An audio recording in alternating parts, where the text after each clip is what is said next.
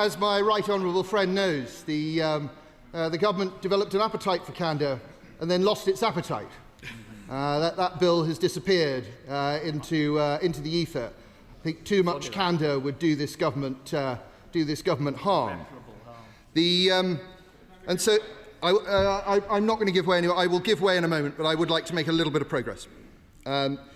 It was also reported this morning in the press that in September, following Peter Mandelson's sacking, that there was a Cabinet Office investigation into any further wrongdoing. And I wonder if the Paymaster General could confirm whether he's aware of such a report, but at least assure the House that if such a report comes to light during his investigations, that will be published in response to this humble address.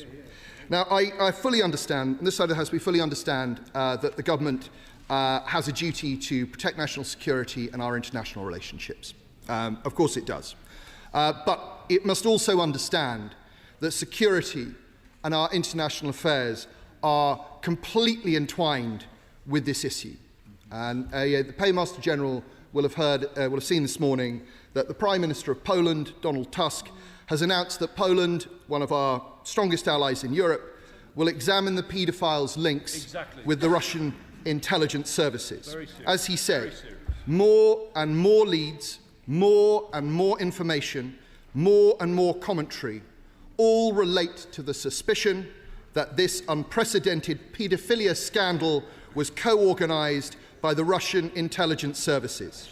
Thousands of the documents released over the weekend refer to Putin, thousands more to Moscow. We know that Epstein recruited young Russian women. We know that he held parties in Russia. In some emails, I understand, Epstein said he could offer, and I quote, insight on Donald Trump to Sergei Lavrov, the Russian foreign minister. This is all of the ingredients of classic compromat.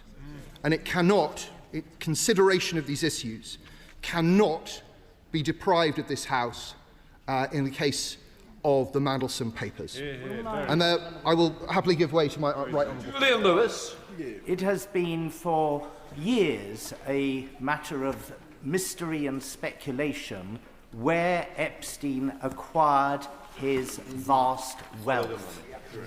Does my right honourable friend think that the Russian connection may provide the definitive answer to that mystery? Very good. My right honourable friend is quite right that this is exactly one of the issues that must now be investigated, and investigated very seriously, not just by this government, but by our allies in other jurisdictions.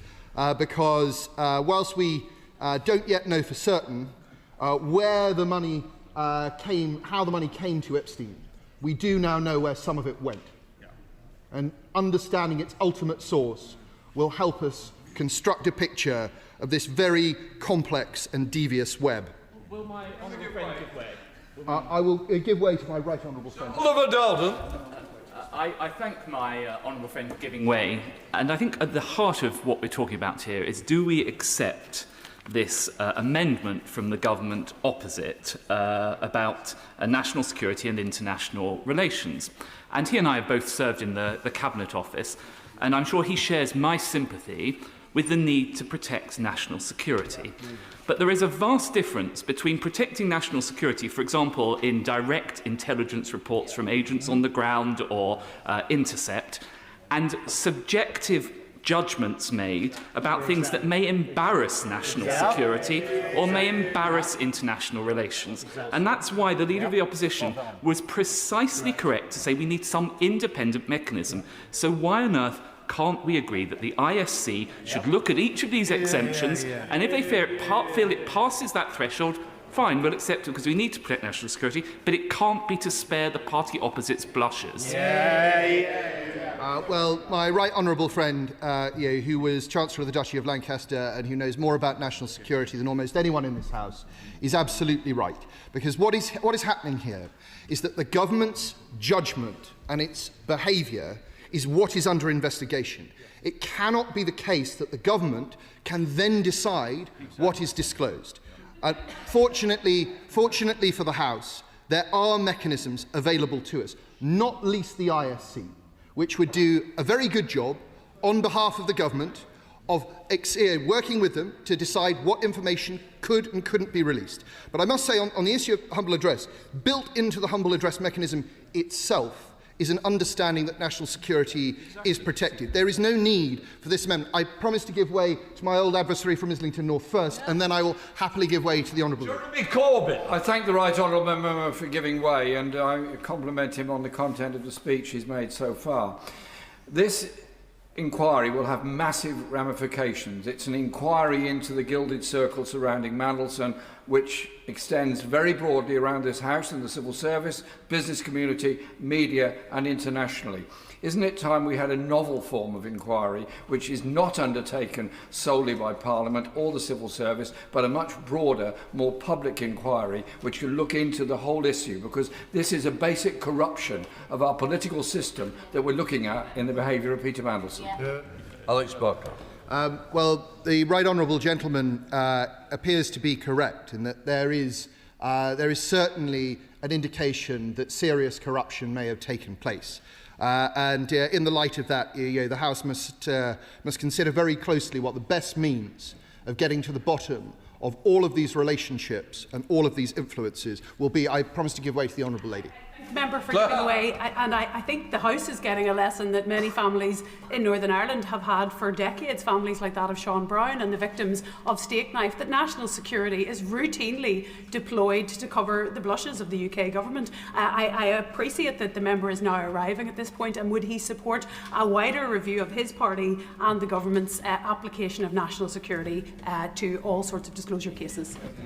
Alex Barker. Well, I think, without wishing to be distracted from the motion at play, I've actually seen Secretaries of State for Northern Ireland of all parties of successive governments try very hard to ensure that there is maximum disclosure for the people of Northern Ireland, whilst ensuring that national security is not compromised. So I'm afraid I see things through a slightly different prism to her. I will give way one more time, and then I intend to make some progress. I thank the right honourable gentleman for giving way, Mr. Speaker. There is a well-worn route for dealing with these matters through humble addresses and otherwise, but previous humble addresses, when this the party of government was in opposition, would name sometimes a select committee, and I was on the receiving end of that as then chair of the Public Accounts Committee. I just genuinely want to ask the honourable gentleman why the government, the opposition, did not put in the humble address that this should go to a select committee, because I still think there are ways to use the select committee corridor in order to scrutinise anything that may be more sensitive than can go into the main public domain. Alex Barker. I'm very glad that the honourable lady agrees with us that the ISC should be used in this context. I'm very glad that there is agreement with, between her and me that the front bench should be using the ISC in order to act in this way. And I hope that other members opposite will take the same view as this extremely experienced parliamentarian. I will give way one more time. Jeremy Wright. I'm extremely grateful to my honourable friend. Since he mentions the Intelligence and Security Committee, of which I'm a member, can I put to him this? The purpose of the ISC is not to act as some filter to decide what should go to the rest of Parliament. It's to act on behalf of Parliament, to consider material that Parliament, for good reason, cannot see. This is a motion about whether or not the government should disclose all the relevant material to Parliament. In this context, isn't it a perfectly usable and familiar mechanism for Parliament to use in circumstances such as this, for the government to disclose anything it does not believe the whole chamber can see to the Intelligence and Security Committee? My right honourable friend speaks from a position of experience, and he's entirely right. This is the House is very fortunate to have the ISC, and this is one of the functions that it can perform. The government can have reassurance on national security, and the House can have reassurance that no material is being kept from it that the government might find embarrassing. And so I ask, in his remarks, I asked the Paymaster General, who I know will have had nothing to do with this, and I know is a man of integrity, to think very seriously about the options of gisting, the role that ISC can play in that, and make sure that the government is not marking its own homework, because it's very important that our constituents and this House have confidence in what the government provides us. And now move on briefly, Mr. Speaker, before I hand over to other members of the House, to the conduct of Lord Mandelson whilst he was our ambassador in Washington. And I think that this is very relevant for our debate today because it exposes again the Prime Minister's lack of judgment in appointing Peter Mandelson as our ambassador. There is obviously now very strong evidence to suggest that Mandelson behaved entirely inappropriately when he was a Secretary of State in the last Labour government. But there are now equally big questions outstanding about what was happening in 2025 in Washington.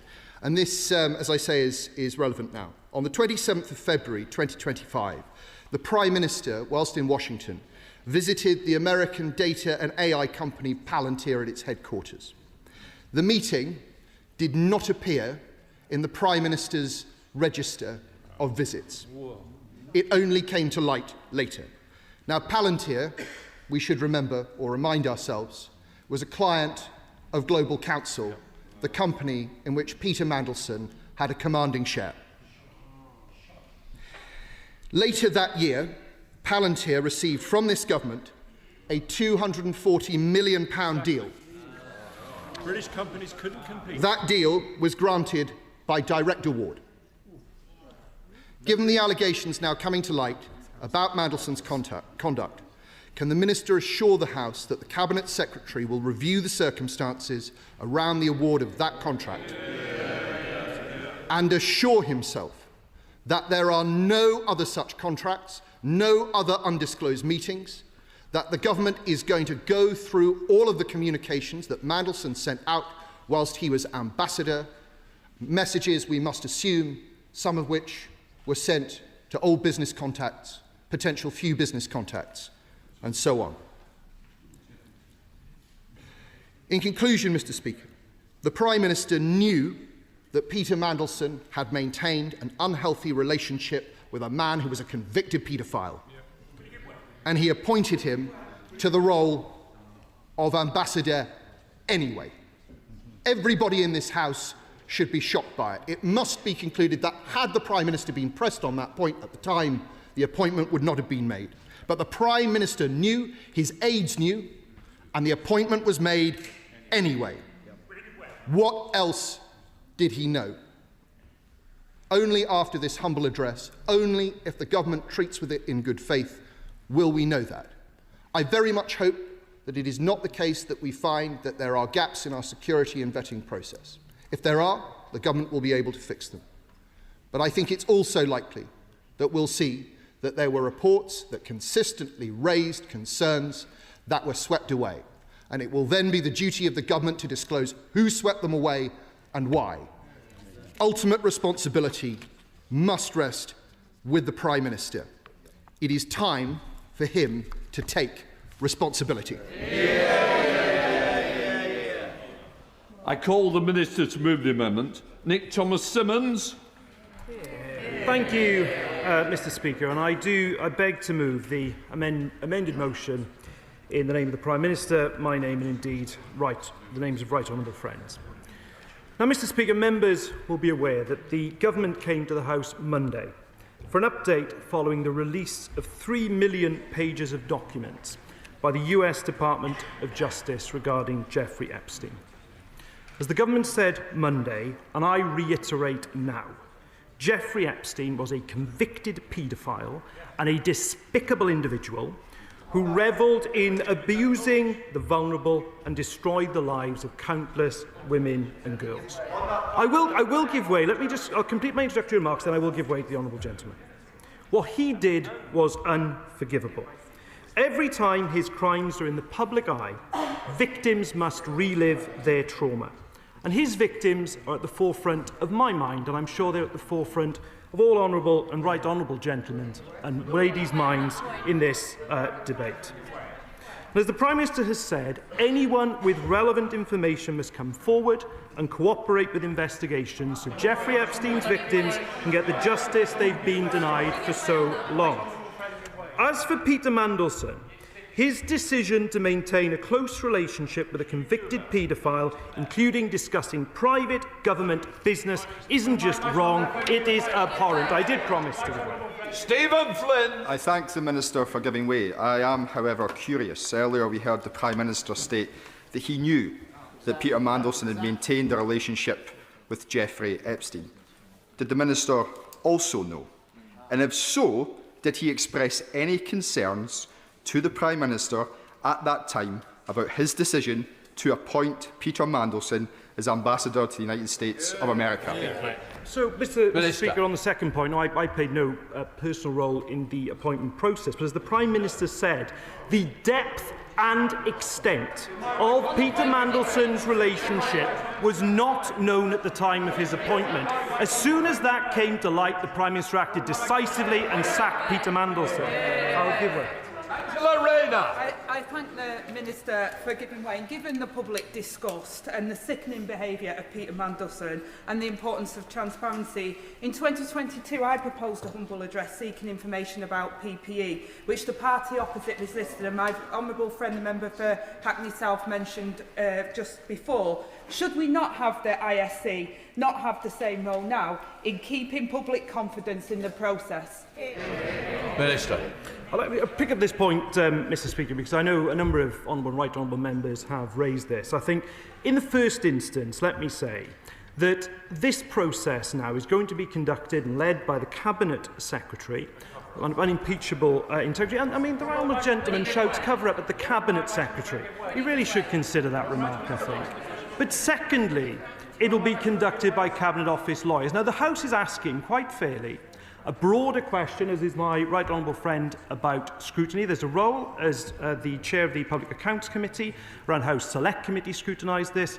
There's existing powers for the ISC in terms of scrutinising this. I am hearing what the House is saying, and I will take that point away. I'll take one more intervention, and I'll come to the right, and then I have to make some progress. Well, friend, can I say it's disappointing that neither the opposition or the government had a reference to the important role that the ISC could have in this basis. Can I say to him, as a member of the Intelligence Security Committee, I've also spoken to the Chair, the Lord Beamish, and we've heard from the Deputy Chair before, that we feel the Intelligence Security Committee should be involved in this and help this process, not on behalf of Parliament. So I would urge my right honourable friend to speak to Number 10 to ensure that we get that and that happens quickly. Minister. I think I've already said I'll take the point away. I think he knows from our personal dealings on a different matter my respect to the Intelligence and Security Committee and its work. I'll give way to the former Deputy Prime Minister, then I'll have to make some progress. Thank you. I thank the Minister for giving way. The point here is not about impugning the integrity of the Cabinet Secretary. The point here is about confidence in this House. And I think the temperature in the House seems to be that most people feel that involving the ISC will give both this House and, more importantly, the public confidence about this process. Now, it sounds as if the Minister is sympathetic to this point. Can he just confirm that he is sympathetic at that point and he will be making the case to Downing Street for this tweak? Minister. Mr. Speaker, I wasn't accusing the right honourable gentleman of impugning the Cabinet Secretary. The point I was making was that the process is being official-led and indeed then being decided upon by Cabinet Office lawyers. The broader point that the House is making, I can do no more than say I hear what he's saying, and I will take that point away. But can I just come back? I'll give way once more to the chair packet, but I really must make some progress. I'm grateful to the Minister, and he knows that this House knows that he's a honourable gentleman in every sense of that term. Right. But the mood of the House is very clear, and my right honourable and learned friend has set out, as have others, the role of the ISC and the expectation that it discharges these serious and sensitive matters on behalf of the House, and that the government has confidence. During the course of this debate, can I invite him to go back to Number 10 and to take advice and to not move his amendment this afternoon? I think that would reflect the will of the House and would allow people to start moving these issues forward. To move it today would, I would suggest, be a retrograde step for the government and its reputation. Minister. On the first point, as I said to the former Deputy Prime Minister, I'll take the point away. But where I disagree with the Right Honourable Gentleman, and I'll come back to it in a moment, is the importance of the amendment, because there are really important public policy issues I want to deal with in respect of that. But let me just return to the thrust of my... I will give way in a moment. No government minister, let's be clear, of any political party should have behaved in the way Peter Mandelson did, and it was absolutely disgraceful. The alleged leaking of crucial documents to help millionaires profit in the middle of the global crash. Lying to contemporaries, lying to the Prime Minister, lying to the public is both shameful and shameless. So let me just finish this point before I will take some more interventions in a moment. Peter Mandelson will now account for his actions and conduct. That is why the Cabinet Office has referred this matter to the police. And Mr. Speaker, the Metropolitan Police have released a statement confirming, and I quote, that they have received a number of reports into alleged misconduct in public office, including a referral from the UK Government. And the statement also confirmed that the Metropolitan Police have started a criminal investigation in relation to potential misconduct in public office offences, and that the police will, I quote, continue to assess all relevant information brought to our attention as part of this investigation and won't be commenting any further at this time. Now, the House will understand that on that particular development, it would not be appropriate for me to comment further, but I'll take one intervention. Order. We're getting very carried away about the way the Metropolitan Police has been thrown around. I meant to have been contacted. I have not been contacted, neither the House. The House will understand that I am not responsible for the Minister, for the ministerial answers. Let's just put that on the record and let's see if we can tie this up a little bit. For the avoidance of doubt, I understand there is an ongoing police investigation into this case. However, no charges have been brought. The House sub judice resolution does not apply. In the context, it is up to the ministers how they reply, but the House rules do not prevent them from answering fully. So please, let's not hide behind that something's not factual. So let's get this on the record, and I still haven't had the phone call. Could I just say, in respect of that, Mr. Speaker, I hear precisely what you say, and I entirely accept that interpretation of the sub judice rules. I'm certainly not hiding behind it, and indeed I will come to some remarks about this in a moment. Order. Maybe I can help a little bit. But I think the answer was that we can't do this because there's a police investigation. And I think we've got to recognise that is not a reason. So please, let's not play off each other. I've made my point from the chair. Completely accept that, Mr. Speaker. I'll take one intervention here, then I'll take one over here. Chris Vins. Thank you, Mr. Speaker. I made this point on Monday, but I think it's really, really important to make again.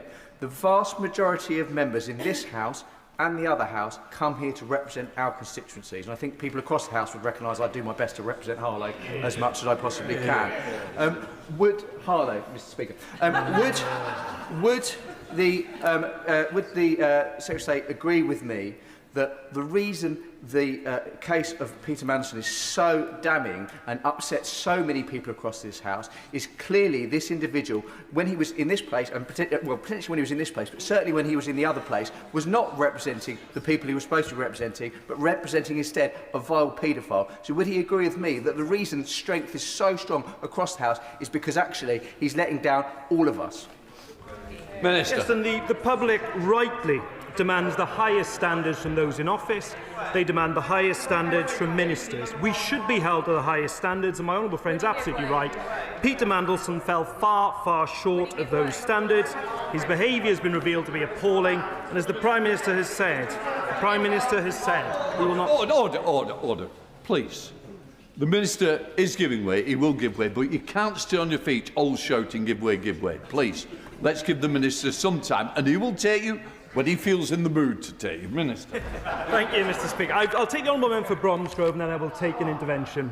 I thank the Minister for giving way. Given that at the point immediately prior to Peter Mandelson's appointment as ambassador, the UK had a respected ambassador already in the United States, and Dame Karen Pierce, why it was that the government decided, given the known abhorrence of both Jeffrey Epstein and the appalling previous judgment, of Peter Mandelson, the government still decided that on balance it was a risk worth taking to appoint paedophile adjacent Peter Mandelson to the post of Ambassador?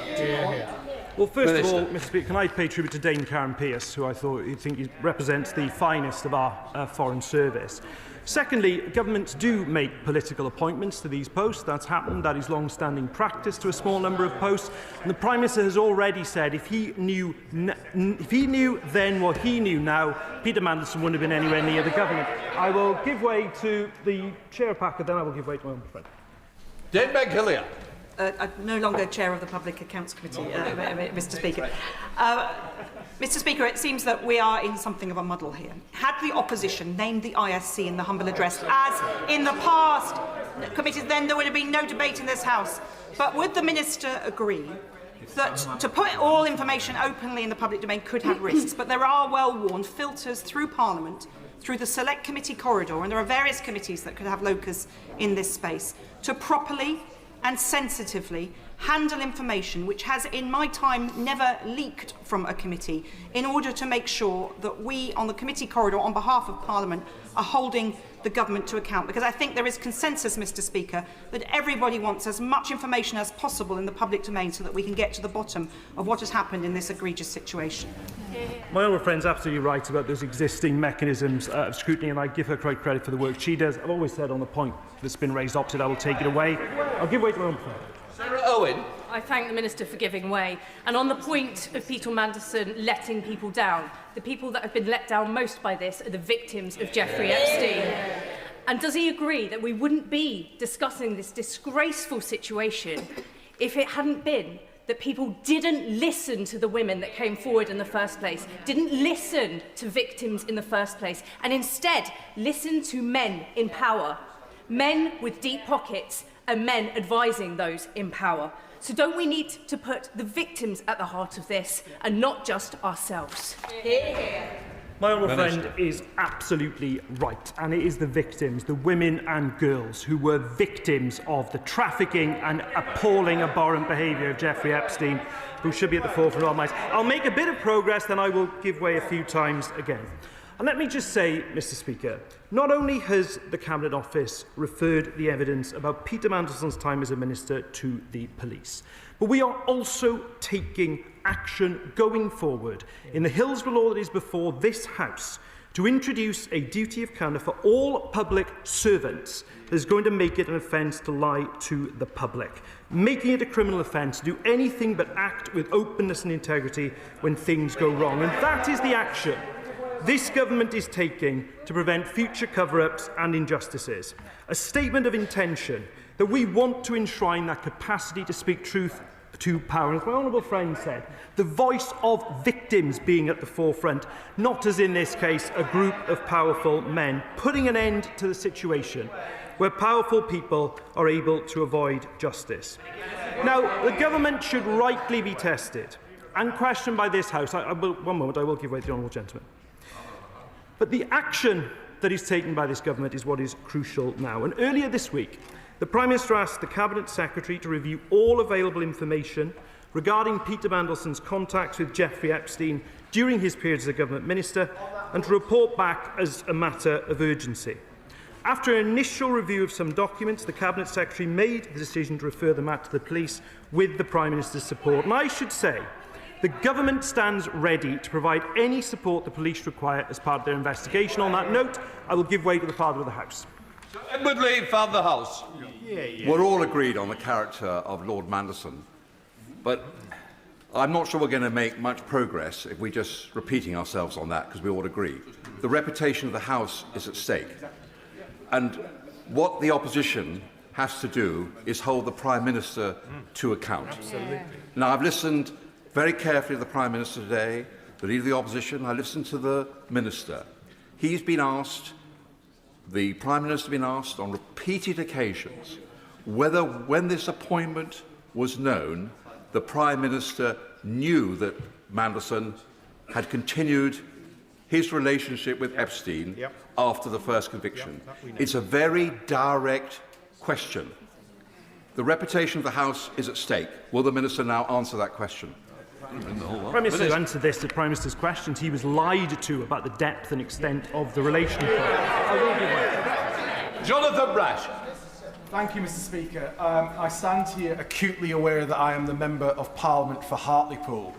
And I think today I speak for Hartlepodlians when I look at the evidence before us and say undoubtedly that Peter Mandelson is a traitor.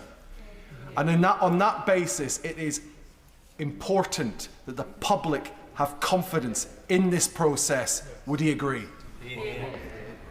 Yes, I absolutely agree, and I think the honourable gentleman expresses the anger felt by many across the House in that remark. I'll make some more progress, then I will give way a few times again. Now, I will make some more progress, then I will give way again. Now, members will recall, back in September, in light of the additional information in emails written by Peter Mandelson released at the time, the Prime Minister then asked the then Foreign Secretary to withdraw him as ambassador with immediate effect. And the emails released showed that the nature and extent of Peter Mandelson's relationship with Jeffrey Epstein was materially different to that was known at the time of his appointment. The issue over which Peter Mandelson was withdrawn from Washington was information not available at the time when the due diligence was done. And a due diligence process was conducted by the Cabinet Office and a security vetting process, they are different, were carried out.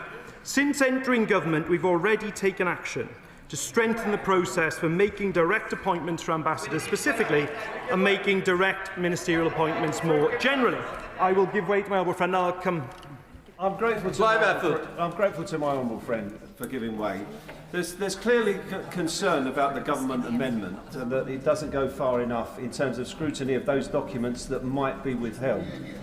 Across the House, there is a consensus growing that the Intelligence and Security Committee could provide a way forward for scrutiny of those independent scrutiny of those documents.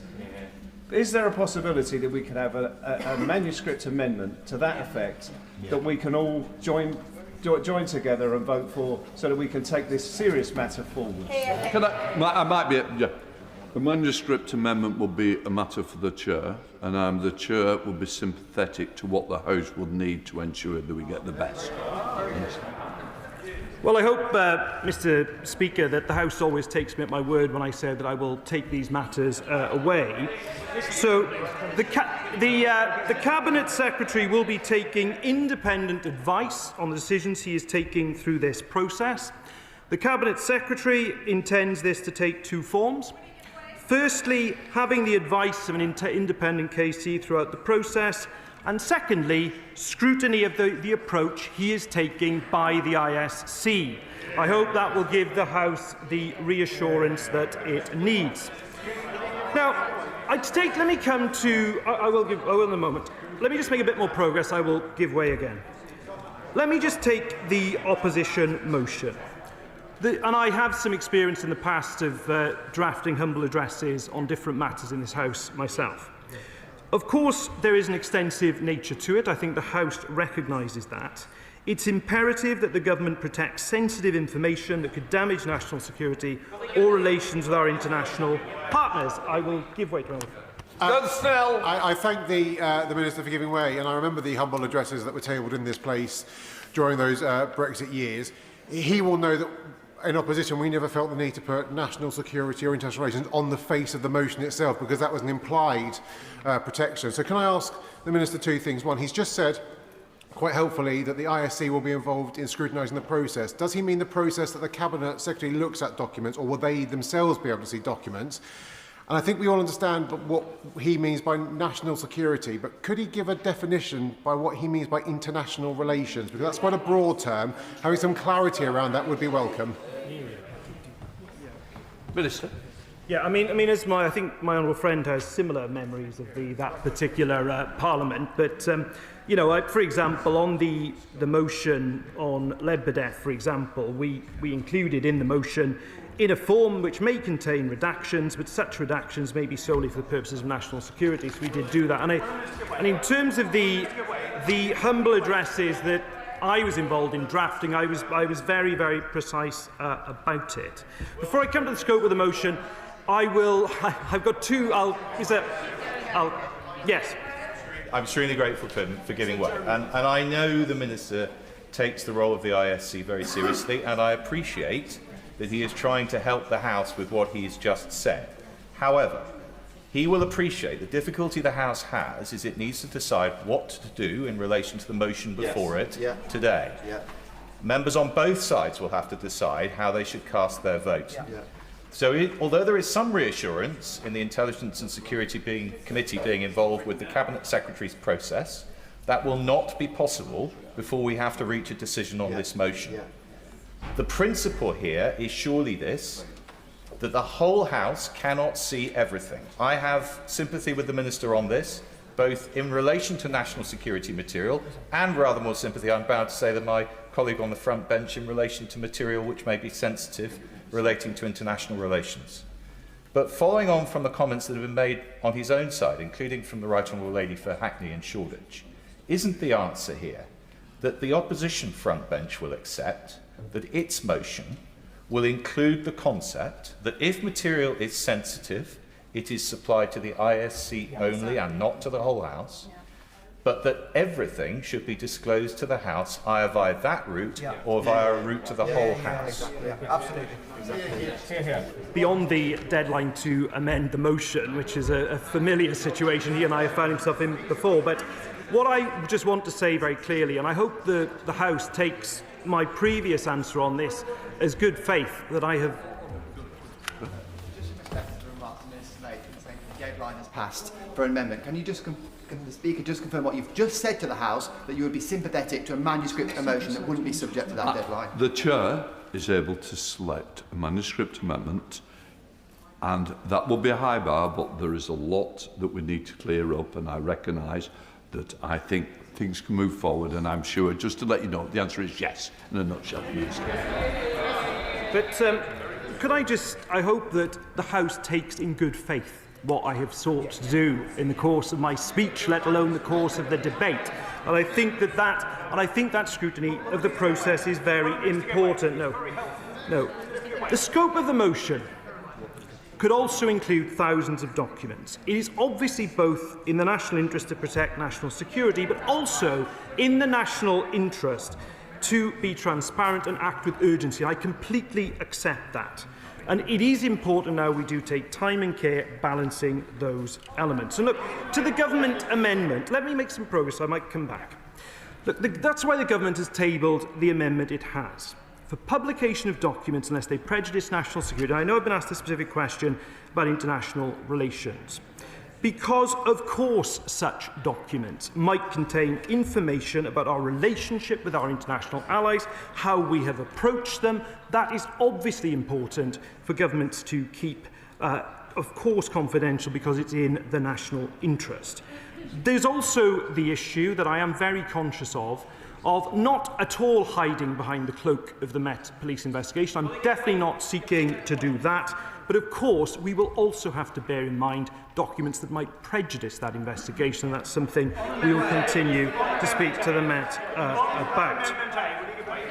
Now, Mr. Speaker, we will, of course, do all we can to comply with the motion as amended, and we will also update the House accordingly.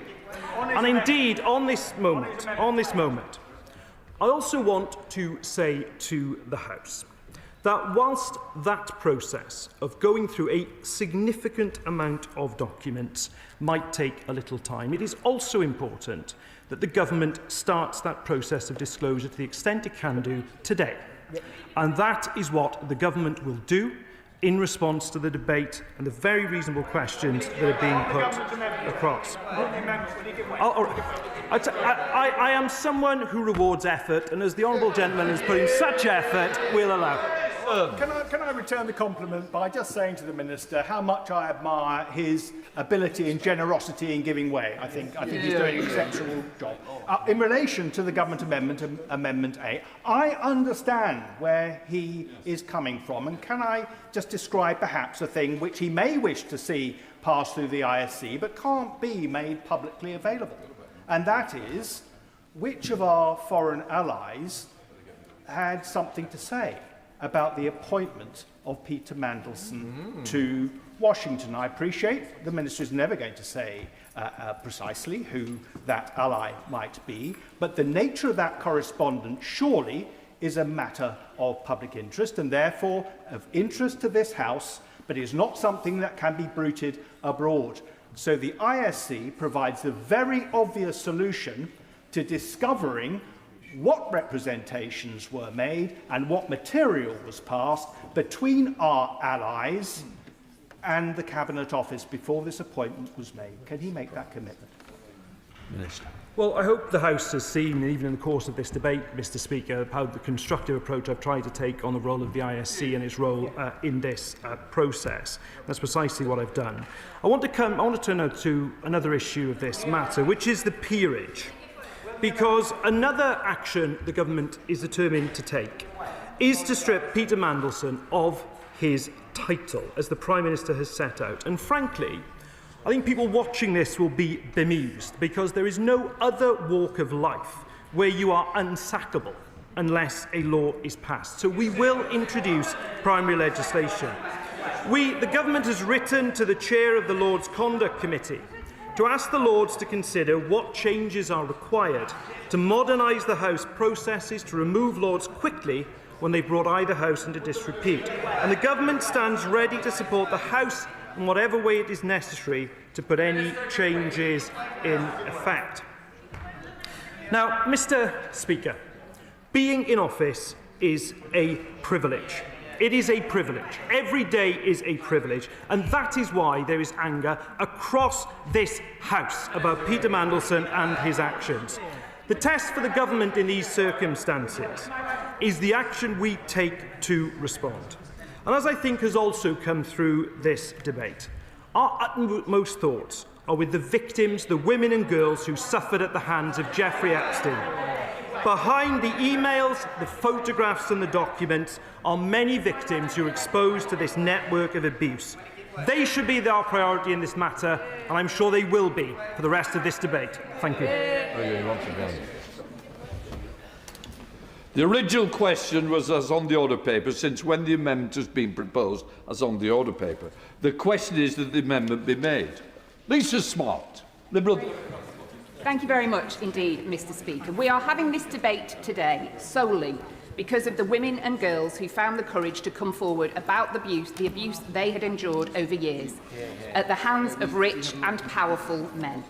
Without these women's bravery in speaking up about their experiences at the hands of a paedophile sex trafficker and his friends, none of these shocking revelations would have come out. We owe these women justice, and we owe it to them to make changes to create a system that works. I will.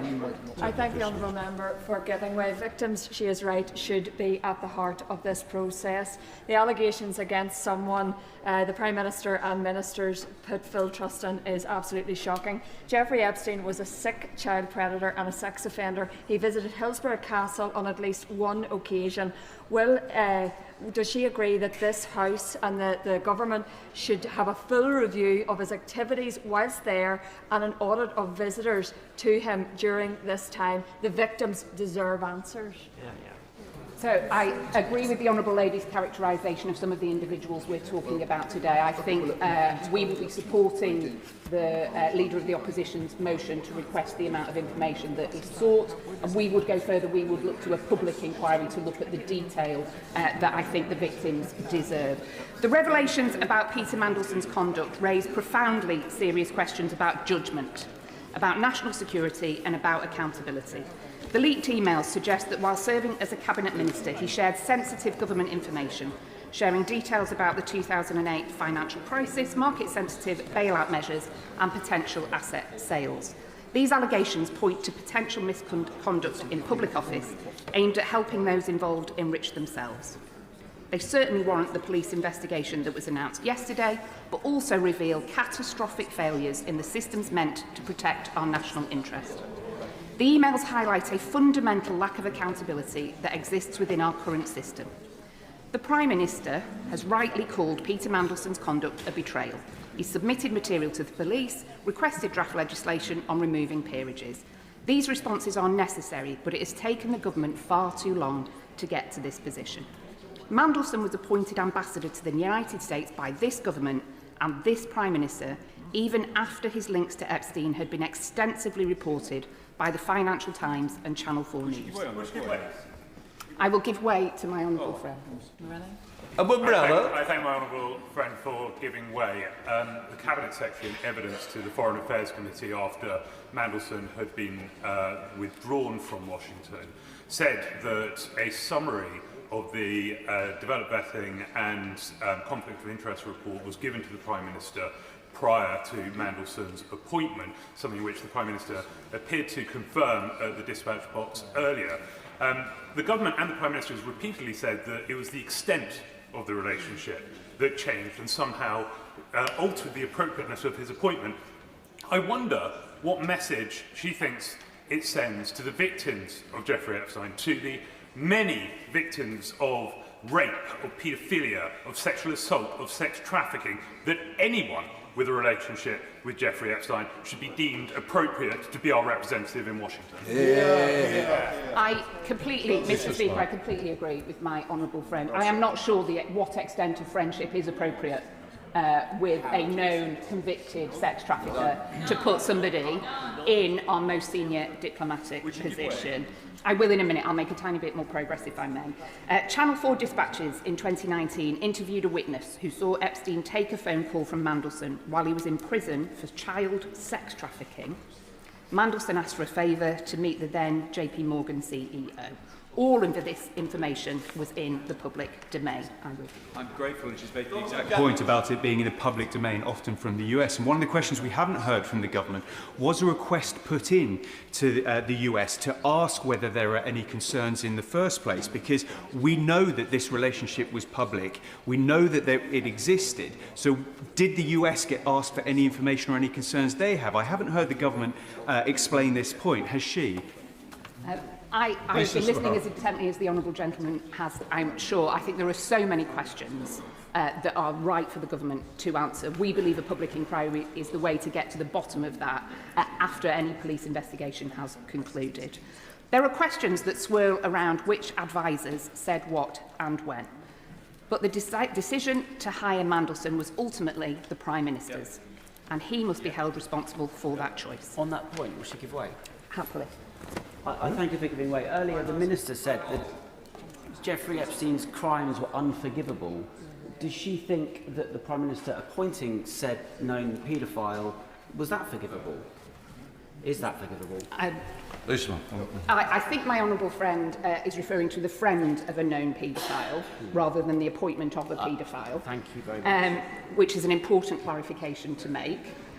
I think that there are rightly questions surrounding the judgment displayed by the Prime Minister in appointing Peter Mandelson to the position of UK Ambassador to the US. And the questions around that judgment, Mr. Speaker, are wholly valid, as are questions being asked around current Cabinet Ministers who also chose to maintain friendships with Mandelson, with rumours of him popping in and out of some offices at will. And I must say I noted the facial expressions of some on the government front bench during PMQs earlier today. Many questions were raised about Mandelson before his appointment, of course. There were questions raised about him during the 2009 expenses scandal. He was forced to resign from Cabinet twice for unethical behaviour, and we understand the security services raised serious concerns about his appointment last year. Yet he was still appointed to one of our most sensitive diplomatic positions. This is not a case of one unforeseen problem. This is a pattern of warning signs that were ignored. This Labour government promised to break with Conservative chaos, and instead we see the same failures, inadequate checks, reactive crisis management, and an inability, I will in a moment, and an inability to prevent obvious problems. You do not restore public trust with heartfelt apologies after things go wrong. You do it by having proper systems that stop scandals before they happen. Labour has failed to maintain public confidence, and they must do better. I will give it. I thank honourable for giving way. Obviously, people here want to get to the bottom of accountability in terms of the Prime Minister, other elements within number 10, and of course what Peter Mandelson himself has done. But there is something out there, I think, which is more systemic. And the public understand that this isn't just about a number of rotten apples in the system. It is systemic. It is about wealth and power and access and how they treat young girls and women and us, the public. They take us for mugs. So does she believe that this is wider than just a few bad apples? It is systemic, and that's what needs to be addressed here, and that's what the public wants. It's just So smart. I wholeheartedly agree with the honourable gentleman. I'm wondering, Mr Speaker, if he's seen ahead in my notes for my remarks about some of the systemic changes we as Liberal Democrats would like to see. I agree with him. This goes far beyond a few bad apples. There are systemic failures in our country that we need to seize this opportunity to address. There are fundamental weaknesses in our system of government, weaknesses that successive administrations have failed to address and which now further threaten public confidence. I'm going to take the urging of the Father of the House to focus on how we make progress from here. We must make reforms to the Ministerial Code, as it is clearly not functioning as it is. The Code exists as a set of rules and principles, acting as guidance for ministers rather than having legal basis. Therefore, ministers who breach it face no legal consequences. When the Ministerial Code is investigated, even when this is done by independent advisers, the Prime Minister can decide whether to listen to the adviser or not, which means that accountability becomes almost meaningless. And I wonder if, in his winding up remarks, the Minister might consider this and using this troubling episode in our national story as a catalyst for bringing about the much-needed change by enshrining the Ministerial Code in law. Liberal Democrats believe that to go some way to restore vital public trust in our democracy, we also need to make fundamental reforms to this House and the other place. Members of the government clearly share this sentiment, as we've heard various ministers on the airwaves over the last couple of days saying that the government recognises the urgency of reforming the laws and may bring forward proposals at pace. I'd be grateful if the Minister could lay out further detail of their plans to legislate, especially given growing concern about public trust in our democratic institutions and the integrity of this Parliament. The government holds a substantial majority in this House, and we've seen that they're able to push through legislation rapidly. We saw this only last week with the Medical Training Prioritisation Bill, and the same process could be used to make urgent changes to the other place. Ministers need to set out the legal mechanisms available to suspend or remove a peer, the timetable for any planned legislation, the progress of cross-party discussions that have been mentioned in the press, and how confidence in the upper chamber will be restored. Because without clarification, uncertainty risks further eroding public confidence in Parliament and in our democratic institutions. To the specifics of the motion we're discussing today and the government amendment to it, we Liberal Democrats believe firmly that transparency is vital, and it is the very least the government can do to release the information requested, so we will be supporting the main motion. We would go further.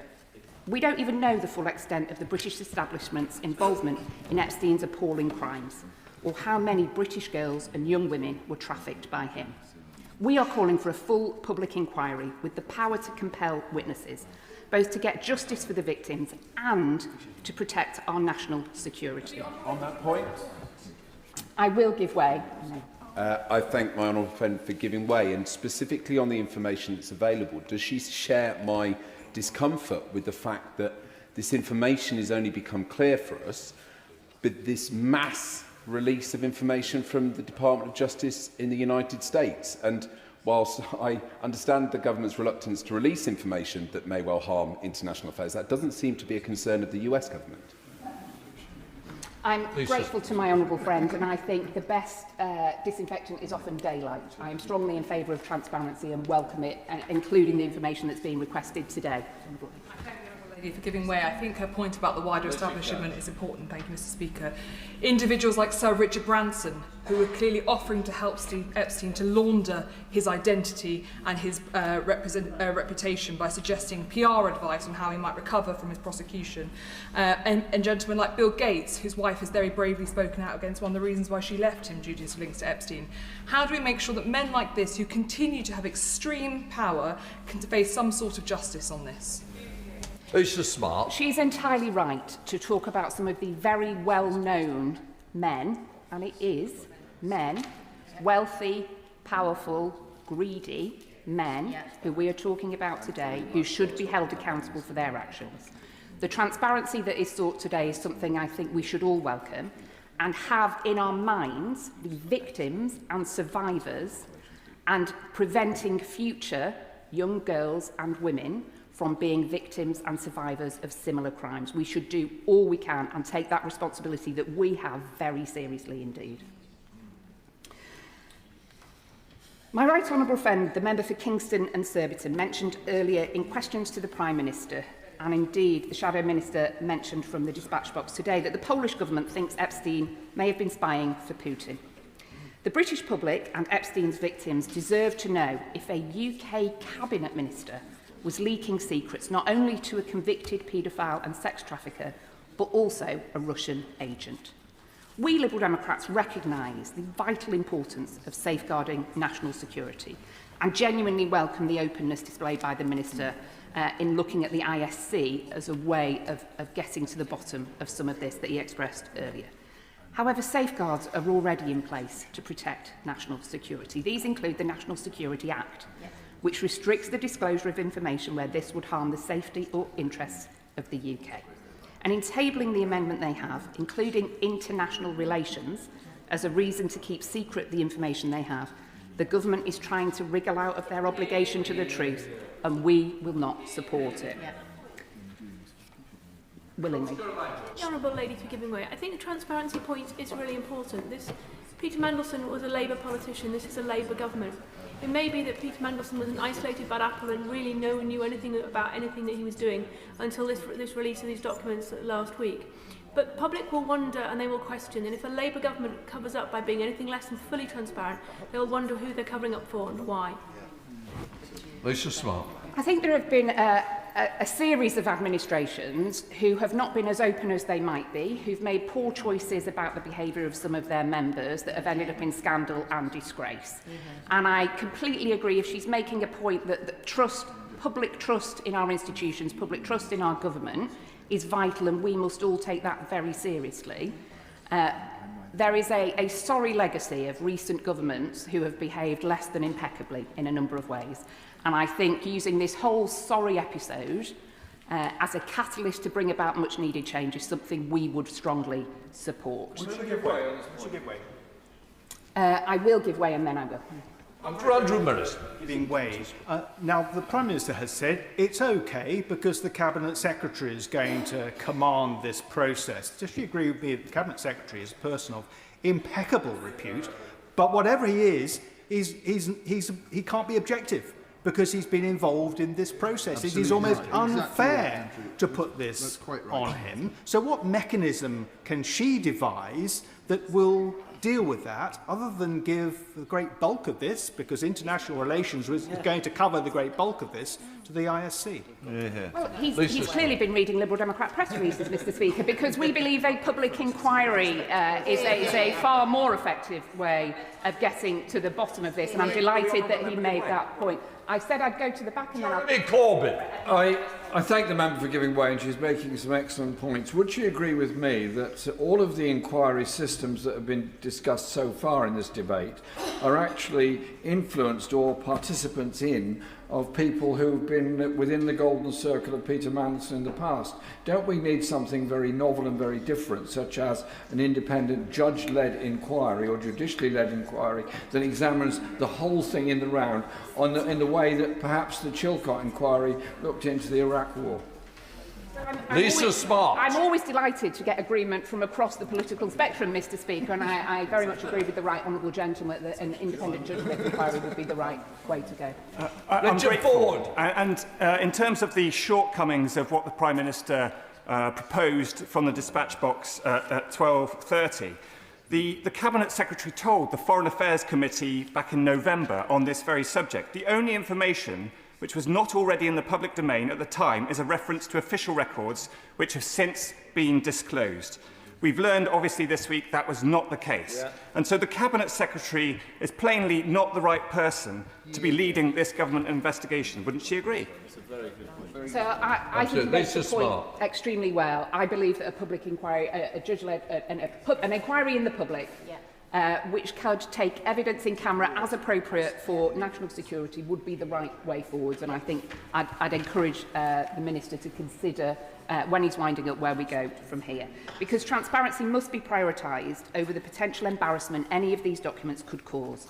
And surely those on the government benches must see that.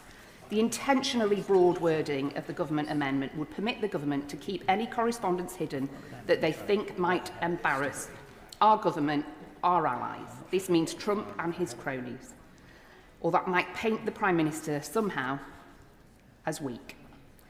Surely a relevant factor when considering international relations. It must not be allowed to do so, and we will be voting against the pretty shameless government amendment. Finally, Mr Speaker, there are rumours that Peter Mandelson is still receiving a salary or payments from the UK government, potentially including his ambassador's salary, severance pay and/or a pension from his time as a minister. And I'd be very grateful when winding up if the Minister could confirm if any of this is the case. I will one last time. Alicia Kearns. Thank you. I really thank the Honourable Lady for raising this, because I wrote to the Cabinet Secretary on the 5th of December asking when Peter Mandelson's pay stopped, how much the severance payment was, and whether taxpayers had to foot the bill for it. Despite that being well over 2 months ago, I have had no response. So how can we have any confidence, does the Honourable Lady think, that this investigation will be done properly when the Cabinet Secretary won't even answer basic questions on how Mandelson was paid and how much it cost us all? Lisa Smart. I agree strongly with the Honourable Lady, and I think that transparency is what the public deserves, and it's what we in this House demand. This whole sorry tale is about more than the failures, greed and corruption of one man, or even whole swathes of rich, powerful men who conspired to abuse their wealth and power over many years. It is about judgment, and it's also about a system that has long been not fit for purpose, and an establishment that wants to keep things just the way they are because that suits their needs. We should use this shocking situation to bring about the changes our country needs, that trust in politics demands, and that those brave women who spoke out deserve. Here we are. Dame Emily Thornbury. Thank you very much, Mr Speaker. I'd like to start by acknowledging the victims of Epstein and the powerful men around him, vulnerable, abused women and girls who were sold and traded. And since the publication of Epstein's papers, we've learnt so much more. I just, Mr Speaker, want to read one email from Jeffrey Epstein to Peter Mandelson, dated the 28th of October 2009. And it says this: New York, Brown, Cuban American, have you made any decisions? Peter Mandelson answers a few minutes later, why are you awake? These questions are all related. DESP for QAM, but can only get to New York at a time when people feel G, this may be Gordon Brown, won't have some sort of breakdown. Still working on it, therefore. There are so many questions about that. One of the suggested answers might be that it's not just young women. Yes, I can. Chair of the Foreign Affairs Thank you, Mr Speaker. Does the Chair of the Foreign Affairs Select Committee regret describing the appointment of Peter Mandelson as inspired? And did she know his ongoing relationship with Epstein prior to his appointment? I will come to that because it's important, and it's important to put it in the context. So let me just move on. So since then, we've seen not just that, but we've also seen treachery of the worst kind. And the question is, how did we get here that a man like that became ambassador to the United States from Britain? And I think that we have to begin by bringing ourselves back to when Donald Trump was elected and how challenging that was and how difficult it was to know what the best choice was when it came to who the ambassador to the United States ought to be. There was a choice. We could have continued with the ambassador who was already there, a woman called Karen Pierce. She'd been invited to Mar-a-Lago many times. She had connections in with Donald Trump's circle. She was an older woman, a powerhouse. She's great at making friends. She wears mad shoes. And she's one of a generation of senior, older women who, too many of whom are no longer in the Foreign Office and have been replaced by boys. At the time when Labour was elected, of the 6 other members of the G7 countries, all of them were Britain in all of those countries were represented by women, including the United Nations as well. And now there is only one. We had a choice between deciding to continue to ask Karen Pierce to be the ambassador or to go in another direction. And the question was, what was the right way to do it? We went for Mandelson because it was seen as an imaginative response, and I welcomed it as an imaginative response. Personally, I would have continued with Karen Pierce, who's a woman I know, and I trust and I admire. But if a choice has to be, if a different direction was to be made, it was a choice that was imaginative and was one that made some sense in the context of Donald Trump becoming Prime Minister. I will give way in a moment, but let me just finish this point. So on the 3rd of November, when we discovered more information about Mandelson's relationship with Epstein, we asked for Chris Wormald, the Cabinet Secretary, and Oliver Robbins, the Permanent Undersecretary at the FCDO, to come before the committee to give evidence, because we were concerned as to how this had happened, that there was clearly so much background information about Peter Mandelson that simply was out there but didn't seem to have been considered properly before a decision was made. And so we asked how it had happened, and we were told that the first thing that happened was that there is due diligence. And due diligence means that fast-stream civil servants are given the opportunity of going to open sources, so they go onto Google and they look, and that's how they do the due diligence, and that threw up reference to Peter Mandelson's relationship with Jeffrey Epstein. I asked Sir Chris Wormald, and it's question 313, it's really important to be clear about this. I'm sorry to keep banging on about it, but was the Prime Minister told that Peter Mandelson had stayed at Epstein's Manhattan townhouse in 2009 when Epstein was in prison for soliciting an underage girl? Because it does seem to me to be different, and perhaps it's my background as a lawyer. But to be friends with someone who's accused of something and to stand by them shows one sort of character and shows a certain strength. But once someone has been convicted, to continue to be friends with them, to stay at their house, actually shows a completely different type of character. And for me, that was a nub point and something that I wanted to know whether the Prime Minister had been given that information, which was publicly available, which I have to say had passed me by, but I knew the friendship, but to know that the friendship had continued post-conviction, I think is really important to establish the difference. And that was something that we asked, and the answer was, I'm not going to tell you the contents of the due diligence report. I will give way, of course. I thank the Honourable Lady for giving way at that point. I understand that she's saying that the information that Peter Mandelson had maintained a relationship with a then convicted paedophile passed her by. However, she does have an entire committee of clerks who will have advised her. And I'm afraid she also says that she said it was an imaginative appointment. I'm afraid her words were it was an inspired appointment, because I spoke out against the appointment. So can she please explain to me whether her clerks at any point shared with her concerns about the background of Epstein and his relationship with Mandelson, and whether she therefore will now say that she regrets calling it an inspired appointment? Anyone who either made the decision or who said it was a good thing must regret that, of course. But you must remember that the appointment was made on the 18th, and I made those comments 2 days later. So, during those 2 days, it would be right to say, it was the run-up to Christmas, the clerks were not people that I referred to first. There was work done thereafter, and the reason there was work done thereafter was because what we wanted was, once he had been appointed, once the announcement of the appointment had been made, we wanted him to come before the committee and we wanted to ask him questions. And it was very important, we felt, that he was asked questions in an open committee hearing where there would be a record made and where we could ask him questions such as the ones which I put to... May I just finish this? I said this. I said, if he had come before us, we would have looked on the internet, we would have Googled, we would have found that Channel 4 had done a documentary, The Prince and the Paedophile, that clearly highlighted Mandelson's links with Epstein. We would have given consideration to the Financial Times and the Guardian reports in June 2023 that referenced the JP Morgan internal investigation.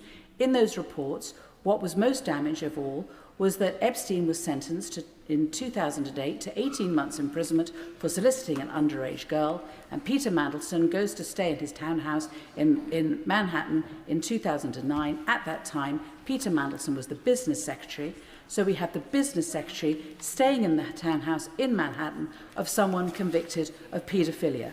We would have asked those questions, and whatever answers would have been given, whether they were honest or not, would have been out there in the public. But the problem was, I think, was that a decision was made in the haste of Donald Trump's election to go for an imaginative, inspiring, alternative person to go to the United States, and there was not enough time spent on it. And so the decision was made to appoint, subject to, no, please, let me finish. Let me just finish what I'm saying. So the decision is made to appoint. There is supposed to be some due diligence before that happens, and I can help the House with what the due diligence meant. I've already explained that it's given to these people from Fast Stream. They look, and again we were asking, when you did the due diligence, what detail was given to the Prime Minister about what the results of that due diligence was? Because I said it was very important that we were given the information as to what the Prime Minister at that point was told. Because a friendship with Epstein was one that was generally known, but the specific point about the ongoing friendship and the staying as a member of the Cabinet in Epstein's New York townhouse, to me, was a very different matter, and what I wanted to know was had the Prime Minister been let down by not being told that particular point? Because in the end, we can't expect the Prime Minister to do all the due diligence himself. He does have a country to run, and he relies on those who are around him to give him proper advice and to then work on that advice and to be able to make decisions on that basis. I have 7 people wanting to intervene. If I may, perhaps I will take 2. I will take this gentleman. I'm most grateful to the Honourable Lady giving way. This whole debate is centred around the judgment and the trust in the judgment of our Prime Minister of this United Kingdom when he decided to appoint the monster, when he decided to appoint Mandelson as US Ambassador. And yet the Honourable Lady has just confirmed that the Cabinet Secretary refused to answer questions about vetting when the Prime Minister is asking us to trust the Cabinet Secretary to make decisions about the release of documents and information. So does the Honourable Lady agree with me that it must be right that the Intelligence and Security Committee makes those decisions as opposed to a Cabinet Secretary within whom we no longer can have trust?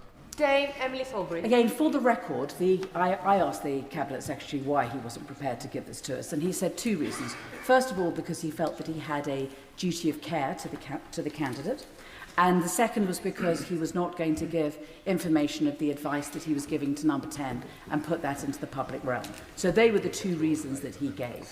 I think that the proposed amendment is one which has a great deal of sense, and I hope that we can see a lot of bustling around going on in the background of the chamber at the moment, and let's see what comes from that. I will take one other intervention. I'll take. Right, Honourable Lady for giving way. She's making strong and clear points about the relationship between Epstein and Mandelson. The Prime Minister was clear at Prime Minister's questions that he knew that the relationship was ongoing, and he knew that at the time he appointed him. What sort of ongoing relationship with an unrelated convicted paedophile is acceptable to the Honourable Lady for someone who is out to represent our country on the world stage? I think I've made clear that for me, there is a difference between being a friend of someone who is accused of something and then having putting distance between yourself and that person if they are then convicted. I think that a decision should be made at that point and that goes to, I think, a matter of conscience and the right way to proceed. That's my view. If I may make some progress, and I won't take any more interventions. So I've got to the point of I've explained what we were told about due diligence and how that happened. And then normally what would happen is that there is then an interview, and it's done with a panel. And so questions that would have arisen during due diligence would be put to the candidate during that interview. And that didn't happen in this case because it was a political appointment. And so if anyone had any concerns about Peter Mandelson and his background and any of the things that people are now concerned about, it would not have been formally put to him during any form of interview process where there were minutes taken and where we could now look at what the conversations were. And that, I think, is a really important piece of information to put before the Chamber so that people understand how this happened. So we have due diligence, fast stream looking at the internet, nothing being put to Peter Mandelson, and then the decision is announced, and the decision is announced in the middle of December, as we've heard, and then the question is, they want to do it really quickly because they want him, presumably, to be in the swearing in of the President, and once he's been announced as being the ambassador, Karen Pierce loses power and influence because she's now known not to continue in that post. And so it's important to move as soon as possible. The question, therefore, is, the next stage has to be vetting, and that is done by the Foreign Office. And the question I would want to ask the front bench is this. Given that the announcement has been made, given that there is speed needed, was there pressure put on the Foreign Office to get through the vetting quickly? Was there, to coin a phrase that I've heard, a need to, quote, get on with it? And that, I think, is an important question to ask, and one that we would need to have an answer to, because the vetting is an. But we also have to be realistic, which is once it is known that Peter Mandelson is going to be the ambassador for Britain, could it really be at that point that people would seriously? There would need to be a huge amount of bravery and potential risk. So at that point, once the vetting has happened, to withdraw him from being ambassador if anything was to come up at that stage. I will. As the chair of the Foreign Affairs Select Committee, does she know what the then Foreign Secretary, now the Deputy Prime Minister, the member for Tottenham, does she know what he knew at that time? And does she think that that should also be brought to the attention of the House in this release of documents? I think the point is that the due diligence and the vetting is done by civil servants and is not supposed to involve politicians. And the decision was made at number 10. And that is how it works, as I understand it. And so the views of the Foreign Secretary may not be as directly relevant in this sense. Yes. I think she's been very generous, and thank you for giving way once again. But what's the point in civil servants doing due diligence if that information is not given to politicians to make decisions? It's given to those who are making the decisions, as I understand it. As I understand it, the due diligence is done by the Cabinet Office, and then the decision is made as to which candidate. They did due diligence on a number of candidates, and then the decision is made as to which candidate is going to be put forward. Then it is announced, and then there's the vetting done by the Foreign Office. And then that information is then handed back.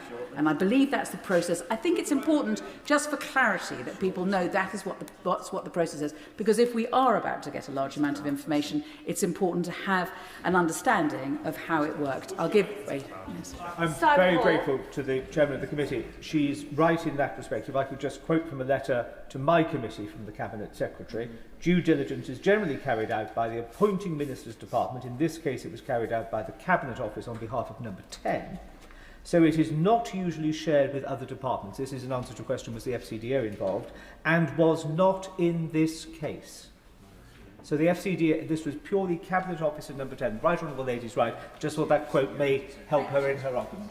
very much. Yes, I've read the letter. I'm afraid I didn't have it at my fingertips, but it's important, I think, to put all of this information before the House so that we're able to make... And then the question is, what does vetting mean? I appreciate there are other processes that we can't go into here, and it wouldn't be appropriate to do it. But again, if I can just, I hope, be of help to the House by an answer that I got. Is question 269, where I said, the foundation of it seems to be that they fill in a form, you have to take in good faith that they're filling it in correctly, and then you check what it is that they've said. So if they have admitted anything, no one is looking outside what is on the form. And Sir Oliver Robbins said, that is broadly correct, yes. So that is vetting. That is vetting. I'll give way to the Honourable Lady. I'm grateful, Madam Deputy Speaker, because I will touch on vetting in my contribution later. As someone who was vetted by the Foreign Office many, many years ago, I'd like to actually seek some clarity as to whether Peter Mandelson went through the full vetting process that a normal member of the diplomatic service would do ahead of taking up such a post, or did he simply undergo what is known more in political terms and Chief Whip terms as the PET process, which is undertaken by the Cabinet Office? Because full vetting, Madam Deputy Speaker, takes a long time. I understand what the Honourable Lady is saying. Obviously, I don't know. All I can do to help the House is point out when the announcement was made of Lord Mandelson to be the ambassador, which was in mid-December, and when it was that he began to take the post up, and the pressure that was being put on in order to make sure that we were all clear that that's what he was going to be the ambassador in time for the swearing in of the president a month later. And the committee did everything that we could to try to get to the bottom of how many questions were asked, what the questions were, and we did our utmost, all of us, to try to get to the truth of this. But I think to say, if you read the transcript, that we were mandarined would be I'll give way. I appreciate the explanation this is given to the process, because I think for many people outside of it, we do wonder what information is shared and what process has gone through. But it would be hard to believe that the information held by the Department for Justice in the US wasn't shared with our security services, and that wouldn't have been disclosed in a process for a post of this nature with the security clearance that would be required. On that basis, and to eliminate any accusation of cover-up or conspiracy, isn't the right path to have the Intelligence and Security Committee look at this and fin the evidence that is then coming forward? For the member response, we've got a very healthy number of members wishing to contribute. So can we make sure interventions are short? And I assume, Dame Emily Thornbury, you'll be coming to your conclusion shortly. Mark. So I hope that, I've throughout my contribution, what I've tried to do is explain the attempts that the Foreign Affairs Committee have made. And I think the most important thing is that we asked several times. We asked straight away in January. We asked in February. We asked many times to have Lord Mandelson in front of the committee, because we would have been able to ask those questions. And I do think that we perhaps would not be in the mess that we are in now if the Foreign Affairs Committee had been able to do its job properly. And we expect that the next political appointment, if there is one, will be put before the committee so that we are able to ask questions in a way that is not necessary for appointments for people within the Foreign Office. But if you want to put an additional person in who is a politician, politicians should be asking questions on the record so that we know what it is that we're getting and what contribution they can make and the risks that are being taken. We would have asked about Epstein, we would have asked about loans, and the answers, truthful or not, would have been on the record. Sir Julian Smith. Speaker, humble addresses are very difficult for the government of the day and for Chief Whips, and the Cabinet Minister just leaving presented many humble addresses that I dealt with. They're difficult from a legal point of view, they're difficult from the position of protecting the rights of the executive to have independent advice. And as the Right Honourable Member for Ashton-under-Lyme said, sometimes those judgments are handled in a way that retrospectively might have been different. The national security element is obviously extremely important, and I pay tribute to all of our intelligence services and the protection that they bring to our country. But this, Madam Deputy Speaker, this humble address is quite different from any other humble address I believe that has been presented to this Parliament, because this humble address is about corruption at the very heart of our democracy. It's not corruption, in my view, relating to the current government. There's obviously differing views on the judgment, etc. But for me, this humble address is the route that we will start to get to the bottom of what looks like a corruption that we have not seen in this Parliament probably in recent times. And how we handle that and how we move forward now is critical to all of us, and it's absolutely vital for the issue of public trust. I'm not going to go away. Public trust. We've heard a discussion earlier between members of the ISC, the government, and I know there are conversations taking place amongst usual channels, but I just want to say to the front bench, what I heard from the House today was that the House wants the government to cede control of those documents, either to the House or to the ISC, whether those documents relate to national security or whether they relate to foreign policy. I also heard that the House is very cognizant of the fact that this place will not see all of those documents. The ISC may see many of those documents and we will not see them. But the issue for the government is, can it make the next step to cede control of these documents to this House and to the ISC? Would my honourable friend give way on I will point? give way. Can I thank him for the point he is making? And from my perspective, and I wonder if he agrees with me, if the amendment said that anything that was secret or top secret need to be withheld, that for me would be a very different argument. But the use of this very vague terminology around national security, which has never been used in a previous humble address by the opposition, as I made clear in point of order after PMQs, is a nonsense. Not least the idea of international relations, which is completely vague. I agree with her on that point. I am aware that one of our Five Eyes allies gave a warning about Peter Mandelson. I don't know whether that's true, but I know that as a humble backbencher. The House now needs to know, because this is a House matter. If we don't deal with this satisfactorily, we are all going to be condemned with what has gone on. So I would urge the front bench to ensure that in the next hour or so, the discussions focus on not just ISC involvement, but ISC oversight for all sensitive diplomatic or security-related documents. Second brief point, Madam Deputy Speaker, is the nature of the address itself. It's very tempting for the government of the day to take a narrow view of what the opposition has asked it. But as we heard from the front bench, opposition front bench, there is evidence, or at least allegations, about Peter Mandelson's time in Washington. That relates to who attended embassy parties. That relates to how UK government contracts last year came about. And in my view, we should address now all of these issues, get them out, so we can fully understand not just what happened, not just the judgment of the government, but also what is behind the threats and what were our allies worrying about. China, Russia, many more things than just the Corrupt Act itself.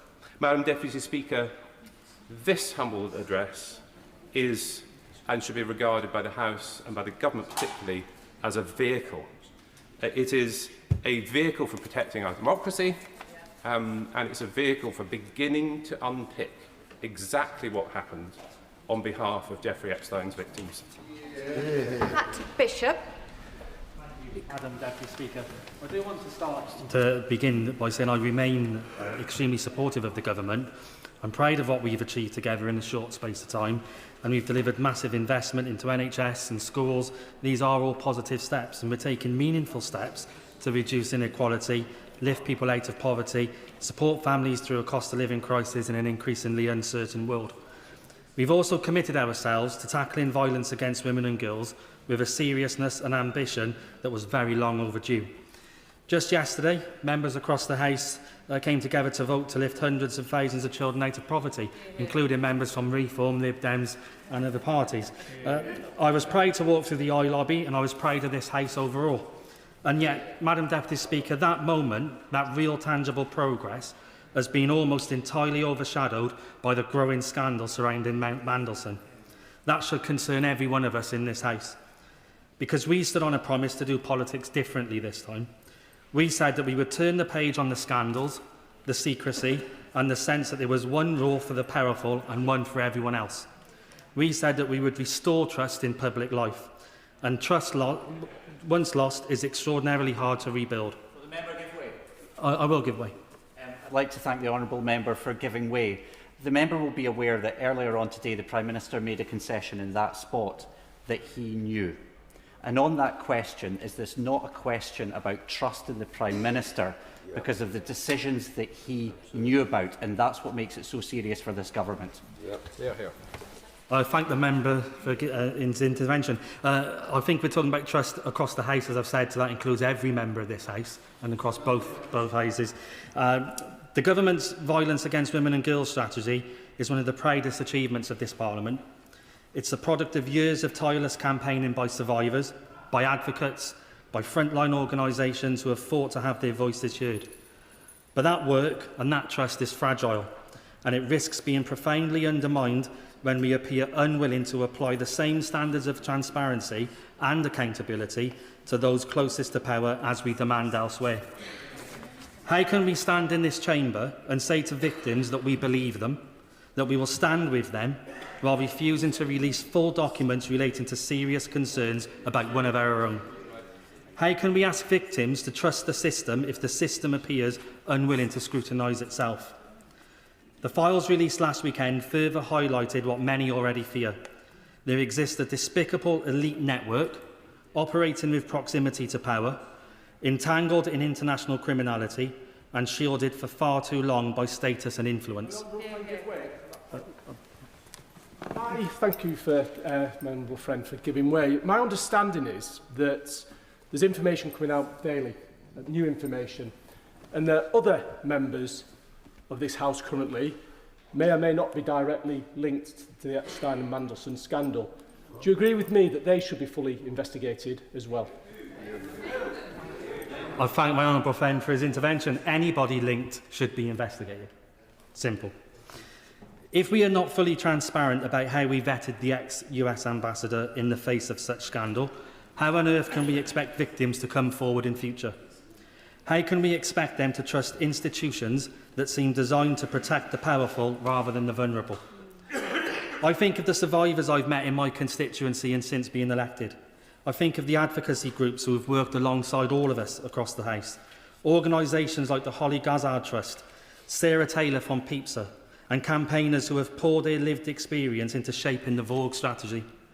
How can I go back to them, look them in the eye, having voted for an amendment that has the potential to conceal the behaviour of powerful people and their potentially criminal relationships?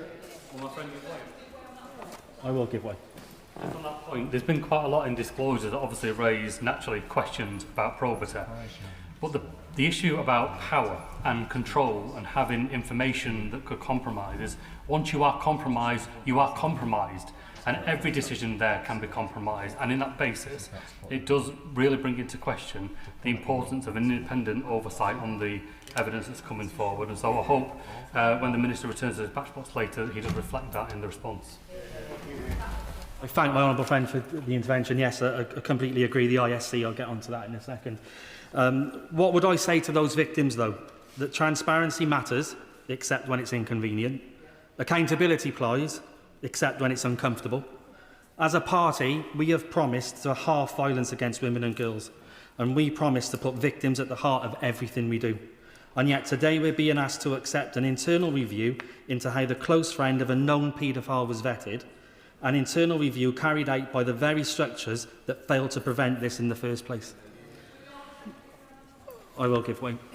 Thank him for giving well that point, and I actually wish to credit him for the speech he's giving today. very early in my career, I voted for something where I could not sleep that night. And never since have I voted for something that has made me feel ashamed of myself, and I will never do it again. Yeah.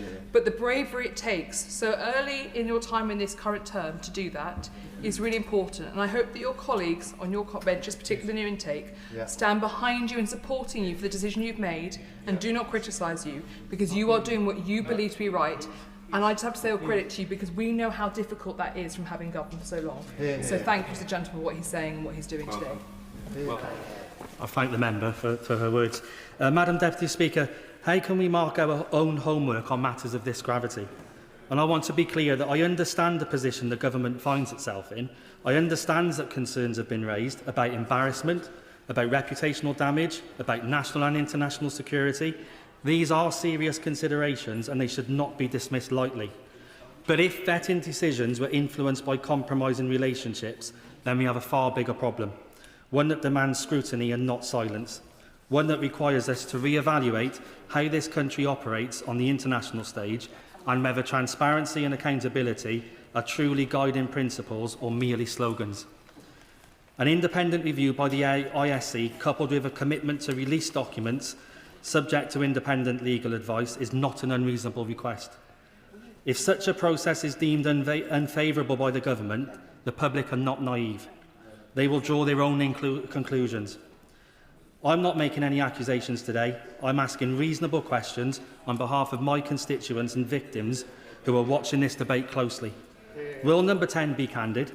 Will it show humility? Will it choose transparency over defensiveness? And let me be equally clear about something else. I don't believe the opposition tabled this motion with victims at heart, and we can all see the political point scoring at play here. But the motivations of the opposition do not absolve us of our responsibility. Given the strength of feeling among victim and survivor groups, and frankly given my own conscience, I cannot in good faith support a position that risks further eroding trust in our commitment to justice. Power and trust go hand in hand. The responsibility that comes with holding public office must never be understated. We are entrusted, all of us, with shaping national policy, representing our communities, safeguarding the most vulnerable, and that trust must be earned every single day. And so today, Madam Deputy Speaker, not because it's politically convenient to me, but because it's morally necessary, I am voting with the victims, I'm voting with the survivors, and I'm voting with the principle that no one, however powerful, should ever be beyond scrutiny.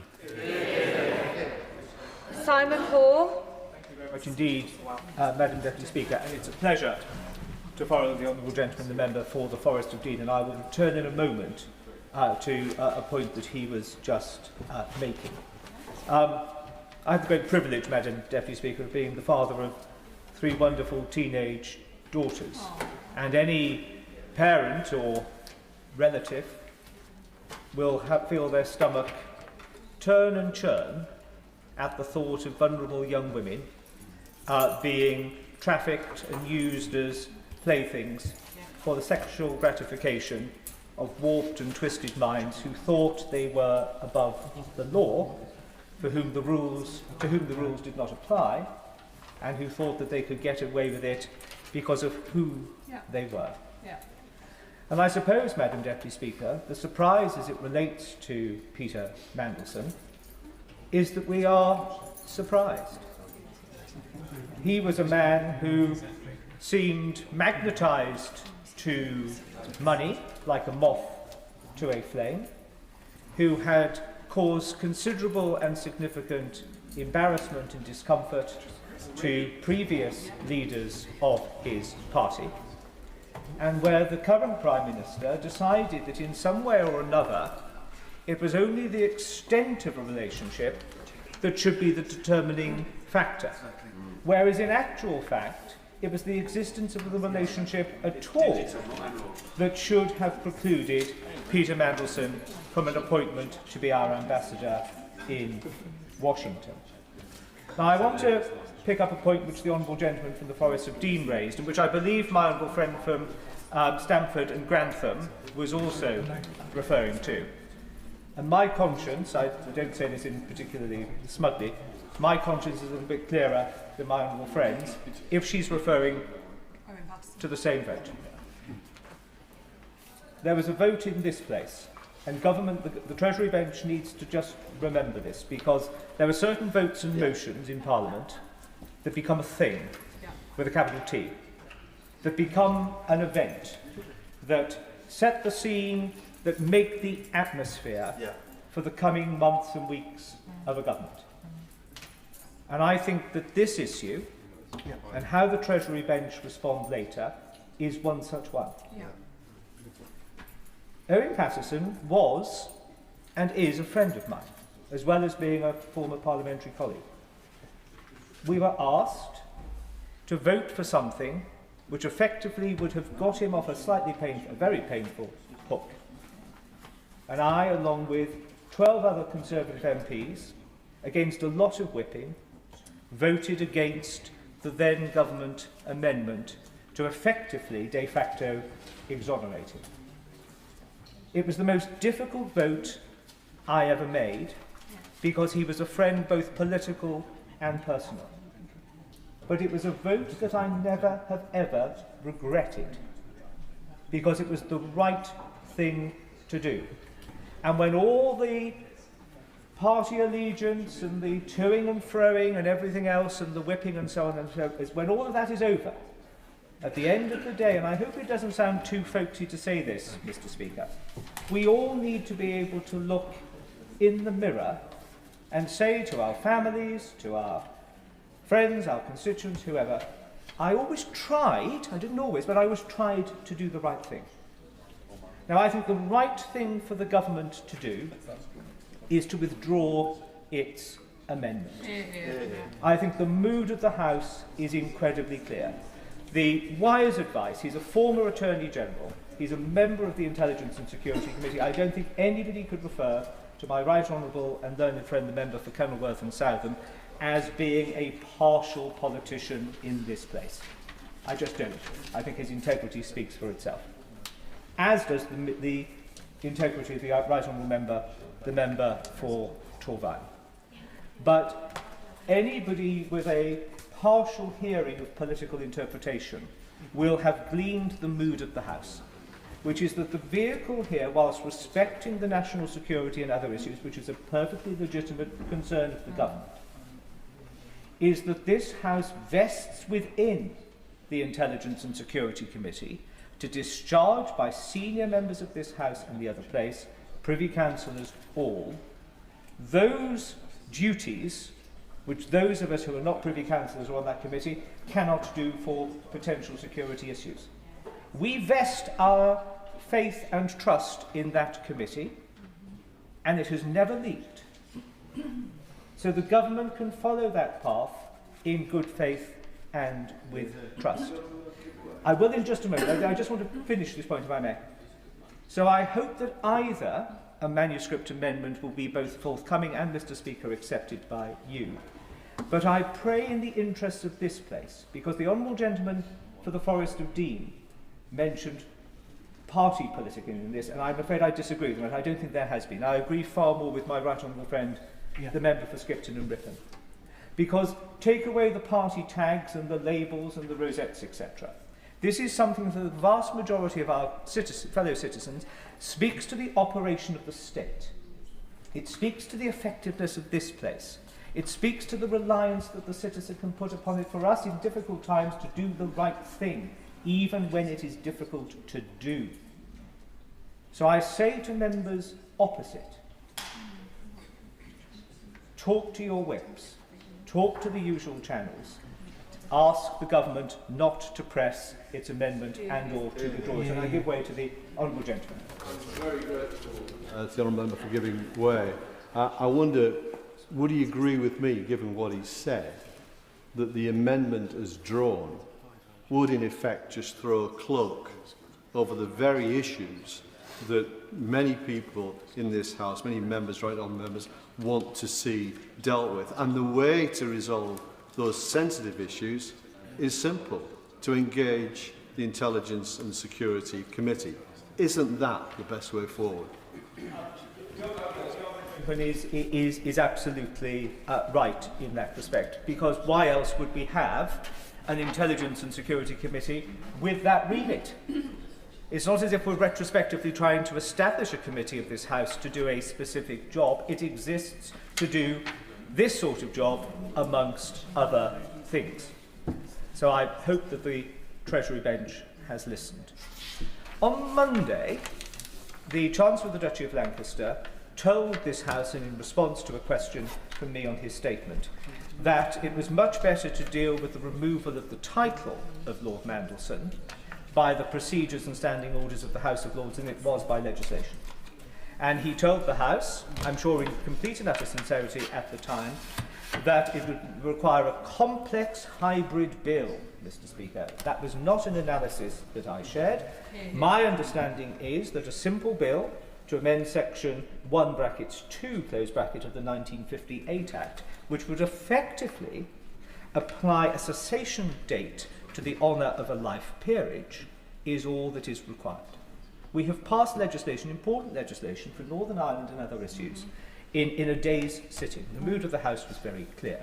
So in his summing up, I'd asked the Minister, because I think the Prime Minister indicated today at Prime Minister's question that he tasked his team, his officials, to drafting legislation. There is an appetite for urgency in this place. Allowing it to suppurate and drip is not going to be the answer. So if the Minister, in his summing up, or if he wishes to intervene on me, could give us a timetable as to when this House will see the bill and the government time will be found to take it through in one single day, that would be very helpful. Of course, I'll give way.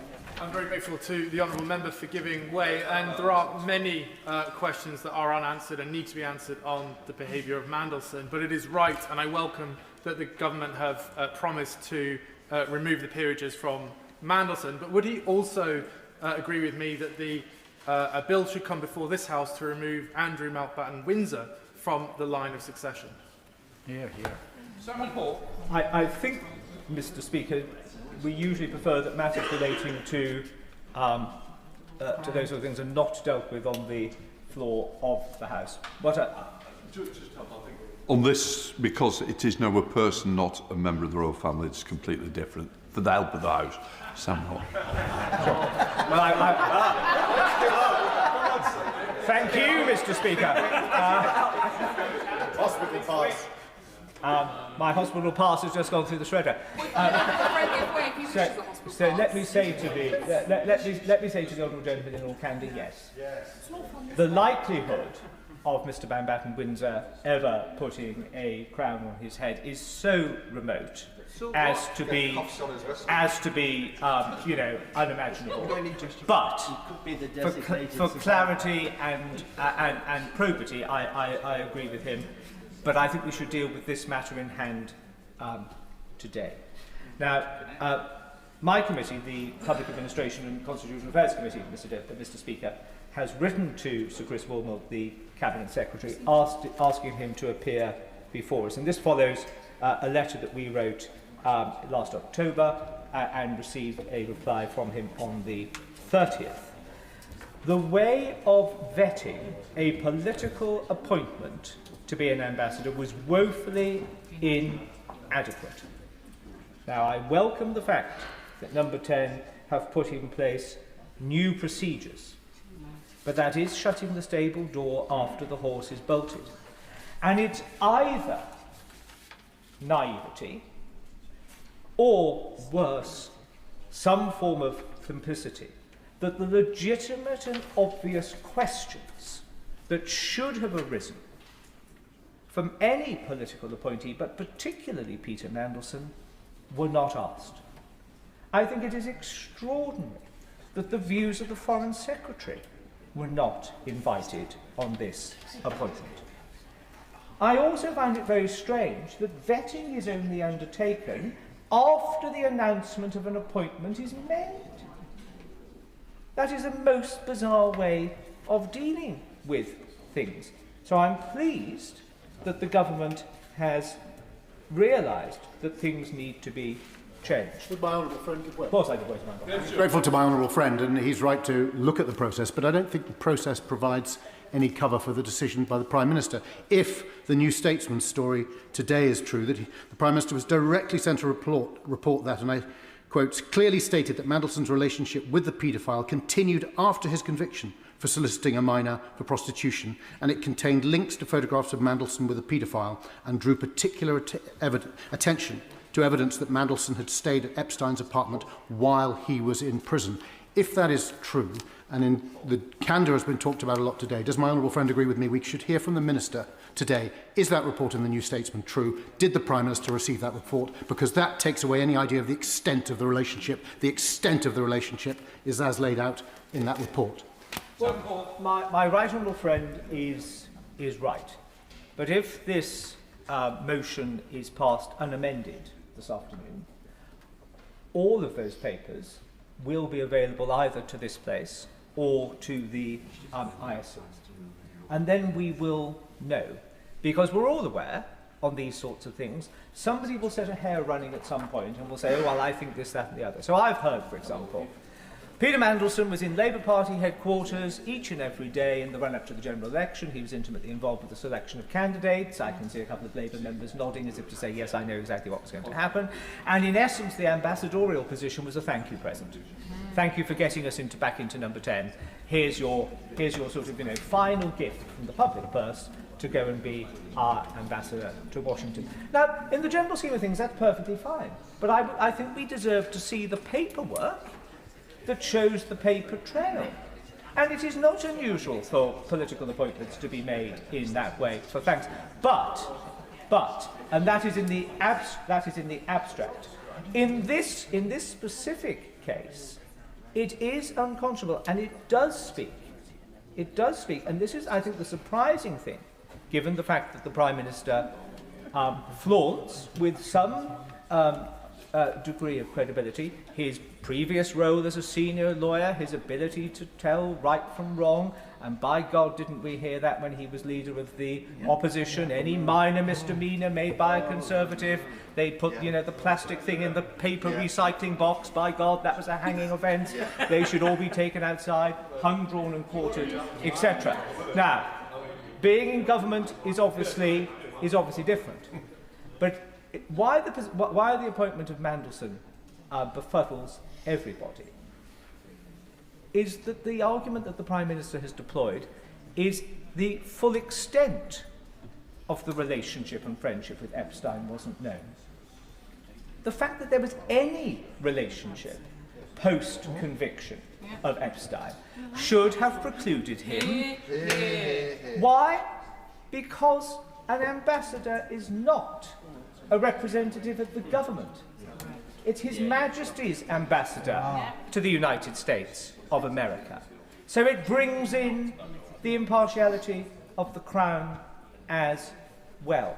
So there are serious questions to ask about the operation of number 10. The operation of number 10 and how the Prime Minister exercises his judgment. I'll give way and then I do Can I thank my right for giving way on that point?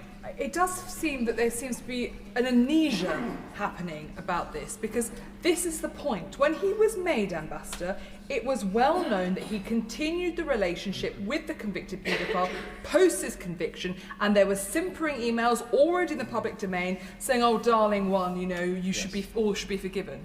And so the suggestion that it's only recently that it became unacceptable for him to be ambassador is wrong. And if colleagues want to suggest on the other benches that it was not well known, colleagues like me raised it the day he was appointed in this chamber, and I was greeted with cheers and boos from that side. No one saying, absolutely, maybe there are concerns.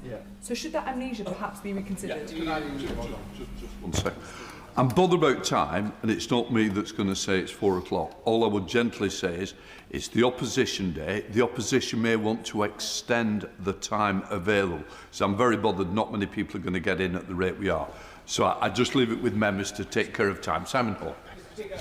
Conscious of that, I agree with my honourable friend. Let me conclude with my two asks of the government to confirm when a bill will be introduced and that it will be passed speedily in both houses, preferably before the Easter, it has to be before the Easter recess. And the second is, I think on behalf of, if I may, it's not my job to speak on behalf of the backbenches of the government benches, read the room, read the chamber, I say to the Minister. Let the government chief whip and others to move this amendment send such a bad message, as the honourable gentleman for the Forest of Dean said, to our constituents, to victims not just of Epstein and Mandelson, but to the wider victim community, that when push comes to shove, officialdom somehow or another circles the wagons and finds a vehicle to filter and to protect. As the Honourable Lady for Hazel Grove said, the best thing that we can have here is transparency. The best disinfectant is sunlight. We need as much sunlight on these papers as possible. We can start to make some progress this afternoon. Don't move the amendment and publish the bill. Polly Billington. Thank you, Mr. Speaker. First, let me take a moment for us to remember those women and girls. Silenced, marginalised, degraded, objectified, discarded. Collateral damage in the pursuit of pleasure for a network of men who thought the rules don't apply to them. The correspondence between these men from across the political spectrum, from Steve Bannon to Noam Chomsky, is soaked in misogyny. The misogyny we as women don't actually hear on a day-to-day basis, the casual, relentless women hatred shared between men. We know well the misogyny directed directly at us. There are many of us here in this House who work hard to expose this misogyny as we are witness to it. But the misogyny hidden from us needs exposing. That is why the transparency the government says it is committed to is so important. If we say we believe in tackling power imbalances, if we believe in ensuring the law works for everyone, we cannot stay silent, and the hatred and the offences must be seen so that they can be tackled. Now, one man in particular is apparently guilty by association rather than actually involved in these particular acts, and he is the one who is the focus of the debate today. But it is also true that what has been revealed from these documents is that there appears to have been, over a number of years, horrendous breaches of trust and potential criminal activity amounting to misconduct in public office. Now, I would like this government, this House, and our political class to take this moment to acknowledge that while this is an extreme and egregious example of an individual believing that the rules do not apply to them, such behaviour cannot continue without the consent, active or passive, of others. And that is the moment we will agree that, then this is the moment that we will agree that passive or active consent to allow such behaviour in public life will end. I'll give way to the honourable gentleman. I'm very grateful to the honourable lady for giving way, and I've raised the point to the Prime Minister. There's a broader point here, which is Lord Mandelson was appointed to the Lords. Labour for 115 years have been promising to get rid of the Lords. Now, the Conservatives appointed members who have been we should be getting rid of from the Lords, as have other parties. Please, is now not the time to scrap the Lords. Take the opportunity. I thank the honourable gentleman for his point, and I accept that there are wider constitutional implications for what we are talking about right now, and I will come to some of those as I speak. We also know, I will take interventions in a moment, we also know, however, that there is a long track record across politics, not just across the political spectrum, but across decades, where people's talent, predominantly, might I say, men's talent, has been seen as a justification for appointment, regardless of their behaviour or their character. And we do need to consider behaviour and character. I'll give way to the honourable gentleman. Mandelson refusing to believe the victims over Jeffrey Epstein was an example of misogyny. And I think the Prime Minister deciding to appoint someone who remained friends with him is an example of passive consent. Would the member agree with me? I thank the honourable gentleman for giving way, and I will continue to explain in my remarks why I think this is a moment where we need to draw a line under that passive and active consent that we have seen for far too long across all political spectrums and across the decades, where people have turned a blind eye to bad behaviour. We need to know and to apply our judgment to whether somebody is suitable for public life, not just because of their talent, but because of their probity. We have many, many systems in place, in this place, and in our government, and in our wider political environment, which are supposed to protect the public and our institutions from people who do not have the appropriate probity for public life. My concern, and the concern of many of my constituents and people across the country, and indeed my colleagues in this House, is that in some ways individual people's apparent talent for politics is seen as something that justifies turning a blind eye to their character, their associations and their own judgment. I know and understand the importance of acting to ensure national security is not put at risk. I only wish we could all be so sure that the former ambassador to the United States had similar concerns. I am less convinced by the language of international relations in the government's amendment. I would seek clarity from the Minister for the justification for such a broad term, especially when, by very virtue of the nature of the relationships that should be under scrutiny via the transparency that the government says it is committed to, the relationship between our country and others may well have been exposed to risk.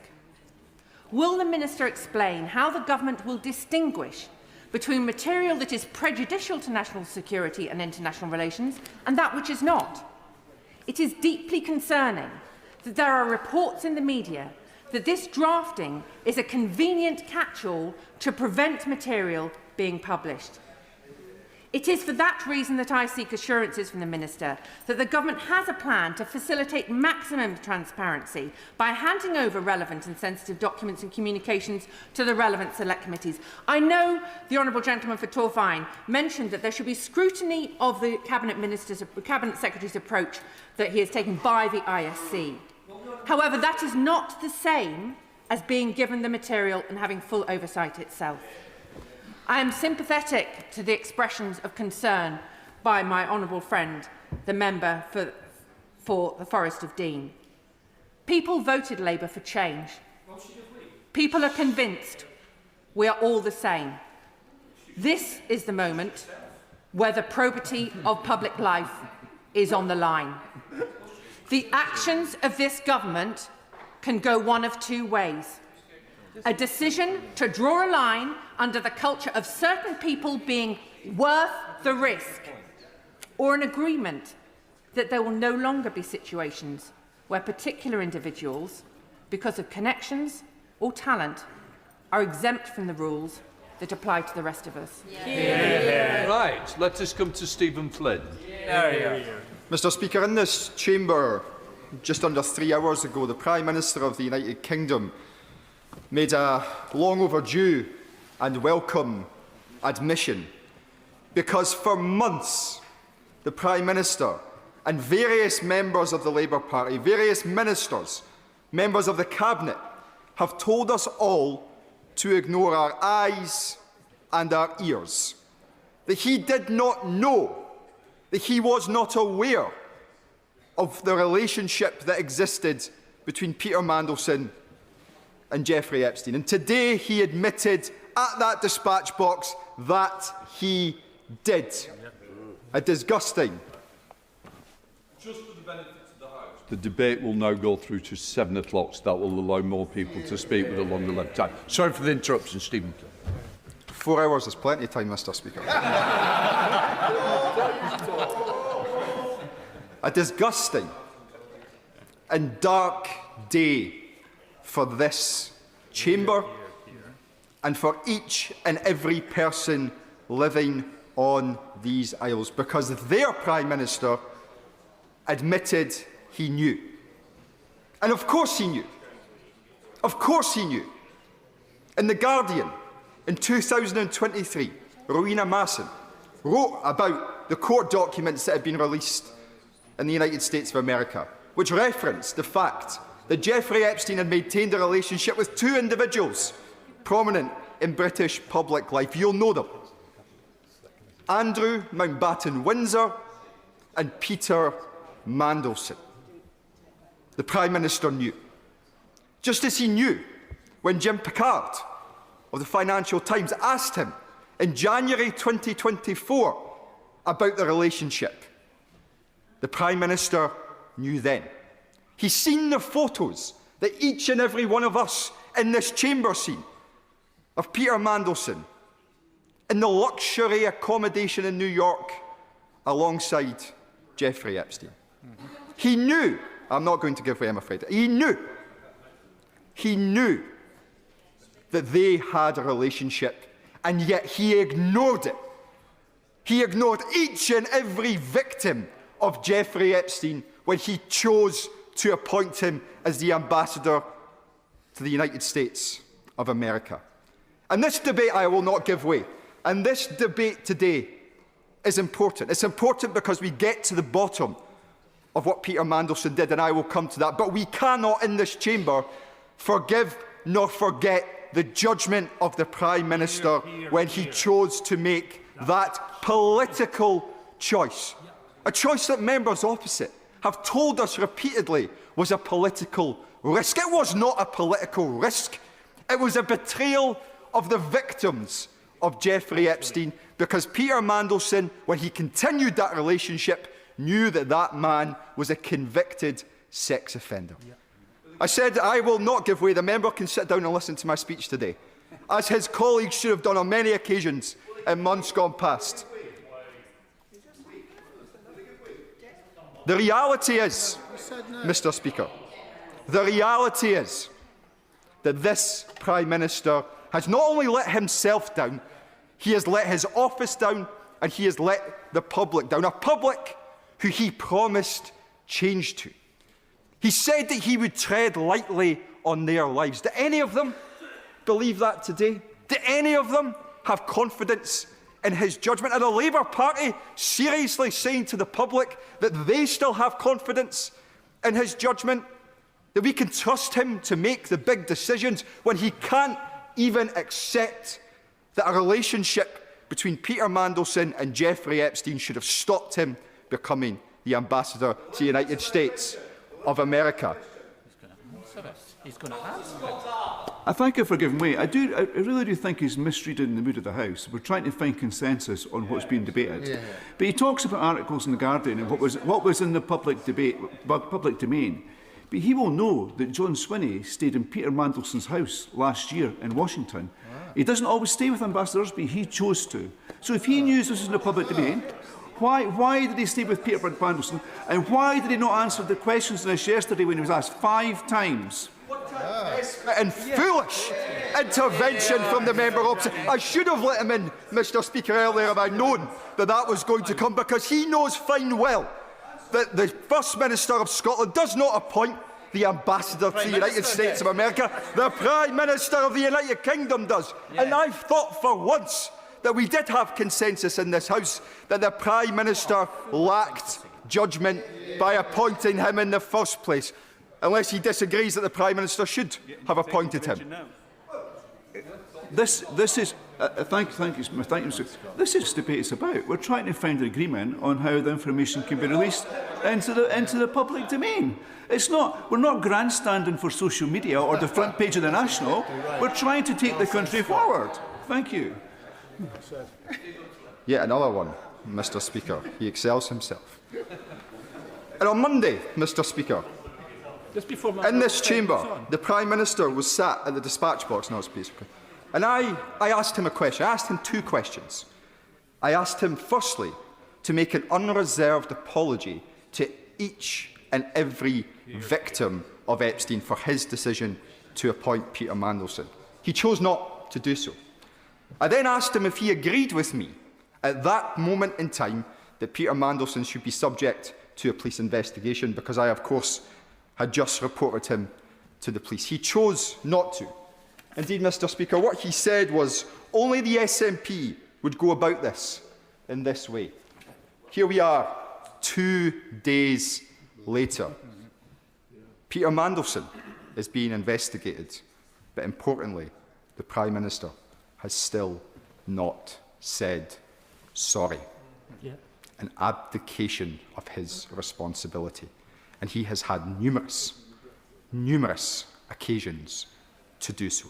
Another betrayal of those victims. And Mr. Speaker, we must move this motion here today and support this motion to ensure that the treachery of Peter Mandelson is not ignored, to ensure that we properly understand why the Prime Minister took the decision that he took. But let none of us be in any doubt that any of this, any of the discussions about manuscript amendments or motions, or how we decide on anything, will matter as much to the public as the Prime Minister's lack of judgment in the first place. And that for him will lead to his departure from number 10.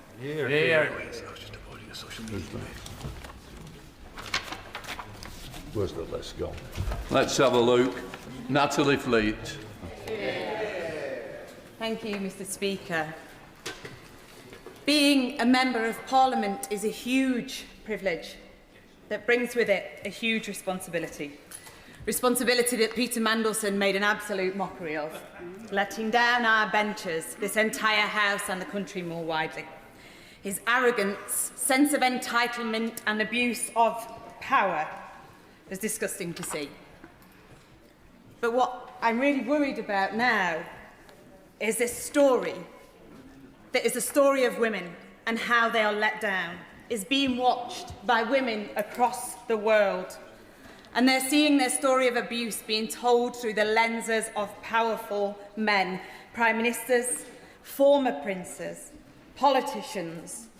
Women victims must be at the centre of whatever happens next. I am so glad that we are seeing paedophile Epstein files released.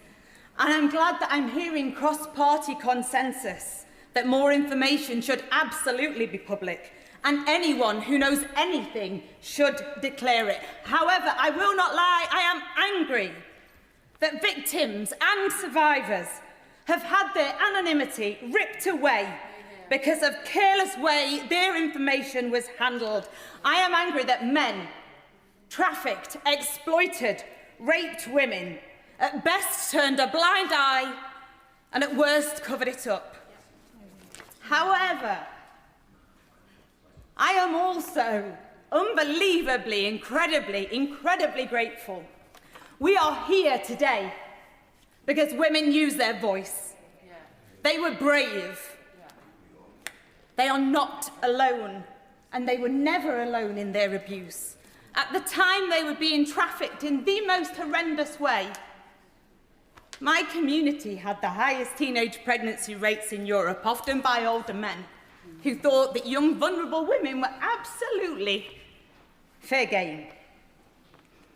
I feel a huge responsibility to use my voice, and I encourage others to use theirs too. But what stays with me is while speaking up is so important, sometimes it is so difficult that the cost is life itself. I therefore want to use my platform to share the words of Virginia Giuffre.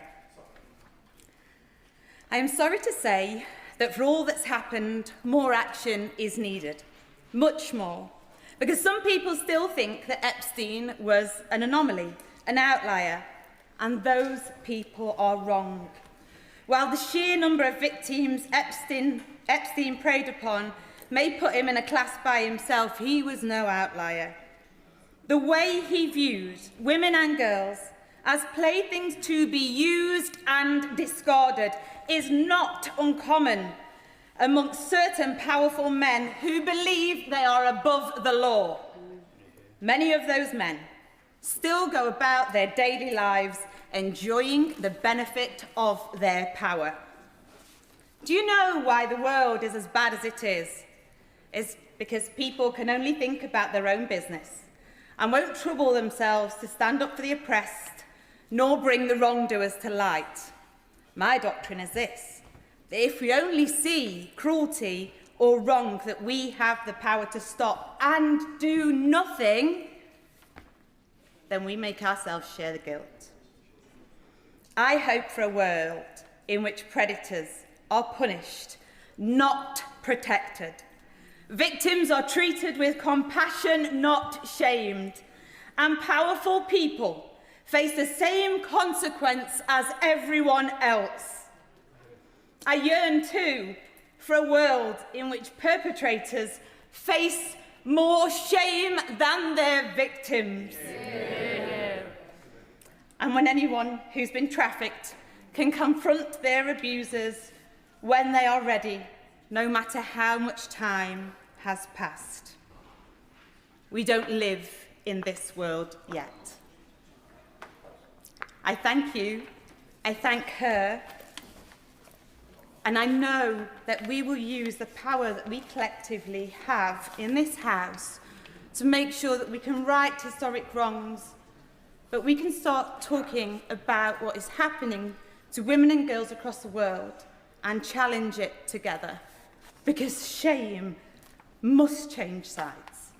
Thank you. Yeah. Dr. Ciara Mullen. Thank you, Speaker. It's a pleasure to follow the speech by the member for Bolsover. And actually, in writing this speech, I had people like her in mind, the Labour MPs on the other side of the benches, who I know are genuinely passionate about the issue of violence against women and girls. And they use that passion to criticise us and what we did or didn't do in government, and I respect that. And they sometimes use that passion to criticise their own government. And it's those MPs the Prime Minister is trying to throw under the bus today. Absolutely. It is those MPs who I think would never have agreed to the judgment the Prime Minister made that it was worth the risk. This isn't some hidden or secret position that the government took. Ministers on the record, and Minister on the record in an interview, that they decided that appointing Peter Mandelson was worth the risk. What does that mean? What are we talking about here? What is it worth? It's worth disrespecting, denigrating, betraying the victims of Jeffrey Epstein by appointing someone who chose to associate with a convicted paedophile. That is the risk that the Prime Minister chose to make, and I don't think it's the risk that the member for Bolsover would have made, or perhaps the former Deputy Prime Minister would have made, or many of those members. I think you would have made different judgments. And there's a pattern here, and those of us, not yet, those of us on these side of the benches know what it's like. When Prime Ministers are weak, when Prime Ministers are struggling to maintain their authority, they go further and further in doing things that the members opposite don't want them to do to save their own skins, and you can come to regret supporting that. On that point, I will give way. I thank my honourable friend for giving way. When he talks about it being worth the risk, it's not just about denigrating those victims. It's also talking about those backbenchers that he's marching up the hill. It is worth the risk for him to march them up the hill and then do a U-turn later, or finally admit after so many months that he knew all along. Absolutely, and I think that I pay tribute to the member for Forest of Dean, and I say this as a backbencher who stood up to my government, who realised this was happening and wasn't willing to be dragged into these situations. So I don't speak from a position of self-righteousness. I've been in that position. I did what I think was the right thing at the time, and I suggest to Labour members opposite that you think very, very carefully about this. Because we had an admission today, after months of trying to get that out of him, drawn out of him by the Leader of the Opposition, that the Prime Minister knew that Peter Mandelson had continued his association with a convicted paedophile when he appointed him as Ambassador. I will. Given way, and also to reflect his interventions during the course of the debate as well, which I think has added to it. The Honourable Member for Ashton-under-Lyne earlier on suggested a manuscript amendment for the ISC. If that was to come forward, would he support it? I'd like to see the detail of it, but I think that was a helpful intervention from the former Deputy Prime Minister, and I think there's a way forward for us potentially. But I also want to just highlight that it wasn't just this one issue of whether or not he knew he was in touch with a paedophile. We also know what was publicly reported before he was appointed. He was discussing government business from jail. Epstein was, with, as if we can believe the reporting.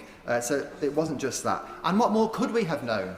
We are Five Eyes partners with the United States. We share the most secret and confidential information with the United States. What was stopping the government from approaching the Department of Justice in America prior to the public release of these emails and saying to them, is there anything in these emails that we need to know before we appoint Peter Mandelson as Ambassador? We could have asked them, and I'd like the Minister to say in his summing up whether we did ask them and any response we might have had, because we're talking about what's been in the public domain. We could have had that information, as the government at least, before that.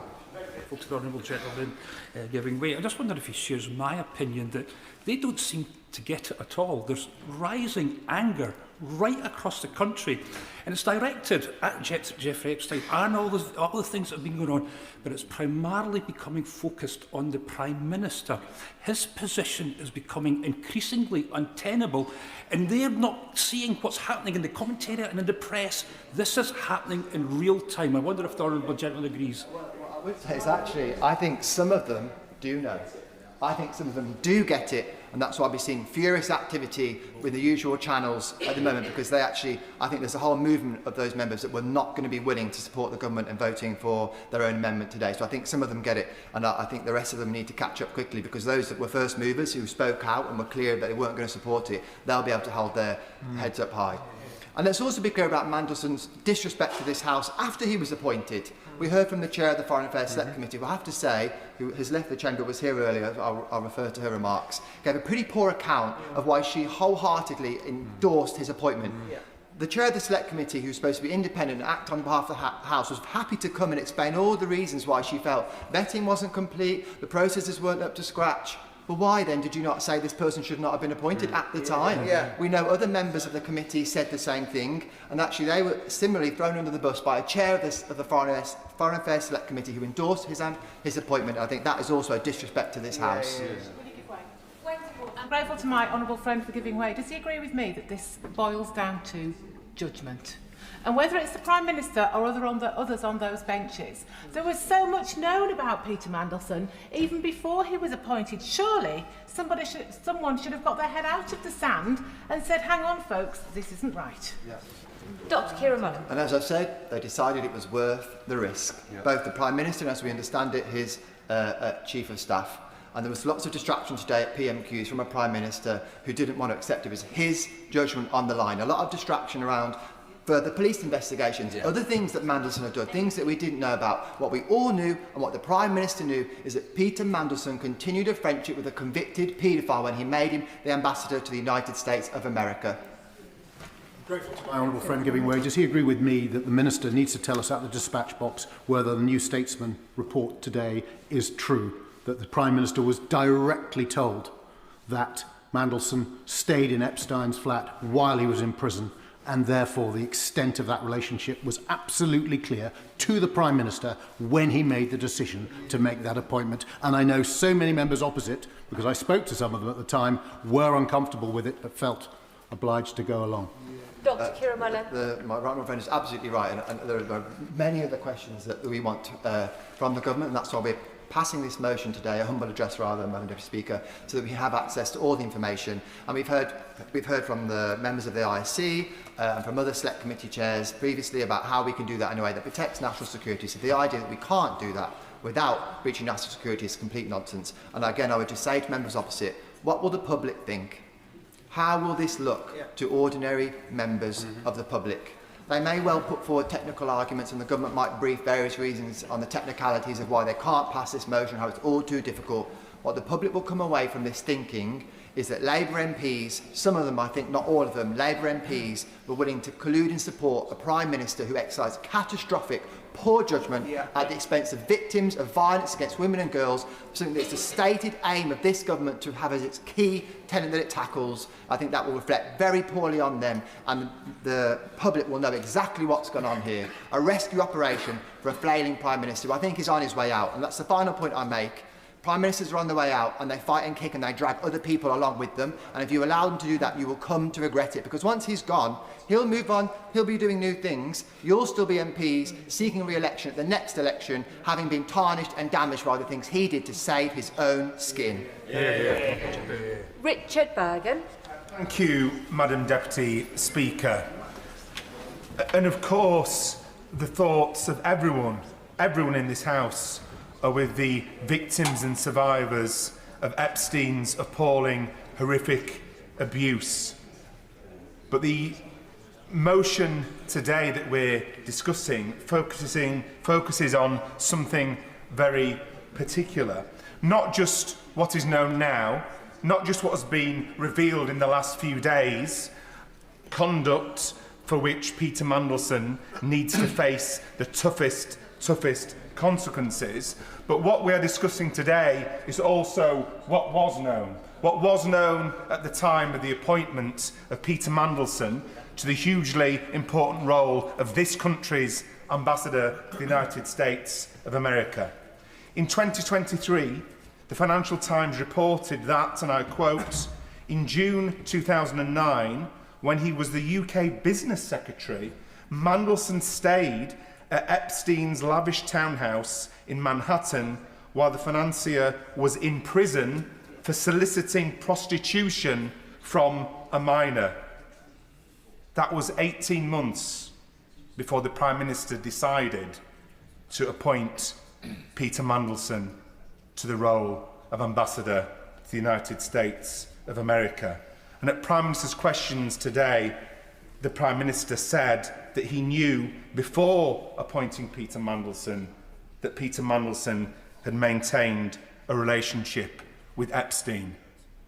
So people, not just in this chamber, but people out there are asking how on earth, given what was known and what is admitted was known, how on earth did Peter Mandelson end up being appointed by the Prime Minister as the Ambassador to the United States of America? I will give way. Dr. Ellis.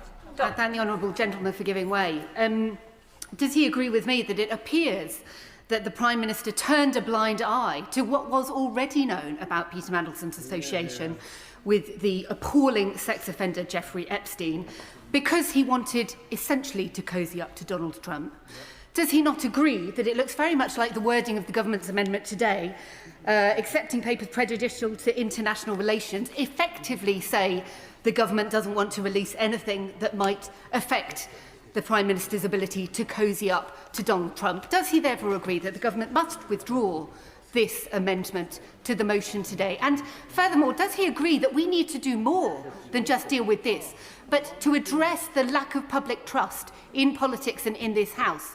We need to deal with things like political donations, the pollution of misinformation, and the urgent need for reform of the other place, and indeed of electoral mechanisms in this chamber. Okay. I thank the honourable member for her intervention, and I agree, and if the government is foolish enough to push its amendments, which I don't think they will, I will of course vote against it, because what it does, it would operate to stop us getting the full and complete truth about this matter. But I want to come on to some other points and make some progress. I know that other colleagues want to speak in this debate. So the public are asking, how on earth did Peter Mandelson end up being appointed by the Prime Minister to the role of Ambassador to the United States of America, given what was known, given what was in the public domain, and given what the Prime Minister said at the dispatch box today that he did know?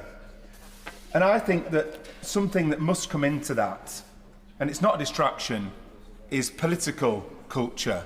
And by that, I mean the political culture that has developed within the Labour Party. Now, that might seem tangential, but how we ended up in a situation where a nasty factionalism has operated to such an extent that the Prime Minister and his advisers have promoted and protected Peter Mandelson when so many honest, decent Labour people around the country have been unreasonably punished and prevented from standing for office. We've all heard of Labour councillors who weren't allowed to stand for council, perhaps because they'd liked a tweet from a member of the Green Party or some such. We all saw how Andy Burnham was prevented, pushed by the Prime Minister, from even standing for Parliament, yet at the same time, Peter Mandelson was promoted.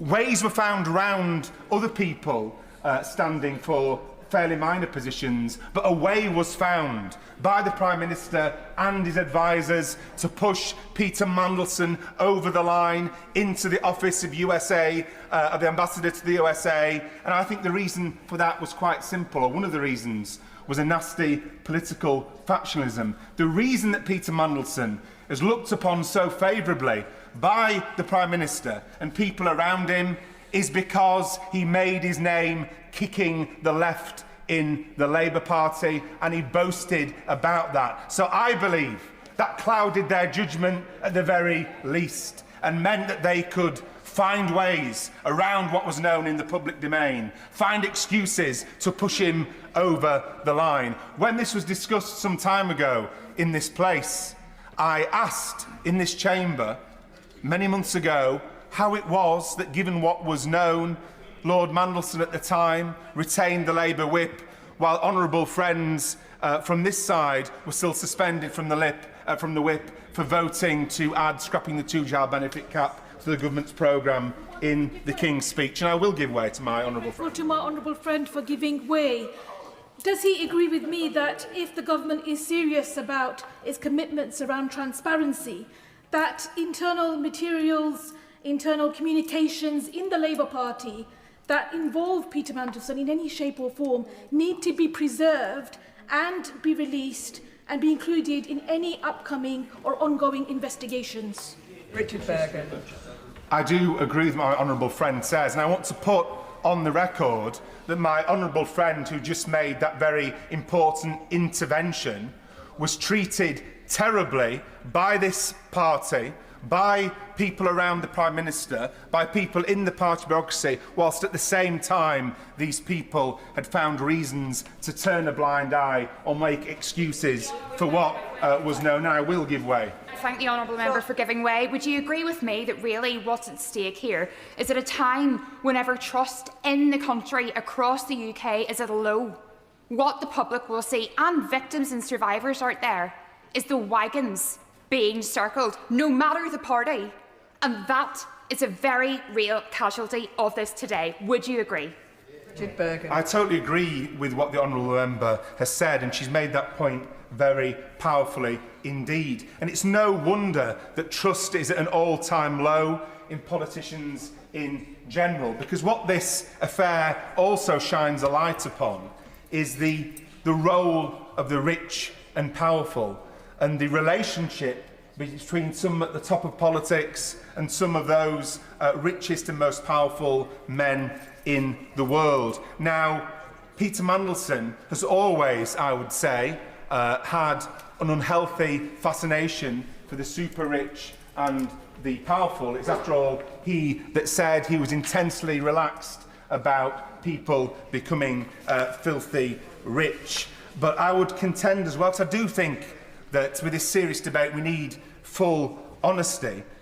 As I alluded to before, one of the main reasons that Peter Mandelson was let off the hook and eased into one of the most important offices he could be given by the Prime Minister was because of his role in internal Labour Party factional affairs. And that is just completely wrong. I mean, I'll quote Peter Mandelson, who said, "I work every single day in some small way to bring forward the end of his term in office," referring, of course, to the Right Honourable member for Islington North, and that comment was made whilst he was leader of the Labour Party, and Lord Mandelson was a Labour Party member. And I would say that that is the reason he was so grateful for the job that Peter Mandelson did, kicking the left again and again in the Labour Party,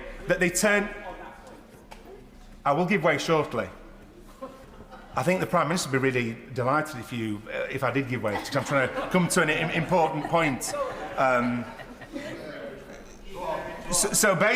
The point I'm making is that the reward for that factional role that he boasted about, that he revelled in, the reward for that was that a blind eye was turned to the fact that the Prime Minister knew of the relationship between Peter Mandelson and Jeffrey Epstein. The reality is, and I will give way in a second, the reality is that Peter Mandelson wouldn't have made it onto a panel of local election candidates in the Labour Party. Yet he wouldn't have made it into the parliamentary Labour Party as a candidate for the general election. Yet, because of his factional role and his relationship with the super-rich that, quite frankly, stinks, he was eased into the position of Ambassador to the United States of America. And that's the truth, whether or not people choose to admit it, and I will give way.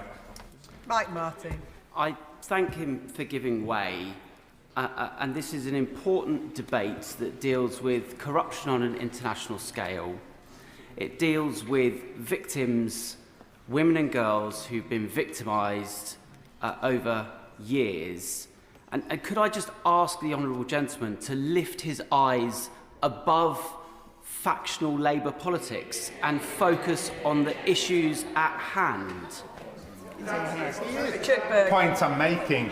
He may not have understood. Maybe that's the Liberal position to these things, I don't know. What I'm talking about is the fact that victims of sexual abuse were put second to factional politics. The point I'm making is that this dirty, grubby, internal factional behaviour overrode these considerations. So, in fact, I don't disagree with him. That's the point I'm making, that these things, the lives of survivors, should have been put first. The risk that Peter Mandelson posed to national security and his deep inappropriateness for the role of USA ambassador should have been put first. So it may be that he misunderstood me, but that's the very point I'm making. And the public deserve the truth. They need to know the full truth. They need to know who argued for Peter Mandelson, despite what is known about his relationship with Epstein, who argued for him to be pushed over the line and put into the role of Ambassador to the United States of America, who warned against it, and what was the role of the advisers around the Prime Minister. And I think that is fundamentally important. We can't have a situation that the public quite rightly view as totally unacceptable, because we need to know, and nothing should prevent it, exactly how this happened, because the public are completely baffled and completely disgusted. And the point has been made that we need to clean up our politics. And of course, that means no jobs for the boys when they're completely, deeply inappropriate and deeply unsuitable for it. Of course, that means looking at the role of big money in politics.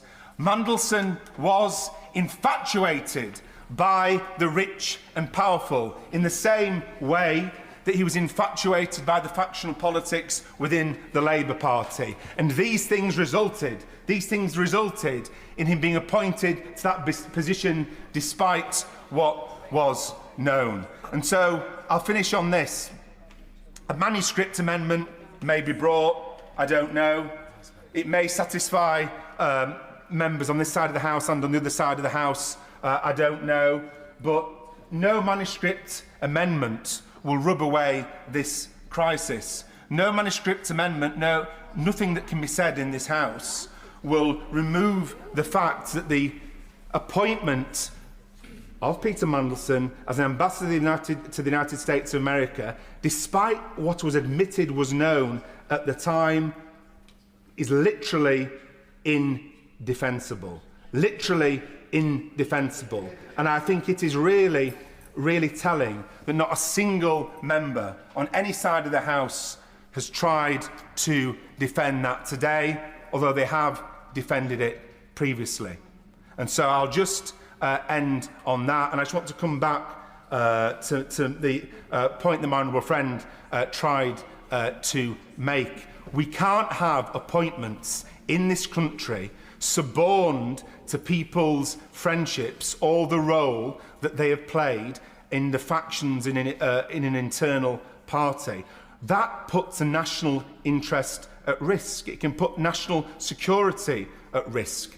The Prime Minister has said country first, party second. What we can't have is faction first, country second. And I think that's what happened with the indefensible decision to appoint Peter Mandelson to this important role, despite the fact it was in the public domain that he'd continued his relations with Epstein when Epstein was in prison for soliciting child prostitution. John Lamont. Thank you very much. No matter which party we represent, no matter what deeply held differences we have, no matter how different our beliefs are, everyone in this chamber, and indeed anyone who serves the public, does so in the interests of this nation. We all signed up to serve our country, to do the best by Britain. Peter Mandelson has broken that vow. From politicians to civil servants, we all commit to the Nolan principles of public life. We promise to serve the public with integrity, objectivity, selflessness, accountability, openness, honesty. These principles state without qualifications that holders of public office should act solely in the terms of public interest.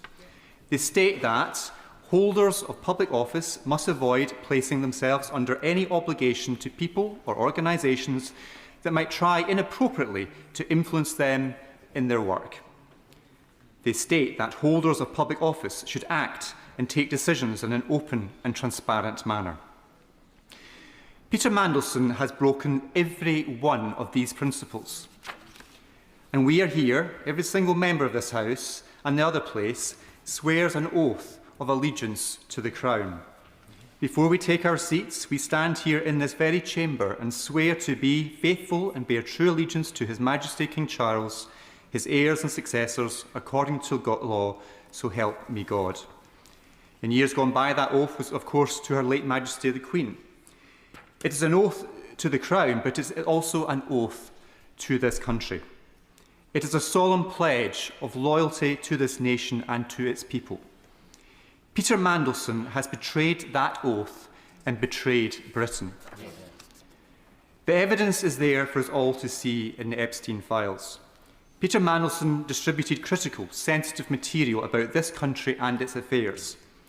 He conspired to work with foreign elites against this country's interests and against the policy of the government which he served. He gave some of the most privileged information to some very privileged people with the means and power to wield it. His actions could be classed as disloyal and duplicitous, even if the recipient of the information was of good standing. But in this case, the recipient of Peter Mandelson's leaks was a convicted paedophile. Privileged information was passed not only to a very privileged individual, but to a disgraced criminal, a grooming gang master, a grooming gang for the powerful and elite.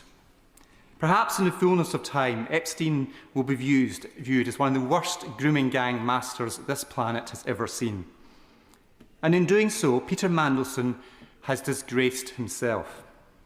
His actions and his lack of candour are shameful in the extreme. But it's not his actions we should be concerned about. Earlier, I omitted one Nolan principle, the final one, and it is leadership. That is precisely what has been lacking from this government since its formation. This Nolan principle requires public servants to challenge poor behaviour whenever it occurs. Why was Peter Mandelson's behaviour not challenged by the Prime Minister before his appointment? Why was Peter Mandelson allowed to assume a key role when his friendship with Jeffrey Epstein was known? Absolutely.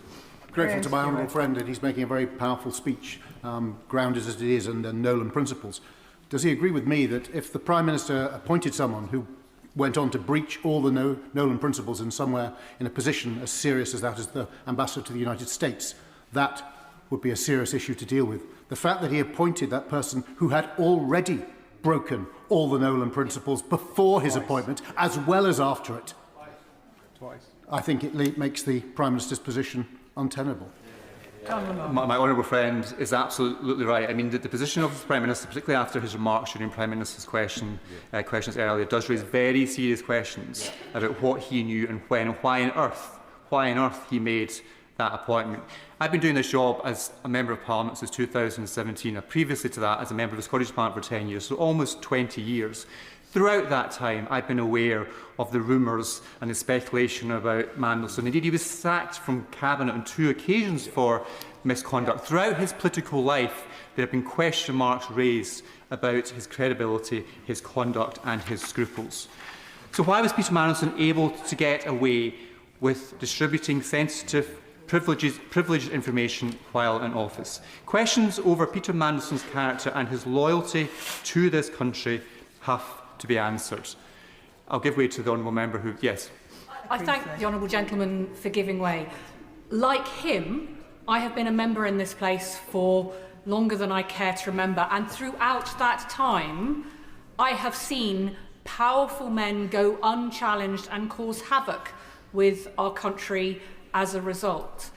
He and I will want to change that for good, because this is well beyond any partisan concern. Does he agree with me that now is therefore the time to revisit the role of this House and this place in appointments, in scrutinising, particularly with select committees, and their capacity to object? Too many people have known for too long about a number of controversial characters that they are not fit for public office. It's time to bring back the disinfectants of democracy into that process. Does he agree? I think the obvious question from the honourable lady's point is why on earth did the Prime Minister make that appointment when there was so much information about the toxic nature around Peter Mandelson? What on earth was the Prime Minister doing? And when you have honourable member, the honourable member for Hove, the Secretary, honourable member for Hove, the Secretary of State doing the rounds, a cabinet member doing the rounds, saying it was worth the risk. So clearly, even within the higher echelons of the Cabinet, not least the Prime Minister, there were concerns about this appointment, yet nobody did anything about it. This individual who had this association with this predator, with this grooming gang master, who was sharing information, who subsequently was caught sharing information with him, sensitive information, should never have been anywhere near that important office of our ambassador to the United States. So there are so many questions from the government that need to be answered, but there's crucial questions that the Prime Minister has to answer. And for me, the Prime Minister's conduct on this is completely unforgivable. Paula Barker. Thank you, Madam Deputy Speaker. Firstly, I want to place on record that my thoughts are with the women and girls who were victims of Epstein and his cronies. I'm also deeply concerned with those who suffered incredible loss through the financial crisis in 2008. Madam Deputy Speaker, this House is at its best when we can find common ground and put aside party politics for the good of our country. And I believe that we are seeing that today. And as the Deputy Chair of both the Standards and Privileges Committees, I take that responsibility seriously. And I believe colleagues would say, I always act without fear or favour. Standards in public life and the Nolan Principles are not optional to me, and they guide my work every day. As politicians, every single one of us in this place must be guided by them every single day. Our national security is of paramount importance, and I know that nobody in this House would want to undermine that. During the Hillsborough Law debate, it was made clear that there are existing legal protections for national security. At moments like this, we are reminded of the importance of the desperate need for the Hillsborough Law and a duty of candour. And during this debate today, it has been clear that allowing the ICS to have oversight is unquestionably the way forward. And at a time when public trust and confidence is at an all-time low with politicians and politics, we must individually and collectively lead the way and assure the public there is no hiding place for those who seek to betray our country for their own individual greed. Mandelson has a checkered history within my party. Some might say he has been a cat with 9 lives, being sacked from numerous positions. I cannot think of a more self-serving and self-absorbed politician than Peter Mandelson. A man who, whilst leaking market-sensitive information to a convicted paedophile and sex offender, whilst the country queued outside banks and building societies, wondering if their life savings had gone. A man who has benefited so much from being in this nauseous, disgusting web, he can't even remember his account being credited with $75,000. A man who had no respect for our national security and international relations because his nose was firmly in the trough. And I also think as a party, we must investigate the culture and those that have enabled Peter Mandelson to thrive for decades, constantly putting his own needs above those of our country and party. Leadership is about integrity, principle and vision. These are the values of my Labour Party, and we must embody them now more than ever. And I'm really sad to say that I am ashamed of the amendment that was laid today. And I think that we have to do much, much better, Madam Deputy Speaker. So I implore my government to withdraw their amendment and let the ICS deal with the issues, because that is the right thing to do. Therefore, Madam Deputy Speaker, if it is not withdrawn, it is with a heavy heart that I must vote against my government amendment today. And I have written to the Chief Whip earlier today to let him know of my intentions. I will give way. There are rumours about that there may be some kind of manuscript amendment that brings something forward that members opposite do feel they can vote for. But does she agree with me that the fact that the government were willing to try and make Labour members opposite vote for the original amendment is something they should not forget? Paula Barker. I thank the Honourable Gentleman for his intervention, and I think I've made it clear what I think of the government amendment. I will end by saying, as my honourable friend did, the Prime Minister said consistently during the general election campaign that we must always put country before party. He promised the country that this Labour government will put country before party. I implore my government to ensure that that is what they do today. Well said. Well said. Jeremy Corbyn. Thank you very much, Madam Deputy Speaker. And this debate is crucial, it's seminal, but first of all, it's got to be, first and foremost, about the victims of the horrible web that Epstein created, the abuse of women, the abduction of women, the raping of women, the secret imprisonment of women, and them apparently flown in and out of major cities around the world for the convenience of rich and powerful men. Utterly disgusting, depraved and abominable behaviour at every single level. And every member that's called that out is absolutely right to do so. Epstein wasn't revealed yesterday, he wasn't convicted last week, he wasn't convicted last year, he was first convicted 18 years ago. It's not as if his record wasn't extremely well known. And it seems that we're now only debating it because of the inclusion of Peter Mandelson in all of this ghastly, nasty, vile, horrible web that was created by them. And so I think we do have a duty to do something important today, and I, for one, support the opposition motion that's been put forward, and I hope it is voted on, and we don't come to some crabby deal between the government and the opposition today to get a manuscript motion that kicks the whole thing into the long grass, long way away, on the pretence that we cannot discuss it because it might affect security or might affect international relations. Almost anything can affect international relations, and that to me sounds like a way in which the government would simply try and get out of it. The question is fundamentally one for the Prime Minister, and it's a bit odd that he's not here for the debate. It's a bit odd that he hasn't spoken in the debate. It's a bit odd that all he's done is said what he did today at Prime Minister's question time.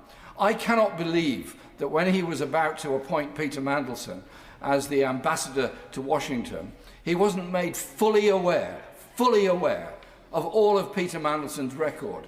He would have known the number of times Peter Mandelson was forced to resign, even from the Tony Blair government, because of his behaviour. He would have known all of that. He would have known Mandelson's record as an EU commissioner. He would have known Mandelson's record of an interesting relationship with global dealers in minerals and many other things. He would have known all of that, and yet he still went ahead, apparently despite Foreign Office and other advice, to appoint Mandelson as the ambassador to Washington. What a shame, what a disgrace, and what an appalling appointment to make. And we still don't even know if Mandelson is still being paid by the Foreign Office for that. And so I think today we've got to be very stern and very clear about this. There needs to be the fullest possible inquiry into all of this.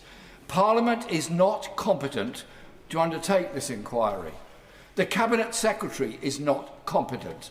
The civil service machine is not competent, because they've all been ensnared into this gilded, friendly web of Mandelson, the business contacts, the political contacts, the social contacts, under which favours were done, contracts apparently awarded, this ghastly company Palantir trying to get hold of our National Health Service, apparently at the behest of Mandelson and others.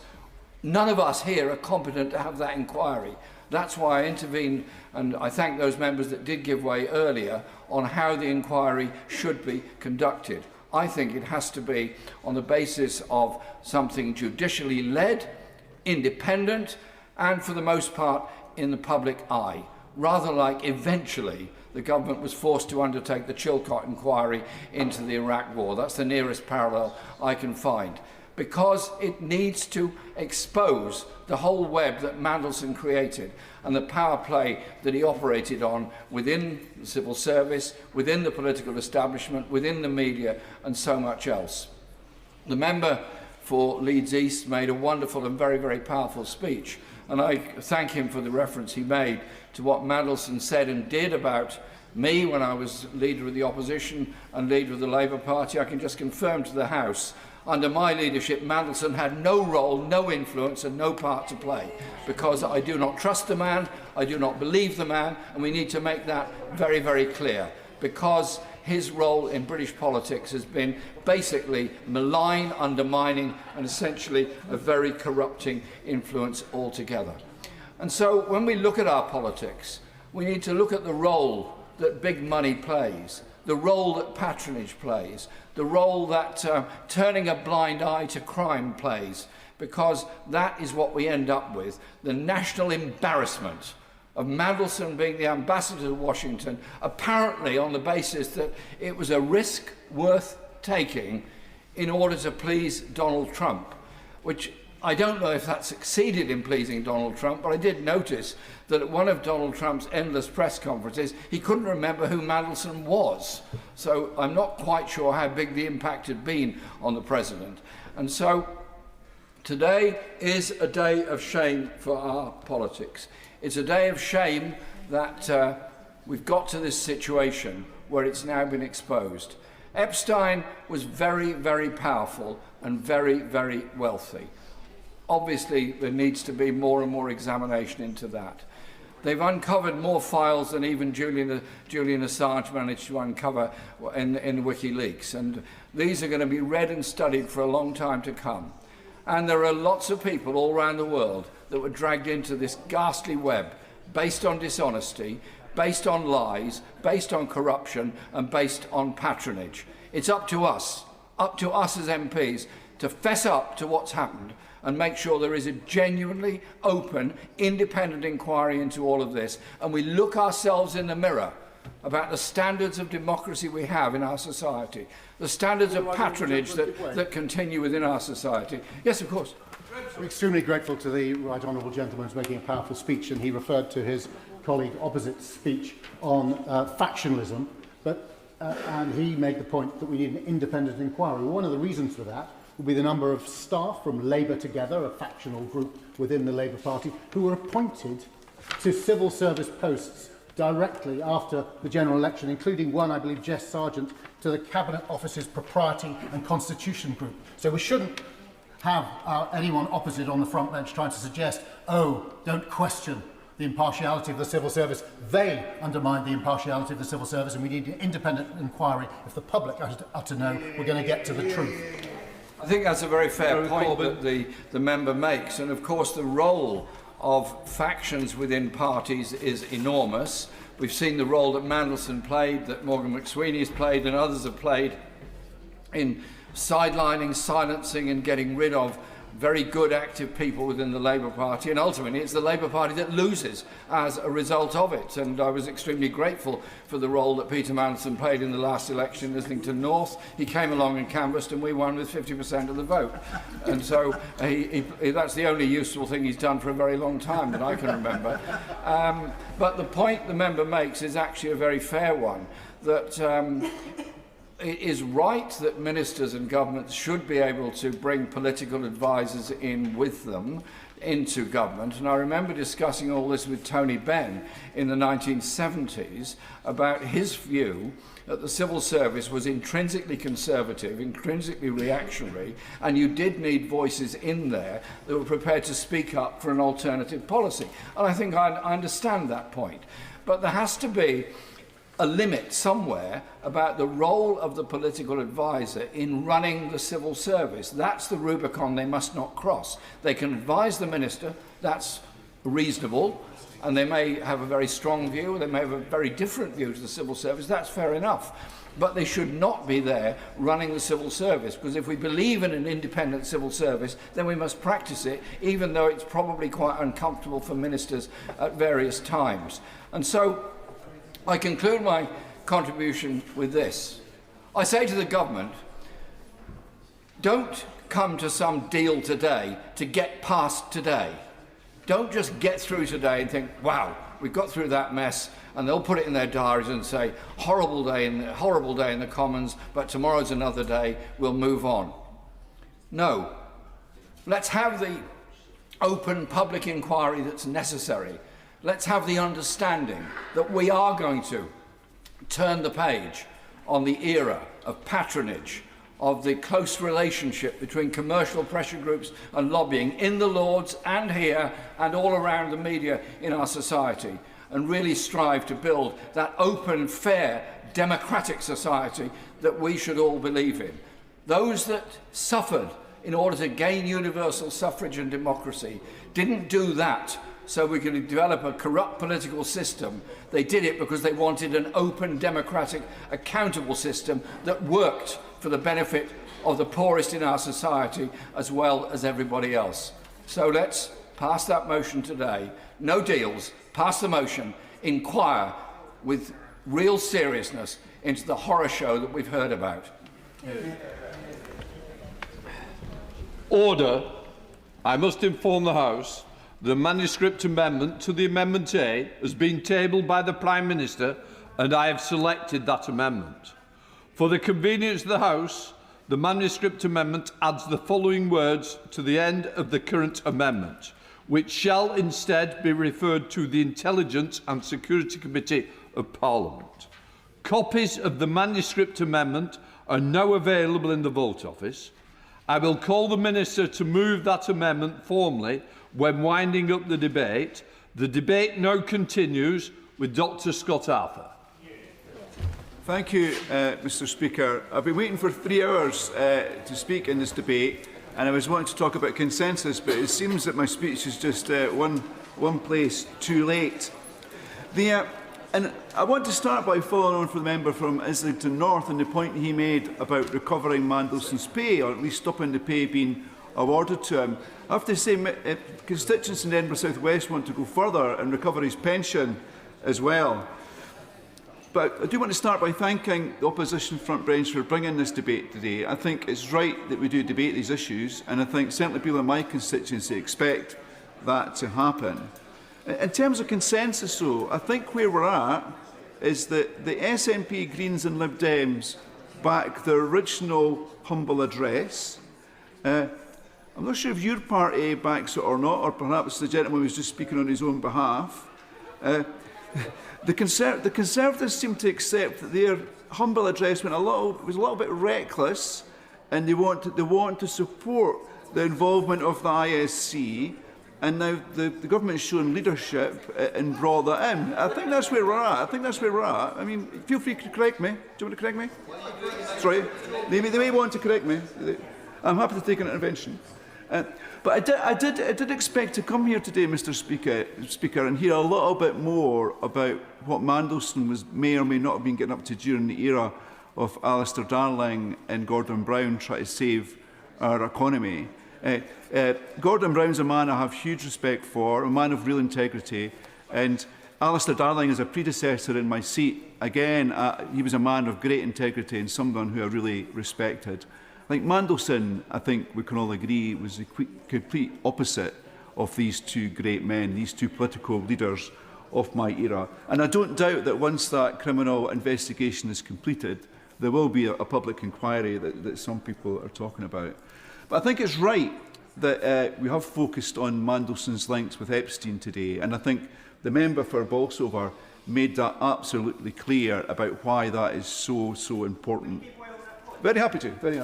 Well, I thank the honourable gentleman for giving way. He's just said that he thinks it's absolutely right that this House focuses on Peter Mandelson's links with Jeffrey Epstein, and I welcome him for suddenly coming to that conclusion. Can I ask him why, then, the Prime Minister felt it necessary to appoint him as the US Ambassador when he, after this afternoon's revelation, knew that he still had a relationship with him? Dr. Arthur. Thank you, Mr. Speaker. I mean, that's why I'm here in this debate this afternoon, because I want to see these documents released so we can understand what decisions were made. You might not guess it, but you might not guess it. Go for it. Andrew Snowden. Thank you, Mr. Speaker. I thank the honourable member for giving way. We know the decision that was making. He was appointed ambassador whilst knowing that there was a relationship with a convicted paedophile, and it was worth the risk. So what is worth the risk? What is the level of relationship that is acceptable with a paedophile? Is it coffee in the morning or dinner at night? What is that level? There should be none with a convicted paedophile. Scott Arthur. Hopefully the documents will explain what has happened. Hopefully.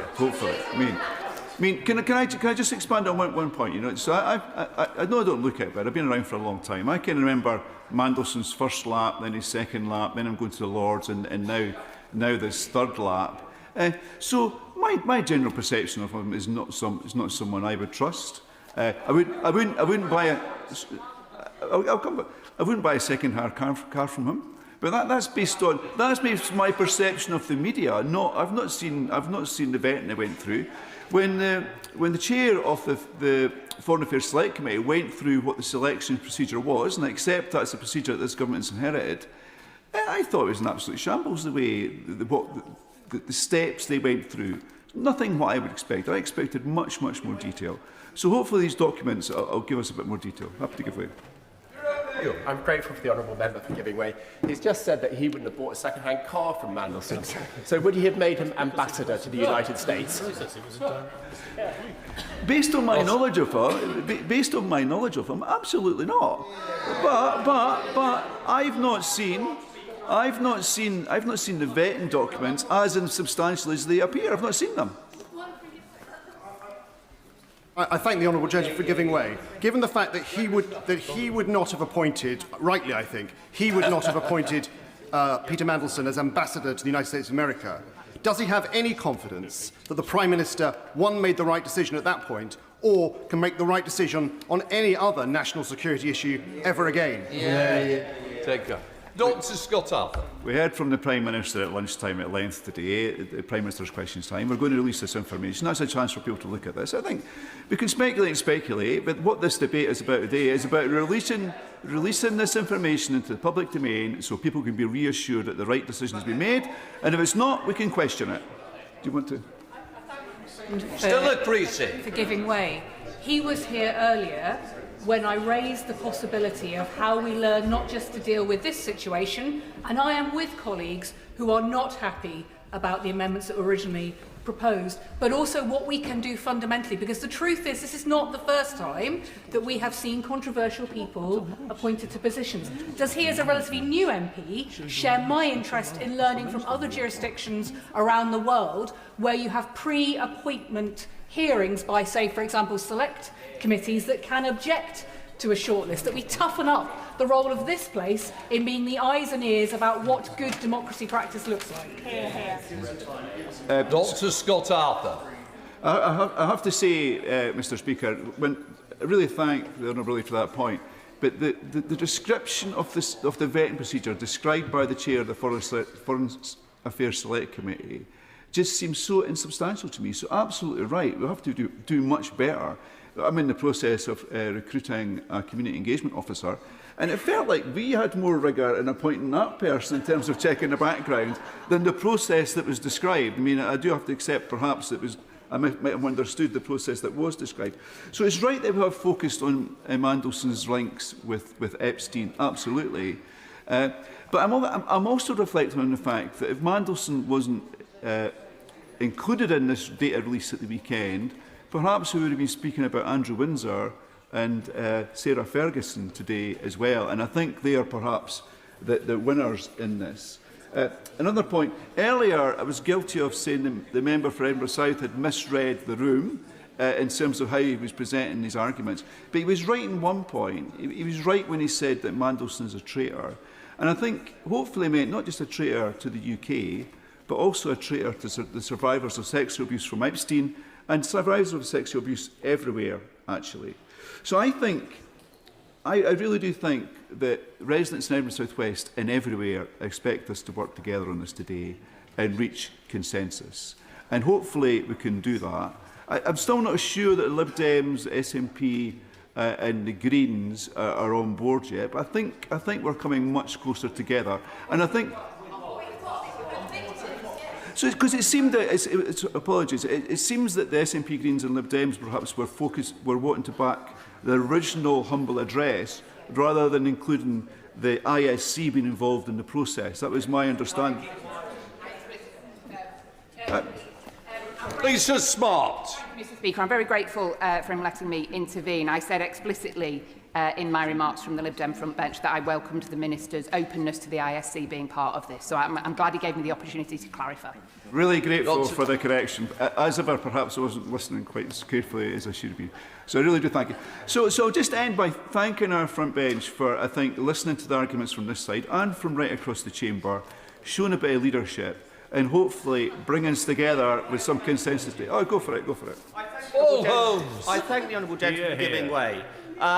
His speech is coming across to me as quite miraculous, and not in a good way, in that he is claiming that his front bench have shown leadership this afternoon. Let's say to the House exactly what's happened. His leadership and his front bench have changed and amended this legislation today, or the motion today, because they knew that the people over there wouldn't have voted for the original one.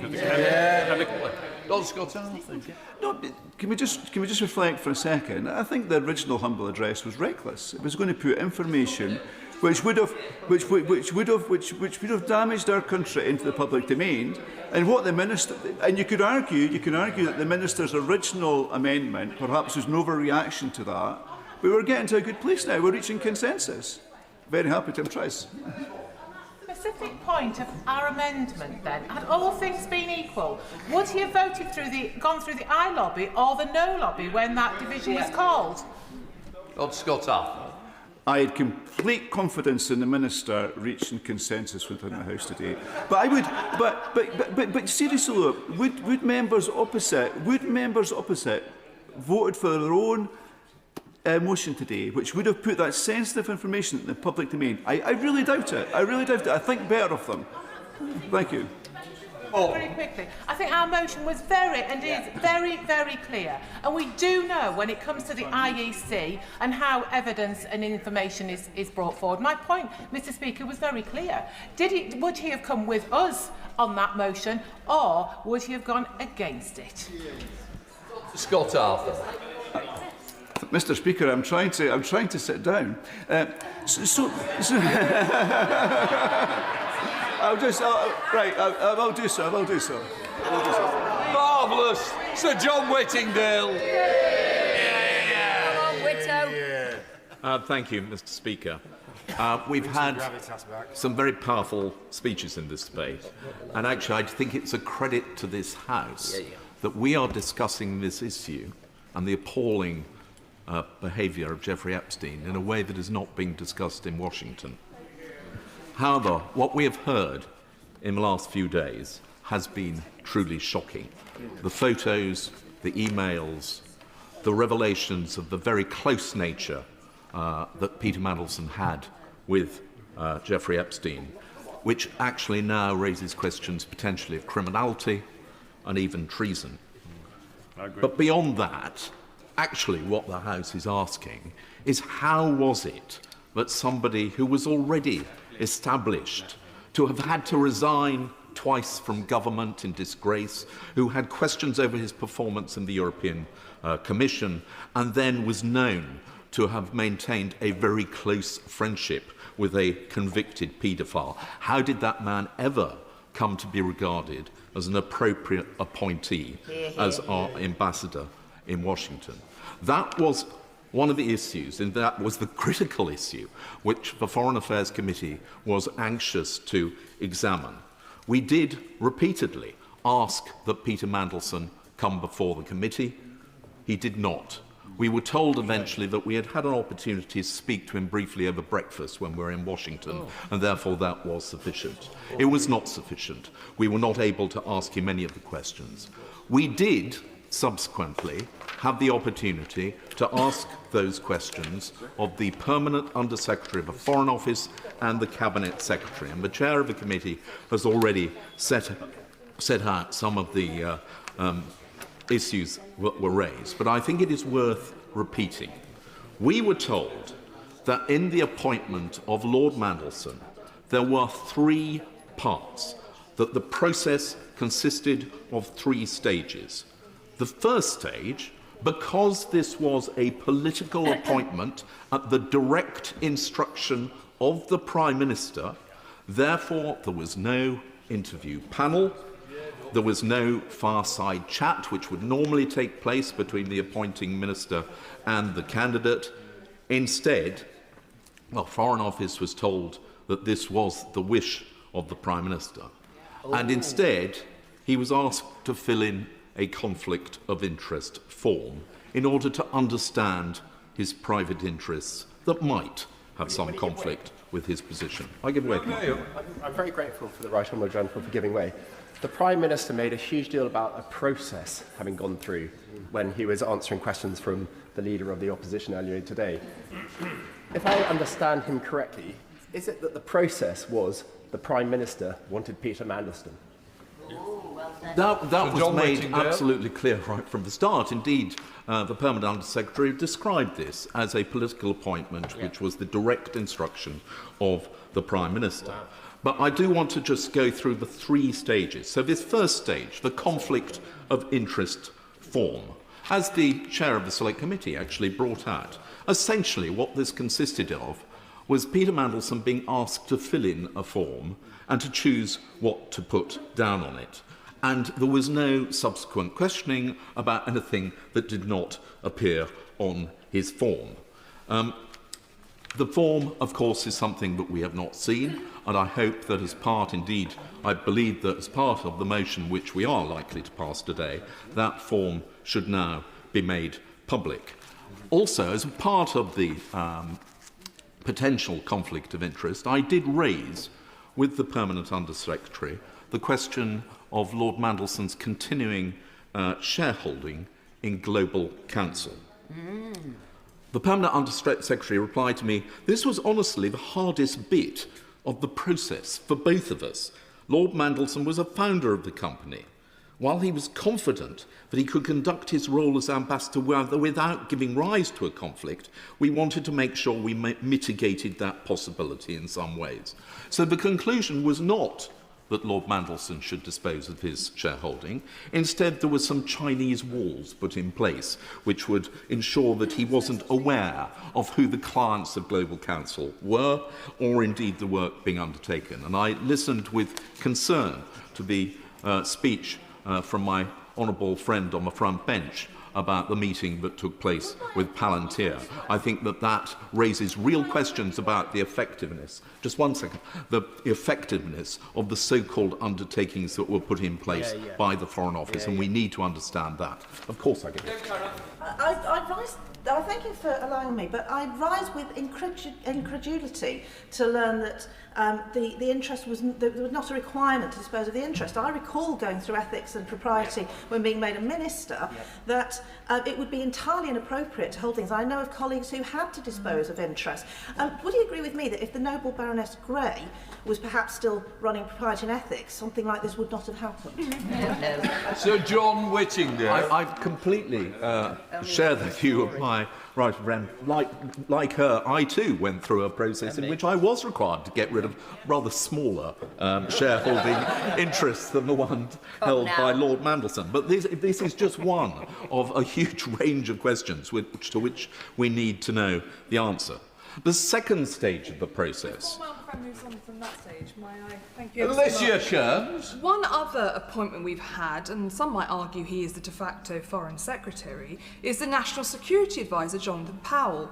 How can we have confidence that he went through the appropriate vetting, not least when he's running around having secret meetings with Wang Yi and other Chinese senior officials, when we cannot have confidence that it was done in the American ambassador, our ambassador to America? John Whittingham. Well, I mean, I think once we get the revelations of the documents as to precisely what occurred in the case of Lord Mandelson, that is bound to raise questions about what procedures were followed in the case of other appointees, and particularly the one that she raises, Jonathan Powell, who in many ways is the Foreign Secretary of this country. The second stage of the process, we were told, was the due diligence carried out by the Cabinet Office. The due diligence consisted of identification of information and a second part of it, which was judgment about it. However, all of the information that was obtained in the due diligence was actually in the public domain already. There was no additional investigation take place. It was simply, essentially, an internet trawl. That report, the due diligence report, was presented to the Cabinet Secretary for onward transmission to the Prime Minister. However, even at that time, actually, due diligence through an internet trawl would have already shown up the fact that Peter Mandelson had been to stay in the townhouse belonging to Jeffrey Epstein after his conviction. So the continuing association after his conviction had already been reported in the press and therefore was bound to form a part of the due diligence process.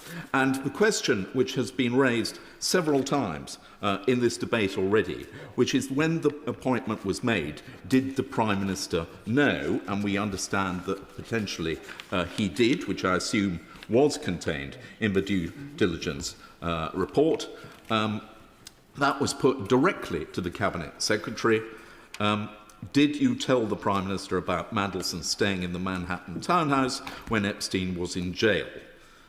And all that the Cabinet Secretary said to us was, I will consider whether there is further information that can be shared and write to the committee. We have never had a full answer to that question.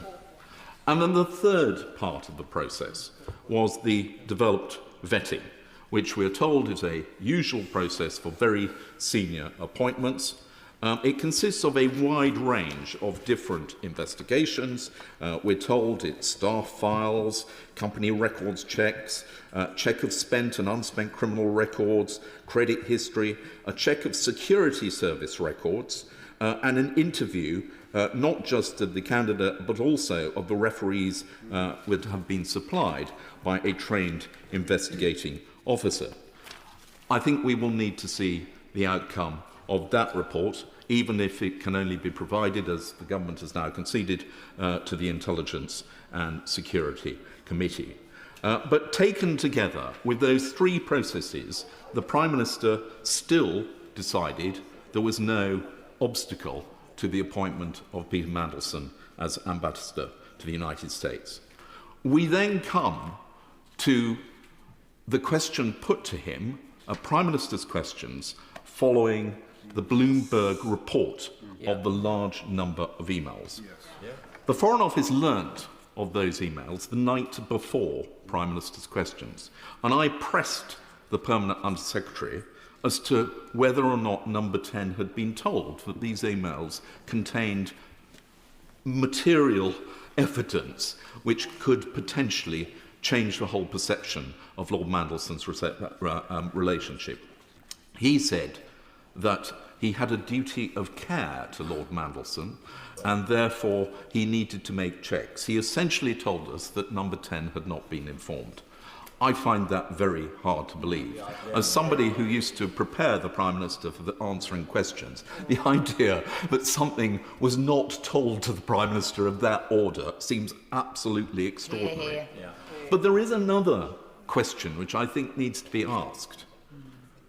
The British government say that they discovered of all these emails which proved that the relationship was very long-standing and much closer than had ever been admitted by Lord Mandelson. They discovered them because Bloomberg obtained copies in a leak.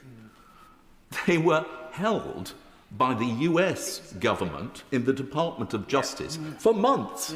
The US government knew all about them, but it was only when we're told Bloomberg obtained them that the British government found out. Will you give way on that point? Of course I will. So you believe it's conceivable then that the government did not ask, is there any compromat on the US ambassador, the British ambassador, to become the US ambassador on that basis? Because it seems incredulous that this has been known about, as he rightly pointed out in his speech, for years.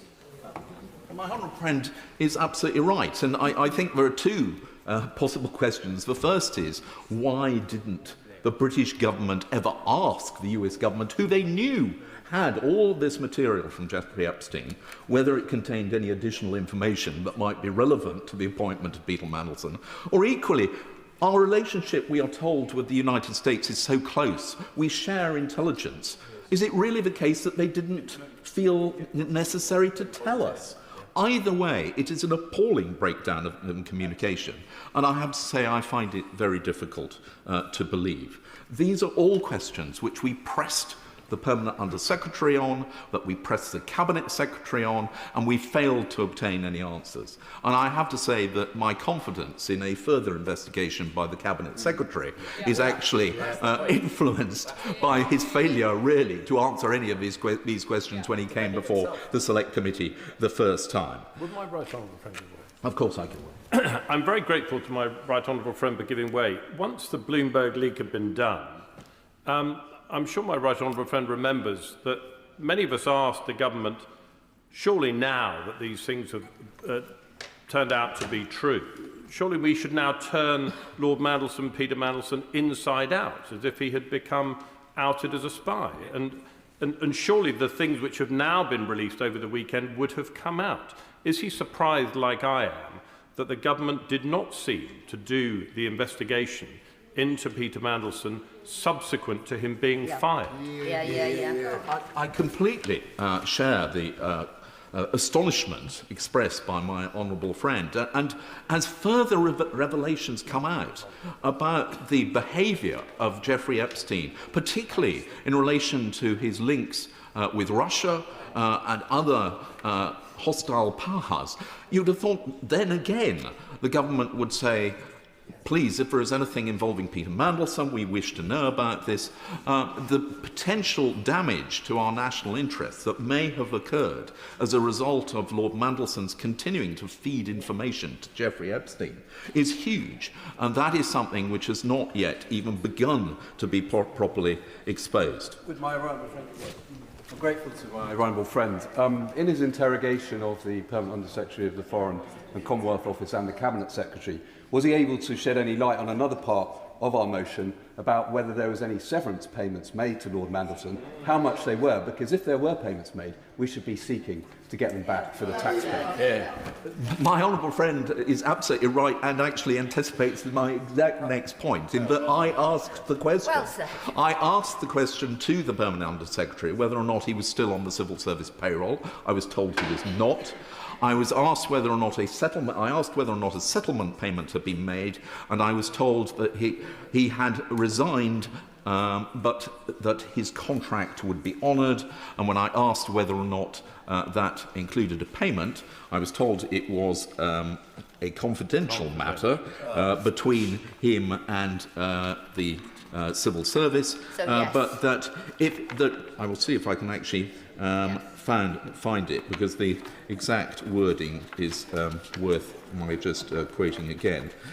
So I said So the Foreign Office is not going to give any information as to whether the payment was made to him, to which the Permanent Under-Secretary said, any implications of his termination will be reported in our annual report and accounts, but termination payments below a particular threshold, which I think is £300,000, do not get itemised. So I think the quick answer is no.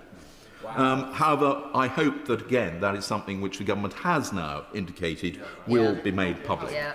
I want to conclude my remarks by saying, of course, I recognise that... Would you give way just before you conclude? Just before I do, yeah. I'm really grateful for the right honourable... Before I do, yeah. I'm really grateful for the right honourable gentleman for giving way. And I'm just thinking about the response that he got from the Permanent Under-Secretary. Do you think that was a Permanent Under-Secretary trying to be helpful to his committee? Or do you think that was obfuscation and telling elected members of Parliament to get their nose out of his business? I say to my old friend, I regarded the whole session as a sort of masterpiece in Sir Humphrey's speak. It was an awful lot of words conveying very little substance. But I just want to come back to this point. I absolutely understand the necessity of not revealing information may be damaging to national security. But I think, as one or two members have already said, actually transparency is really important here. And therefore, I hope that the government will make public as much as is possible. And certainly as a member of the Foreign Affairs Committee, I will be pressing that the committee look at this, all the information that is published and follow up on the rather unsatisfactory session that we already had. Madam Deputy Speaker, I just want to conclude with my overall impression, having looked at this process in some depth. It was clear that the Prime Minister wanted Peter Mandelson to be our ambassador in the United States. The Foreign Office had to conduct the usual procedures, and we heard about the three parts of the process. But I believe that the message was very clearly sent to the Foreign Office: go through your motions, but make sure that it ends up with his approval being granted. And that has been the overriding impression, that to some extent boxes were ticked, but the Foreign Office were told very clearly he is to be the next ambassador. And that was a direct instruction of the Prime Minister. Andrew Lewin. Thank you, Madam Deputy Speaker. I must start by putting on record my horror at the crimes of Jeffrey Epstein, as so many honourable members have done today. This man is a paedophile and a perpetrator of evil acts. The pain of the victims and their families must be unimaginable. And I want to pay tribute to the speech made by my honourable friend, the member for Bolsover, earlier today, which was incredibly brave and powerful, and my words cannot match hers, but if you were not in the chamber, I urge all colleagues to watch that speech. I think it's clear, Madam Deputy Speaker, that the House is united in disdain at the actions of Lord Mandelson. And it was always my intention to speak briefly this afternoon, and it was always my intention to talk about this being an opportunity for the House to come together. Because I think it's unmistakably the case that when we talk to our constituents, so often people will say, why don't you talk to each other like human beings? Why don't you respect to each other? Why don't you respect each other? Why is this place a pantomime so often? But it isn't always the case, and today it absolutely has not been the case. We do respect each other. I've been here for 18 months. I have the humility to say I have much to learn about this place, but there are many people on all sides of this chamber who I admire greatly. And this afternoon, just to call out a few of them, the member for North Dorset's speech, the chair of the Foreign Affairs Committee, the very important intervention of the former Deputy Prime Minister, which we'll come to a little bit later, the interventions from the member for Rutland and Stamford. And Madam Deputy Speaker, it is not just today that we listen to each other and should listen to each other. One example, members who know me will know I'm a passionate pro-European. I define as a social democrat and internationalist. Some will cheer that, others will not. One who probably would not, and is not in this place today, is the member for Chingford and Woodford Green. There isn't a huge amount that we would agree on, but whenever he speaks on international affairs, I do my utmost to come and listen to him because of the experience that he has in this House. And I'm very surprised to see he's not in his place today, but the member for Strangford, the only thing that matches his number of interventions, in Westminster Hall, is his decency as a man and as a parliamentarian. So I wanted to put all of that on the record. The focus today, of course, though, rightly has been on Mandelson. There is unity in contempt for his actions, the scandalous and the brazen way in which government information was leaked, how he undermined the government and his colleagues seemingly at every turn. His actions will offend every British citizen, every public servant and every member of this House. It's why decisive action was needed, and it's why this debate this afternoon was so important. I do wholeheartedly welcome the decision that has been made and proposed by the government that the Intelligence and Security Committee will determine which documents are released. And I want to commend the courage of those who made that argument earlier today, not knowing if they would be successful in making their case, but also the courage of the government to accept those recommendations. I will. I thank the honourable gentleman for giving way on that point, and he has articulated very eloquently how we have come together in this House, both to roundly condemn the role that Mandelson has played in the corrupt web around Jeffrey Epstein, but also that we have come out to say together we must have all the full facts laid bare, and I hope that he will join me in congratulating the government on conceding and putting forward the amendment for independent scrutiny by the IFC so that they will oversee the disclosure of the appropriate documents. Thank you. I wholeheartedly agree with my honourable friend, and that's why I began my remarks by saying this has been an important day for this House, because I sincerely believe that we are collectively in a much better place now than we were when we started the debate. I will. I thank the honourable gentleman for giving way and for the tone of the speech that he is giving. He talks about us having moderate language and being representatives of our constituents, and I agree with him. But in addition to that, we are elected to this place, hopefully, because of our judgment and the trust of our electorate. Now, whatever the outcome of this debate and whatever the outcome of those documents, we already know that the public knew, the media knew, our constituents knew, we all knew, and we discovered at about 12 o'clock today, the Prime Minister knew that Lord Mandelson had a close personal relationship with a convicted paedophile. Does he think the Prime Minister can still command the trust of this House and the public? Very well. I think there are unquestionably things that we did not know. And I listened incredibly carefully to the Prime Minister in PMQs today, and he was clear, and it was a personal statement for him, that he has felt lied to at every single stage of the process. And the precise reason why I think everybody in this House wants to see every single document published that we possibly can is to get to the bottom of that. But I believe the Prime Minister. I'll make some progress. All of us in this House deserve the truth. Everyone in the country deserves the truth. And most importantly of all, so does every victim. Mandelson's time in public life was a very dark chapter. It is the duty of this House to shine a light on it and give the public the answers that they absolutely deserve. Deputy Speaker, this situation stinks. Peter Mandelson maintained a relationship with Jeffrey Epstein after he had been convicted. This wasn't before anyone knew about his grotesque crimes, not when it was being whispered about, but after his conviction, when the world knew exactly who and what Jeffrey Epstein was. Yet before his appointment as ambassador to the United States, senior Labour MPs went on television and social media to praise him, members sitting opposite today. They knew the facts, because by that point, it was already public knowledge that Mandelson had stayed in Epstein's New York home while Epstein was serving time as a convicted paedophile. When asked about this last September, the Prime Minister told this House he had full confidence in Peter Mandelson, despite knowing about his close relationship with Epstein.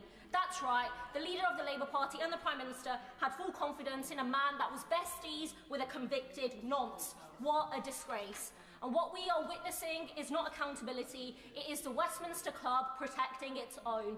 Madam Deputy Speaker, this is not just about this Labour government. Large sections of the media also play their part. Mandelson didn't simply drift back into public life, he was rehabilitated, rebranded, presented as respectable.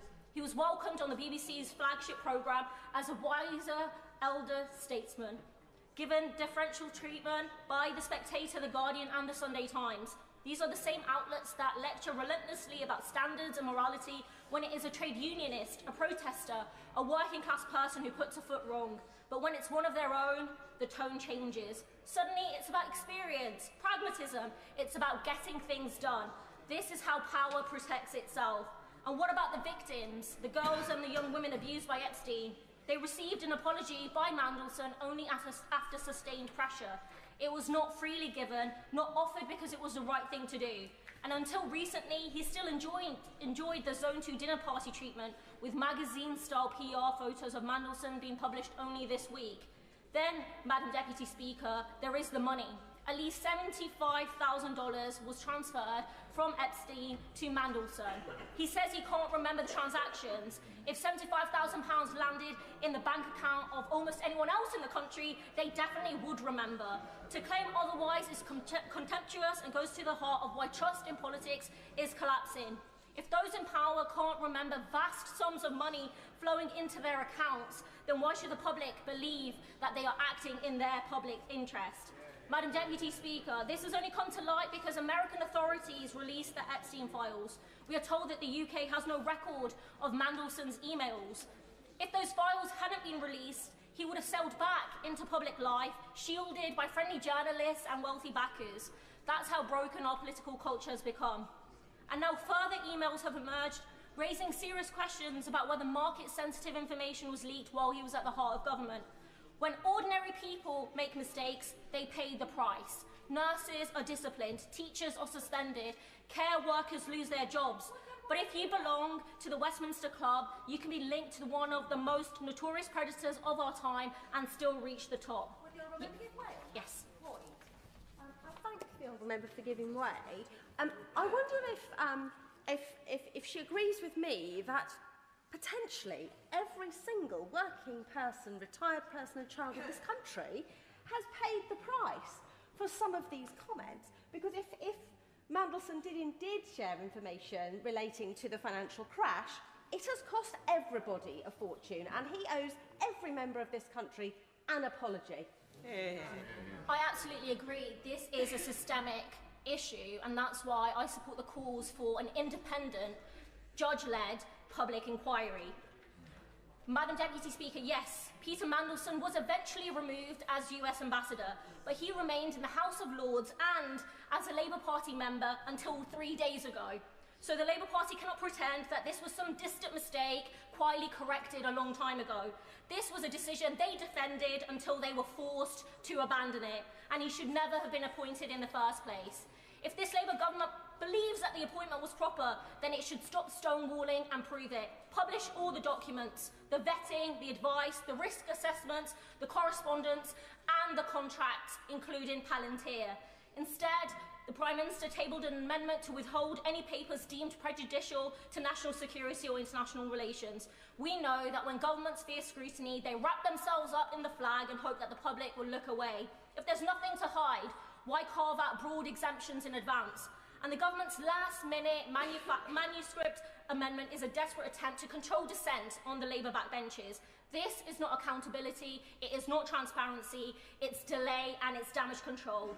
They are kicking the can down the road in the hope that the outrage will fade and the questions will go away. Well, they won't. And that's why I'm supporting calls for an independent, judge-led public inquiry. Madam Deputy Speaker, this is not just about Peter Mandelson. It is about a system that protects the powerful and disregards the public. The victims deserved better. The British public deserve better. So the government must publish all the documents and the corruption and the cover-up and stop insulting the public with empty words when what we need is transparency. Madam Deputy Speaker, the Prime Minister said he had full confidence in Peter Mandelson. While the public has no confidence in him, he should do the honourable thing and resign. Madam Deputy Speaker, there is an old proverb, it may indeed be of Russian extraction, which maybe would be fitting enough, and it says this: tell me who your friend is, and I will tell you who you are. Yeah. And doesn't that sum up Peter Mandelson? Yeah. The friend of the child abuser, the friend of Jeffrey Epstein. He is the living personification of that proverb. He is a man apparently so corrupted in his own morals that he thinks what he did was okay, and perhaps corrupted financially. And that corruption, of course, is the product of his intoxication as a freeloader on the rich and the powerful. Yeah. And he has brought us to a very sorry pass indeed. But the abiding two words that will live from today relate to the Prime Minister, and they are, he knew. Yeah. Yeah. That is what will long outlive this debate. Yeah. He knew when he appointed him that he had this ongoing relationship with Epstein. He told us today, but he didn't know the depth of the relationship. Sorry, it's not about depth. It's not a question of scale. It's a question of, was there a relationship? Yeah. And the very fact there was should have been enough for any Prime Minister. Yeah. And that calls fundamentally into question the judgment of our Prime Minister. None. Our Prime Minister, and he is our Prime Minister, is a man who has to, on the world stage, make fine judgments. Day and daily, he has to make judgments that affect us all. And if on a matter so glaring as this, his judgment is patently and fatally flawed, then it does raise fundamental question of how we can trust the Prime Minister's judgment. Even those who knew Peter Mandelson tangentially would have had enough suspicions to question his appointment. We in Northern Ireland know something of him.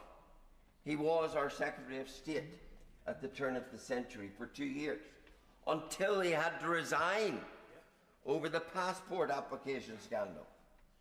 I then next encountered him when I was a member of the European Parliament, when he was the United Kingdom's Commissioner in the EU Commission, appointed then as the Trade Commissioner from 2004 to 2008.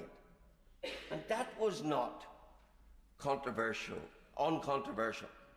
2006, I well remember, in the European Parliament, controversy about the fact that he had been holidaying on a yacht with an Italian tycoon whose business had benefited from his imposition of EU anti-dumping tariffs on Chinese shoes. And the Italian manufacturer of shoes was a beneficiary of those anti-dumping tariffs. And there he was, months later, on his yacht. Wow. 2 years later, he was on another yacht. Must be something about yachts. In Corfu, with a Russian oligarch. Mr. Mandelson, as Trade Commissioner, had just cut the EU import tariffs on aluminium, benefiting the oligarch company, Rusal, who were in the business, in the aluminium business. Yes, I'll do that. Very grateful to the gentleman for giving way. Would you agree with me that there may be some considerable merit in both the Commission and the Parliament, just looking over their paperwork, to see precisely where these things link and whether he breached rules when he was serving as a Commissioner? That's the point I was coming to. Sadly, maybe the European Union being the European Union, there was no great interest in investigating those matters. They were rather swept under the carpet. But I do say this to the government. He was there as the United Kingdom's Commissioner on the Commission. And I think that gives status and opportunity to venture into inquiries about those matters. And then, of course, he came back to be sacked again. Now, all of that is largely in the public domain. Before we come next or near Epstein, and yet equally in the public domain at the point of appointment was the knowledge that he had this ongoing relationship with a man who, upon his release from prison for his child abuse, Mandelson described it as his liberation. And our Prime Minister decided he was a suitable person to be our ambassador in probably the most important capital in the world, in Washington. That was a fatal flaw of judgment by the Prime Minister. And it will, I fear, hallmark much of his premiership. That a man who made a decision such as that, and then came to this House in September, when these things began to leak out, and expressed his confidence in Mandelson. So not just had we the flawed judgment in appointing him, we then had the continuing upholding of him by the expression of confidence, until finally the Prime Minister ran out of road on this issue. But he has left hanging around his neck that fatal flaw and misstep, and it's more than that, in appointing him. It was a fatal mistake, a flaw of judgment, and it does raise a fundamental point as to the ongoing credibility of this Prime Minister. And that is the abiding legacy of this situation. Dr. Luke Evans. Beware of Greeks bearing gifts. It's a slightly obscure quote, and it comes from a Trojan priest. And he was the one who spotted the warning, because many of you know the wider story of the Trojan horse. He said, beware of Greeks bearing gifts. Because actually, the moral of the story in terms of the Trojan horse was the fact that warnings were there and they were ignored. That's fundamental to what we're seeing here today, because Troy didn't fall because there was no warnings. It was because they were dismissed, sent away, ignored. The advice was ignored, and it led to catastrophe. Now let's apply that to our Prime Minister today. He appointed an ambassador known literally for decades as the Dark Knight for operating behind the scenes. That was his reputation. Not only on that basis, he was sacked not once, but twice from his cabinet roles. So every instinct in me says no other member of Parliament, both on this side or the other, would think they are a suitable candidate to be ambassador of this great nation to one of our greatest allies. And we've heard we can't have more information because of national security. Rubbish. But this side of the House, we're not asking to see the blueprints of the horse or the set out of the blueprints of the walls of Troy. No.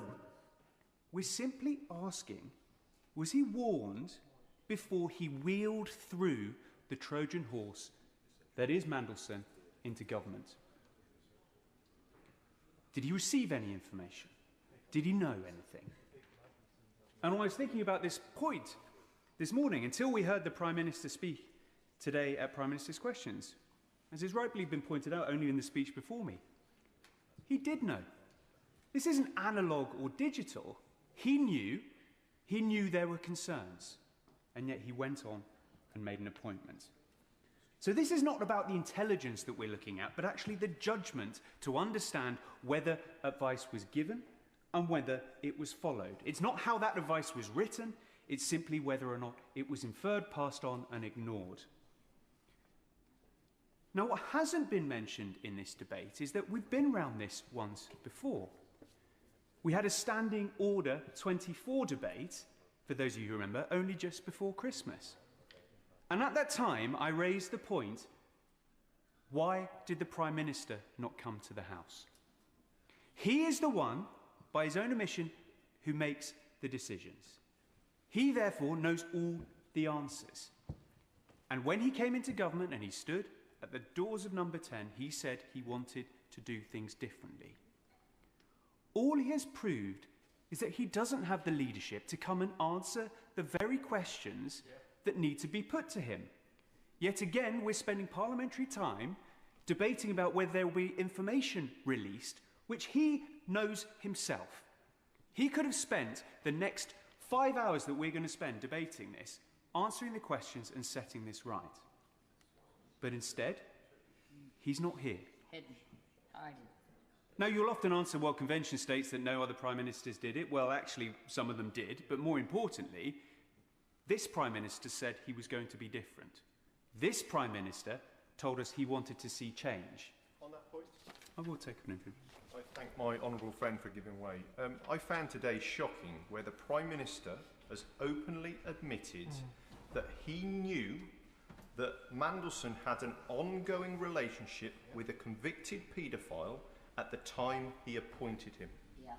And anything else we discuss today, that goes against any value I stand for in my life, any value my constituents would stand for. Yeah. Does my honourable friend believe that it's untenable for the Prime Minister to stay in his position? Yeah. I think he's absolutely right, because as Troy fell because leaders ignored when the horse was at the gates, the advice given then, Prime Ministers fall for the same reason. And so he is either saying his judgment was so catastrophic that he didn't see what all of us have instinctively, or that he chose to ignore the information. And both of them, either outcome, are the problem facing us today. Yeah. Now, it's customary in these kind of debates for me to pose questions towards the ministerial team here. But actually, I'm not going to do that. My question is to the people behind them. Because why are we having a humble address? This is the very opportunity, the very literal reason we have humble addresses. They exist in moments like this for when there's stalling in scrutiny, when we can't get the answers that this House demands, when there's obfuscation and no way forward. We are asking today the monarch to compel the government to give that information out. And that's not important just for the party politics, but important for both sides of this House and the wider country. Now, the House and the motion doesn't ask the other side to condemn. It simply asks to clarify. We need to know who said what, when, why, who knew what, with whom, and what were the discussions. I think that's something that could be supported on all sides of the House. Yeah. Clarity is what a humble address drives for. Backbenchers are not being asked to defend or attack the appointment at all. They're simply being asked to step forward and vote for a motion that means all of us, here in this House and across the country, get to understand why the Prime Minister made his decision. Because if he won't come to the dispatch box and answer the questions to do so, Maybe the very documentation that he's seen and signed off will show the answers. So I ask them on the other side of the House, do support this motion, do stand up for that simple transparency, and let's get some clarity on what has happened and what is going to happen going forward. Sir Christopher Chair. Madam Deputy Speaker, it's a pleasure to follow my honourable friend, who participates a lot more frequently than I do in these Opposition Day debates, and on the basis of the quality of the debate today, I should come along more often. I must say that the background to this, the immediate background to this, is the ghastly behaviour of Epstein and the sexual abuse and the child trafficking and all that goes with it. And I asked the question the other day as to whether that sexual trafficking might involve not just women and girls but also young men. And I think that is unresolved at the moment, but perhaps we'll find out more in due course. But I wish to focus in my remarks on a period going back to 1997, Madam Deputy Speaker, long before you were able to recall much about politics, I know. But that was when Mandelson was first appointed by Tony Blair as the Minister without portfolio in charge of the Millennium Dome. And the reason I recall all this is because there was a time when I was the Shadow Minister for the Millennium Dome. And also, for that matter, the Shadow Minister for the Millennium Bug. I recall well the way in which the Mandelson enjoyed the opportunity to promote a grandiose New Labour scheme of this dome, which was, I think, going to be the 4th largest open enclosed space in the world.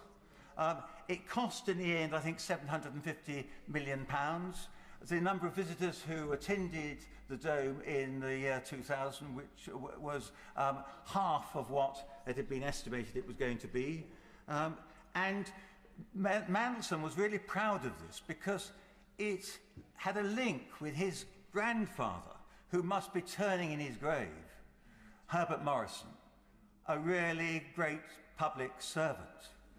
And his grandson has betrayed the public service in an enormous way.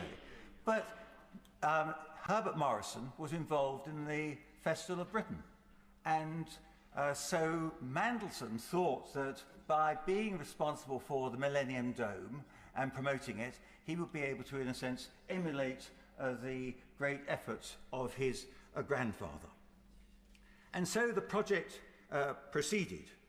And it was costing an enormous amount more than had been forecast by the Treasury or had been expected. So what happened was he was in the business of looking for sponsorship for the Dome.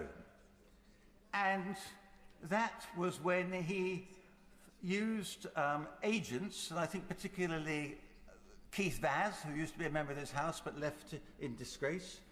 He used Keith Vaz and the Hindujas as a means of being able to get some extra income for his Dome project. And so what happened was that the Hindujas were able to offer £1 million for a faith centre inside the Dome. But of course, this didn't happen just by chance.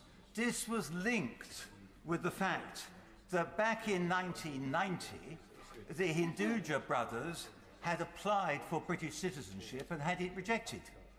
And in 1998, with the new Labour government, they saw an opportunity to rectify that and to get their citizenship back. So what did they do? They engaged Keith Vaz. Through him, there were relationships with Mandelson, and the £1 million towards the Dome was forthcoming. And in return, there was an acceleration of the passport application by Srihat Hinduja. He applied, I think, in the middle of '98, and his application was granted in January of 1999. Yeah. And that happened, and his brother's passport arrived not long after that. And there was an enormous amount of suspicion around all this. And I can remember, as the shadow minister for the Dome, trying to get us... I got a good story, actually, on the front page of the Sunday Times, linking Hinduja with Mandelson and the money for the Dome. And as soon as I got that, and I went off to thinking I'd be able to do the usual rounds, the whole story was closed down by Alistair Campbell and Mandelson, saying this was a whole load of rot. There was no truth in it whatsoever. We know that at the time there was a denial by Mandelson that he had any dealings with the Home Office on behalf of the Hindujas. Subsequently, there seemed to become evidence that there had been dealings, and what happened, and I think this is a message that we should bear in mind, and that is what happened was that an inquiry was set up into whether or not there had been dealings between the Secretary of State and with the Hindujas. And Sir Anthony, what was his name? Sir Anthony Hammond, a distinguished retired civil servant. I think he'd been in charge of the Home Office and as Treasury Solicitor. He was asked to produce a report, which he did in 2001. That report totally exculpated any involvement of either Mr. Vaz or of Mandelson in any wrongdoing. And then subsequent to that, a few weeks after that report had been published, which was a complete exoneration, then more papers were discovered, amazingly. And so what happened was that the inquiry by Sir Anthony Hammond was reopened, in itself quite an unusual event. And the inquiry was reopened, and what happened, the consequence was, he discovered, having looked at these extra papers that had been hidden away, he discovered that there had in fact been dealings between Mandelson and actually with Michael O'Brien, who was a very distinguished and honourable Labour member who served at that time in the Home Office. And so Mandelson had consistently lied, he covered up, he behaved in a way which is totally unacceptable. And that was all that time ago in 2002. That was when the revised report of Sir Anthony Hammond was produced. Yeah, of course. I'm grateful to the member for allowing an intervention. He's giving a historical perspective, which we all appreciate, I'm sure. It seems that Mr. Mandelson is a serial liar. And this morning, would he agree that the Prime Minister had said that Mr. Mandelson lied to him and lied to him and lied to him? Who in this House has never been lied to? I don't know how. I'm grateful to the Honourable Member for intervention. I don't know in his professional life. I don't know how much credibility he's given to people who he knows to be serial liars, and that is the issue. If one's on an interview panel, in a sense, that's what the Prime Minister was doing. He was interviewing his close friend for a job, and the essence of that was he must have known he was talking to somebody who was a serial liar. Of course I give way. And the other important point is there is one thing we know he didn't lie about, because the Prime Minister knew it and said he knew it today, was that he had continued his contact with Jeffrey Epstein after he'd been convicted as a paedophile. There was no lies in that, and the Prime Minister admitted he knew it, so defend that. Shocking. Well, my honourable friend makes a sort of typical point that's made in court when you've got the defendant is found out to be lying, and so you address the jury and say he's lied about that, members of the jury. How can you trust him to be telling the truth about the charge which he's facing in the court? In public office, serial liars should not be tolerated. Yeah. I give way. I thank my right honourable friend for giving way. Perhaps I could rephrase the question he's had from the benches opposite. Go on. How was the Prime Minister to know that the famous serial liar, Peter Mandelson, was going to lie to him?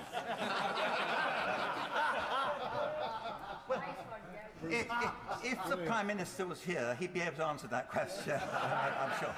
I suspect he's told him.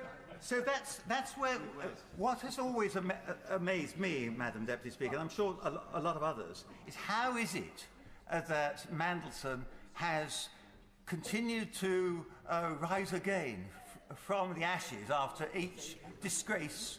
And I will, yes, okay. I'm grateful to him giving way. And could he potentially tell us what we can learn about some of the documentation and the way the investigation ran back then? Because as he pointed out in his speech, there were papers and he was exonerated, yet there were papers found and then suddenly he was guilty.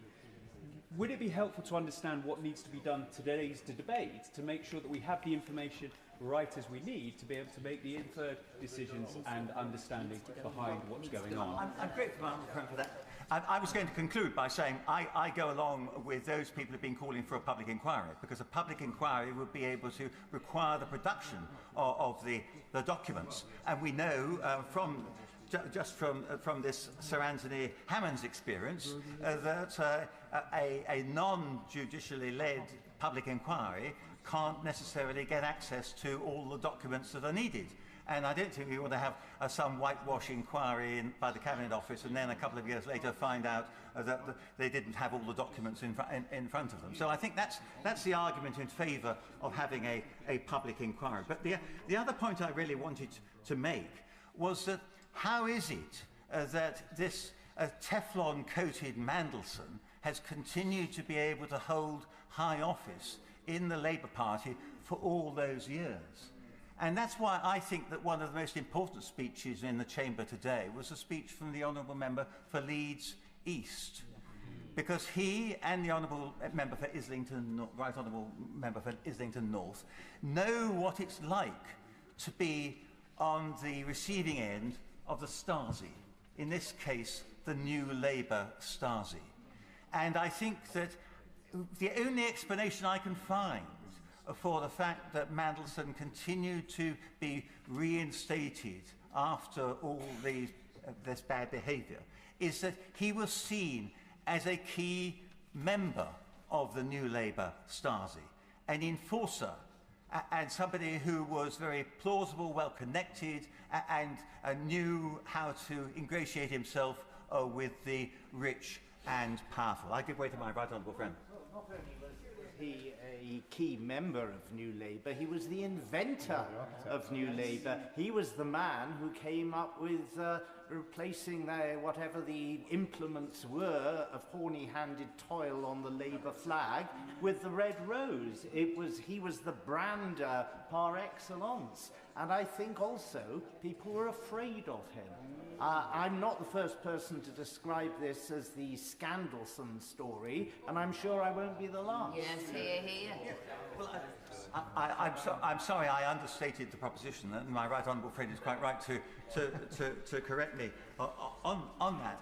And I think that if we had a public inquiry, we'd be able to extend the terms of reference of that public inquiry into Mandelson's influence over the internal politics of the Labour Party over those last 30 years. Wouldn't that be interesting? I give way to my honourable. My honourable friend is making a great speech about the influence of Mandelson within the Labour Party. It's currently being reported that he has been involved in the selection of many of the new candidates, up to 25%. Do you think that those documents should be made available of anybody that he's helped recruit into the Labour Party? They're not here to defend him. I am having difficulty hearing the debate. Sir Christopher Sharp. Madam Deputy Speaker, I think what you were hearing was the incredulity being expressed by my honourable friends at this revelation that this man who was so discredited already has had such an influence in the choice of candidates, many of whom have been successfully elected at the last general election. I don't know how they're going to be voting in this debate this evening, but it's extraordinary that Mandelson has had this enduring influence and over politics in this country for such a long time, and it's taken essentially the production of documents in the United States to enable us to be able to get somewhere near the truth. I'm grateful to my honourable friend for giving way. The government tried to stop full disclosure of documents today, and members opposite, I think primarily, identified that, said they wouldn't put up with it, and it's thanks to them there's a manuscript amendment. But there may still be a misunderstanding, because the member for Welwyn Hatfield said that the ISC would be vetting the documents before they were released. That's not my understanding. The truth is they may get to see them, however inappropriate it is that they're not published to the whole House. And does my honourable friend agree with me? Ministers need to set out today that that can be not only referred to the ISC, but the ISC, if it agrees that that document should be made public and it doesn't see it as injurious to our security, then they should be released. Absolutely. And we've got to erode this cancer which is affecting our public life and the esteem in which public servants are held. And when the public see what has happened over this period of time in the Mandelson case, they must be horrified. Of course I could wait, yes. Giving way. I'm a member of the 2024 entry, and I'm very grateful I've never had to meet the cretin that is Peter Mandelson. But can I just be clear? Party politics aside, or not, actually. I didn't join the Labour Party because I hold anyone in high esteem who has led the party, influenced the party. I joined the Labour Party for two very important reasons. One, the welfare state is one of the most important things this country's ever done, and the National Health Service. Now, I think it's dangerous when we hold someone in such high esteem and we give so much power to so few people that things like this are allowed to happen. But let me be also very clear. My faith in the Labour Party to continue to deliver for people of this country continues. My faith in people like Peter Mandelson, I am very, very grateful that he is no longer a member of this party. I'm grateful to the Honourable Lady for her intervention, and I'm certainly not going to make any accusations about her owing any patronage to Peter Mandelson. And it seems from what she says that she's going to join those of us in this House who are independently minded and express our views in a straightforward manner. But let us be clear, it's obvious that a lot of people on her side who were elected at the same 2024 general election, they were chosen by panels which included Mandelson. And this is not just an exclusive problem for the Labour Party, but we must recognise in our democracy that the people who choose the candidates have enormous power. And if those people who are choosing the candidates are corrupt, as in the case of Mandelson has now been established, then that puts grave doubt upon the credibility of our democratic institutions. Of course I will.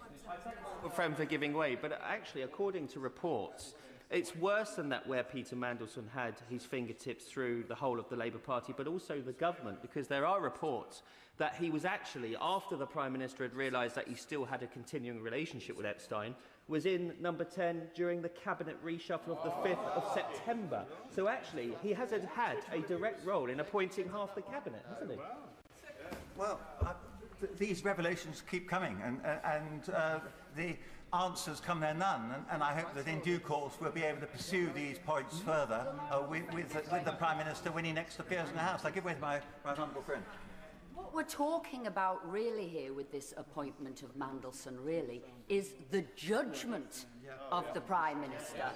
And when we look at the judgment of him appointing Mandelson, that he's now a key part in the Starmer government, in appointments, what goes on, the key people, it begs into question every judgment of this Prime Minister, from Chagos to China to the Northern Ireland Troubles Act.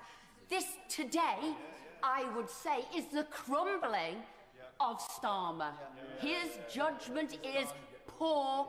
His judgment is ruining this country and the Labour Party. My right honourable friend is absolutely right.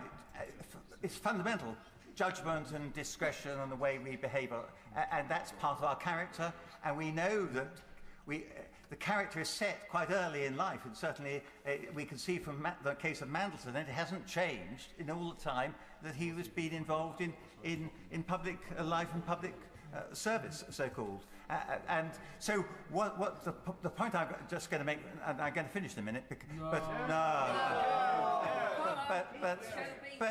what has, it's only because of what has been revealed in the United States that we are now in a position to know that he's no longer Lord Mandelson, no longer the Right Honourable Lord Mandelson. Yes, I'll give way here.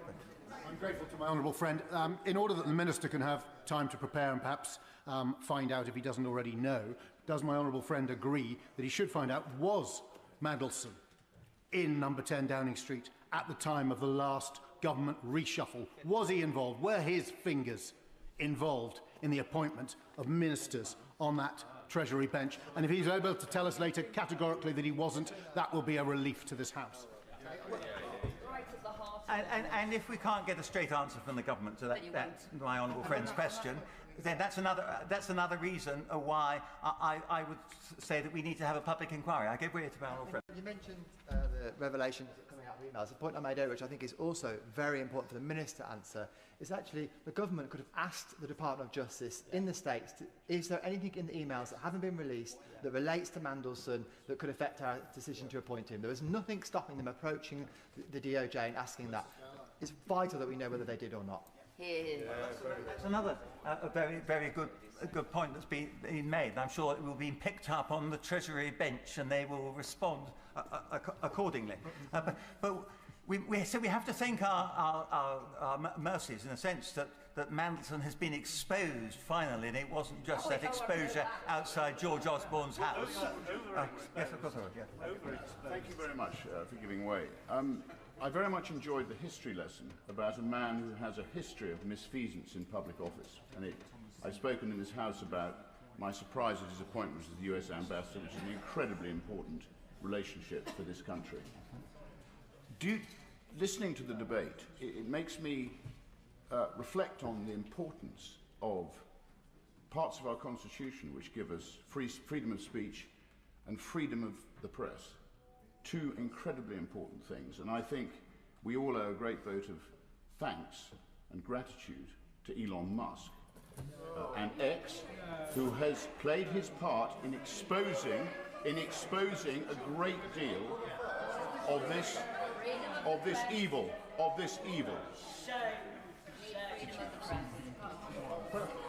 My honourable friend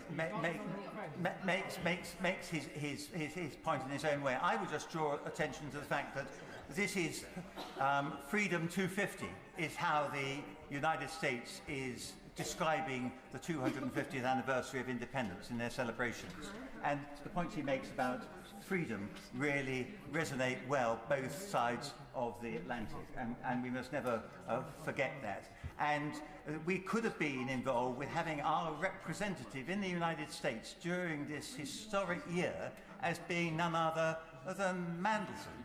So we must thank everybody who's been involved in trying to bring the revelations to light which have shamed the Prime Minister, because I think the Prime Minister in the end was shamed into sacking him rather than exercising his own judgment. I give way once more. Does my honourable and very experienced friend believe that one of the lessons of inherent necessity for political survival is the ability to learn from mistakes? And therefore, given that a new ambassador will be taking Mandelson's place, I don't think a permanent appointment has yet been made. Does he think the Prime Minister will have enough good sense and wit to appoint a diplomatic professional to the role, or will it be another ill-starred flunky that he favours for political and personal reasons? Probably. I'm grateful for my right honourable friend's intervention, but actually I think the appointment has been made. I met the gentleman concerned, who is an esteemed member of the diplomatic corps, and he was he was present at Mr. Speaker's dinner in honour of the Speaker of the House of Representatives 2 or 3 weeks ago. So I think we are in safer, more secure hands there. But I think that's a good note on which to, I think, I'll go once more. In relation to, during the debate we've heard that there is a new manuscript amendment coming forward, at which it says, shall instead be referred to the Intelligence and Security Committee of Parliament. Does he share my concern, however? All that information that we've been requested for in this amendment is going to go there. We as yet have not heard from the government what would actually happen with that, where the reports would come, what would be done, and what the judgment is about whether or not an embarrassment for a Labour government is different to a security side of things, indifferent to an international relation. Does he share my concern without the government setting out what that framework may look like? It's quite hard to vote this through without losing the risk of having transparency. Well, I'm not going to suggest we don't vote in support of our own motion, frankly. And I'm sure that we know from the course of this debate that a lot more questions are being raised, and in due course, I think with the forensic leadership shown by the Leader of the Opposition, we will be able to get to the bottom of these issues and get the answers which we deserve.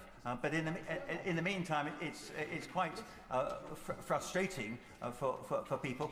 And I'm just going to finish on a final note, and that is, I didn't go to Oxford, Madam Deputy Speaker, but I think we should show solidarity with the people of Oxford University who had the wisdom not to elect Mandelson as the Chancellor of that university.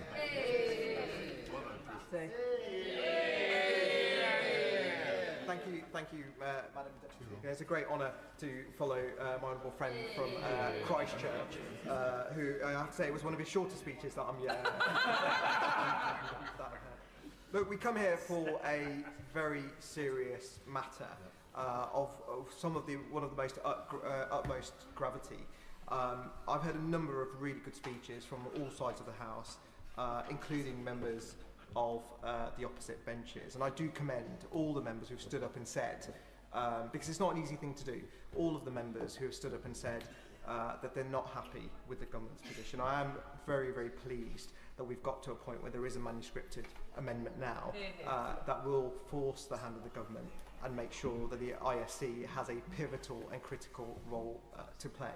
But I do want to pick up on a number of members who made some points that I do agree with and some that I don't. And while I agreed with a lot of the points that were said today, I did notice that a couple of members did say the government got here because they demonstrated leadership.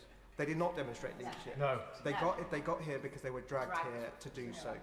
They got here because there was a dump of documents by the DOJ, and the Leader of the Opposition tabled a motion which forced their hand, which meant that members opposite had to finally confront the fact that the Lord Mandelson, Peter Mandelson, had a relationship with Epstein for much longer than many of us knew, but certainly the Prime Minister knew, as we found out earlier today. But this idea that the government has demonstrated leadership is for the birds. And it's important, by the way. It's important because I've heard members across the House talk about the victims of Epstein. But I say to members opposite, they are just words if you do not follow them up with action. And while the ISC amendment is important today, that is not the end of the journey. Because for months now, we have been pushing on this side of the House to get clarity and find out the truth as to what has been going on with the appointment of Lord Mandelson. This goes right to the heart of our politics. And what did we find out today when the Leader of the Opposition challenged the Prime Minister? He'd run out of road, and he finally had to come clean that he knew about his relationship. And this idea that you need to know the depth of the relationship. I asked members opposite, what is the depth of a relationship with a paedophile that you need to have before it becomes eligible for declaration?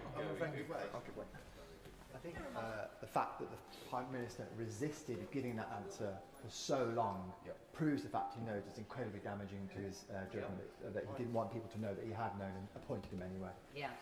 Well, I think it's. I agree with my honourable friend, and we were sat together in the debate reflecting on some of the speeches. And when we talk about, I think it was the Health Secretary who talked about the toxic culture at number 10. Well, this debate, that amendment was a demonstration of that toxic culture, because it wasn't for the victims of Jeffrey Epstein that amendment was put forward. It was to protect the Prime Minister. Now, of course, I get. Absolutely. And does my honourable friend agree with me that actually to try and focus on the angle of what he did as a minister in releasing secrets and trying to make money from them, etc., is still deflecting from the fact that a man who was associating with a convicted and now released paedophile was felt to be worth the risk to have been sent to America as the ambassador? We should all share anger in that, because it speaks to a rot that has now, as we find out, has infected our politics and government in this country, Labour governments in this country, for decades. And look, I get it. People make mistakes, but this is what the people. I get it. People make mistakes on all sides of the house, but this is of such gravity that it speaks to a corruption that we absolutely need to get to the answer. But the point my honourable friend just made, my right honourable friend just made, the point he just made is really, really important, because that is one issue about corruption. But you cannot get away from the fact that Mandelson had a role at every echelon of the Labour Party's journey, whether it was New Labour before we came into power in 2010, or the new Labour that is now in charge. Whether it was helping in the selection of candidates, or it was whether it is the honourable members shake their head, and I'm more than happy. I'll take the intervention on behalf of everybody. I thank the honourable member for taking the intervention, and I intervene to make a point, because I wouldn't want any member of this House to inadvertently besmirch any other member through misleading information. I served on the National Executive Committee of the Labour Party for 10 years before I entered this place. Peter Mandelson had no role whatsoever in the selection of Labour Party candidates during that time. So I would just make that point so that individuals are aware exactly of what they're talking about. Madam Deputy Speaker, I'm pleased to say I didn't mention any single member of the House, so I'm happy that she's put that on record. But I do not trust Mandelson, and I do not trust. I'm answering the intervention. I do not trust Mandelson for what he has done, and how far his reach was in this government or in this party. I do not trust him because we know he had a very close relationship. She can shake her head all she wants. We know she had a close relationship with Morgan McSweeney, the Prime Minister's Chief of Staff. The party opposite hasn't even started to address the point of the Chief of Staff. And I do not believe for a second, and I hope she's right, by the way, but just in case she's not, and the documents do come to the fore, I'm sure we'll come back to this House to scrutinise which members he had a hand in appointing. Thank you. Just on that point, it's currently in the mainstream media at the moment that Mandelson had a handle on recruiting candidates for the Labour Party. The mainstream media are reporting this. They will have evidence to support this and back this up. There will be candidates that have been selected where he's had his hand on, and he's also been in cabinet reshuffles. That's what is rumoured to believe. So he has had a far bigger reach than probably most of you realise, and any defence of that now is indefensible. I couldn't have said that better myself, although I may not have used the word you, but that's This is important. This is important because of the reach that Mandelson had and how he was enabled. And at every step of the way, there was no regard for Jeffrey Epstein's victims. And that is a really, really important point, because there's been a lot of obfuscation today. We've had to drag the government into this position where this amendment has now been put forward, where they now will release documents to the IC. And I noticed the earlier intervention about the role of the IC that my honourable friend made. I think it was a really important point. Because if members opposite, I say this again, this is not the end of the journey. They have a role to play now. They have a role. I will admit they have a role to play now in terms of doing right by those victims. Because what we do know is that Mandelson was an enabler, and anyone who's enabled Mandelson needs to take a long, hard look at themselves. Giving way, but isn't the wider point here? If the Prime Minister was duped, wouldn't you be releasing the papers back in September when we had the SO24 debate, or putting them out now, rather than bringing it to a debate here where he's forced his hand to to have these papers. The only reason we're having some papers released is because his hand has been forced by the Leader of the Opposition. Doesn't he think that's bizarre? Correct. Well, it's not bizarre because we've been here many times before. They've been dragged time after time, scandal after scandal. I say to backbenchers opposite, this is a Prime Minister who is now flailing. He's admitted, after months and months of pushing, that he knew about the relationship that Mandelson had with Epstein, and yet he thought it was a risk worth taking anyway. And I made this point earlier, that risk worth taking, it wasn't just about denigrating the experience of those victims. It's also, the risk worth taking was marching all those members up a hill and using their careers. And it's okay, look, we're members of Parliament, we care about our careers, you know, wherever they may end up. But the truth of the matter is he did not care about that. And that journey is not over yet, because he is going to use them over and over again. He will throw people under the bus. Before he throws his chief of staff under the bus, that will happen too. I can almost guarantee it. Oh, well.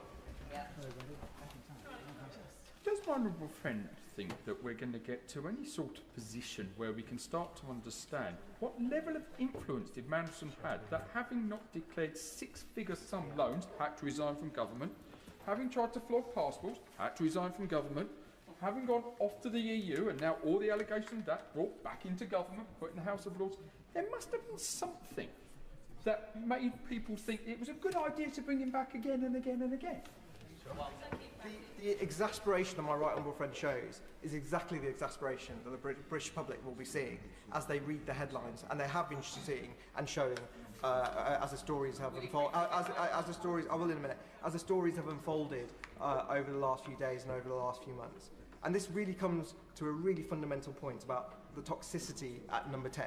And this is really important because this is where the members, you know, they have the authority and the power to do something about this. The toxicity at number 10. Because the rot starts at the top. And this is fundamental.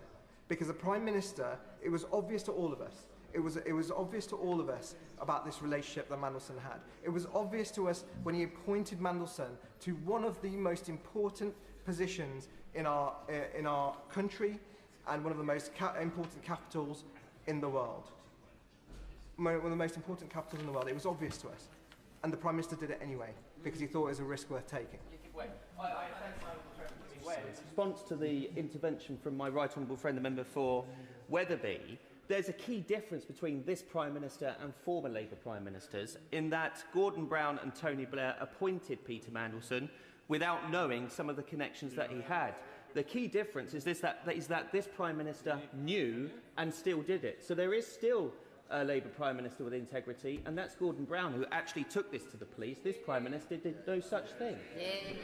I thank my honourable friend who always makes excellent points, and I was going to talk about Gordon Brown later, but I will do it now. Because he raised the question back in September. He wanted to know what has gone on, and he asked the question, and he was battered away. Has any government minister, when the minister stands up at the dispatch box, has he asked the Cabinet Secretary why the former Prime Minister was battered away? Did that former Prime Minister not have any respect in number 10 for him to get a legitimate answer as to what happened and what went down there? I think the public deserves to know. I think this House deserves to know. I think there's another point I just wanted to make around integrity, and it was made by a number of members earlier, including my right honourable friend for Skipton and Ripon. The Prime Minister, by that admission, has called into question the integrity of every member of this House, because we all know that trust in politicians is at an all-time low. We all know that. We see it on our doorstep. We see it in our inboxes. I was at a birthday party for my 4.5-year-old son on the weekend. I was chatting to some parents. And of course, with the Mandelson headlines, this came up. And I had to say, look, it's not normal for a billionaire to fly people out, fly members. You know, we have a pretty strict expenses regime. You know, despite what after the expenses scandal, we have to, you know, we can't move left or right. And yet the British public do not trust us because they think we take them for granted. And I had to explain to them that it's not normal to be invited onto islands and have all these luxuries thrown at you. This was not a normal kind of behaviour. And yet the Prime Minister knew about this relationship and he let it happen. And this is really important. Absolutely. Thank my honourable friend for giving way. What I find more extraordinary is, as he says, the Prime Minister knew, but he also stood at that dispatch box in September and said that he had full confidence in Peter Mandelson, Lord Mandelson, knowing what he knew? Does he not find that extraordinary? I find it disgusting. Yeah. I find it disgusting. And I say to Labour members opposite, they are now at a crossroads. And it's really, really important, this. Because if they really care about those victims, and what Epstein did was absolutely disgusting in its own right. He trafficked, he was a child sex offender. In many ways, he was a coward in how he left this world. Because I wish he'd face the full force of the law. But we have to be honest about the people. I think the honourable member for Bolsover talked about enablers and the powerful men and the role that they played. And Labour members now are at a crossroads. Because if they really care about the victims of Epstein, they really need to ask how this was allowed to happen. And it's not, by the way, it's not just about Mandelson, and it's not just about Epstein. My good friend for Rutland and Melton, Rutland and Stamford, sorry. Near Melton. Near Melton. Made the point earlier about Bill Gates. To be honest, I was watching the video of Melinda Gates just yesterday. And I was talking to my wife about how horrible it must have been to see those emails and see what he was up to. She mentioned Richard Branson. The reality is, there is clearly a culture of men who thought they were above the law. And while the DOJ is grappling with it over there, and I commend the debate here. We've talked about some very important things here today. We also have to be honest about the fact that it came onto our shores. And it's possible that there are still victims that we don't know about. It is possible that there are still criminal investigations that need to happen. And the assurance I need from the front bench today is that if that comes open, or comes to the fore, that the government will act quickly to make sure criminal investigations are started. The public require that to help us on that journey to rebuilding trust, and we shouldn't underestimate that. I thank my honourable friend for giving way, and he's making a powerful, wide-ranging speech, and I'm sure more details will come out. But doesn't it already come down to this, that the Prime Minister appointed a man, Peter Mandelson, as US Ambassador, who he knew at the time he appointed him had a long-standing friendship with a prolific international convicted paedophile, to the extent that Peter Mandelson had stayed in that paedophile's house while he was serving prison time. And that in itself is sickening and shocking. And not only should nobody be defending Peter Mandelson, which they're not, nobody should be defending the Prime Minister for his sickening conduct. The Prime Minister has really brought his judgment into question. Now, for us, of course, we've been saying it for a couple of years. Opposition do that. But on this issue, the way he's marched everyone up a hill, ministers have gone to defend this issue time and time again. His position really is now untenable. And I guarantee members opposite, they can go home to their constituencies and go talk to constituents right now. They will have to answer questions as to why the Prime Minister allowed this to happen. Grateful to my honourable friend giving way, and he may have heard the powerful speech by the member for Leeds East earlier in the day about factionalism in the party. The Prime Minister not only appointed Peter Mandelson, knowing, as he declared today, what he knew, to the post of ambassador, he previously brought him in as a strategic advisor, advocate, planner in the 2024 Labour election campaign. So all members opposite are tainted by that association with Mandelson, brought about by the leader of their party, now Prime Minister, who knew about it at the time. And this perhaps hasn't been picked up on as fully as it should have been in today's debate. Madam Deputy Speaker, I'm going to leave members to reflect on that, because I think many have spoken up today. But I say once again, they are just words if there is no action. And the judgment of the Prime Minister is deeply, deeply flawed. He allowed this, he alone is responsible for the culture at number 10. I ran a business. If there was something going wrong, buck stopped with me. He alone is responsible for the culture at number 10. It's not Morgan McSweeney. He enabled Morgan McSweeney. It should definitely needs to be held accountable for his relationship, and we need to see those emails. We need to see what the conversations were. That's why this is important. But the buck stops with the Prime Minister. I'm going to raise a very sensitive issue here, because my honourable friend raised a point about vulnerable women being abused, about powerful men taking advantage, about a friend who was appointed, known to be a friend of a convicted paedophile. And we also have a Labour government who ran away from investigating grooming gangs. Again, vulnerable women taken advantage by powerful men, and a Labour government that said it stands up for women, stands up for women's rights and vulnerable women. It has shown now it does not at any level, at the highest level, and at those who are white working class girls. Labour, I'm afraid, has got a lot of answers about protecting women.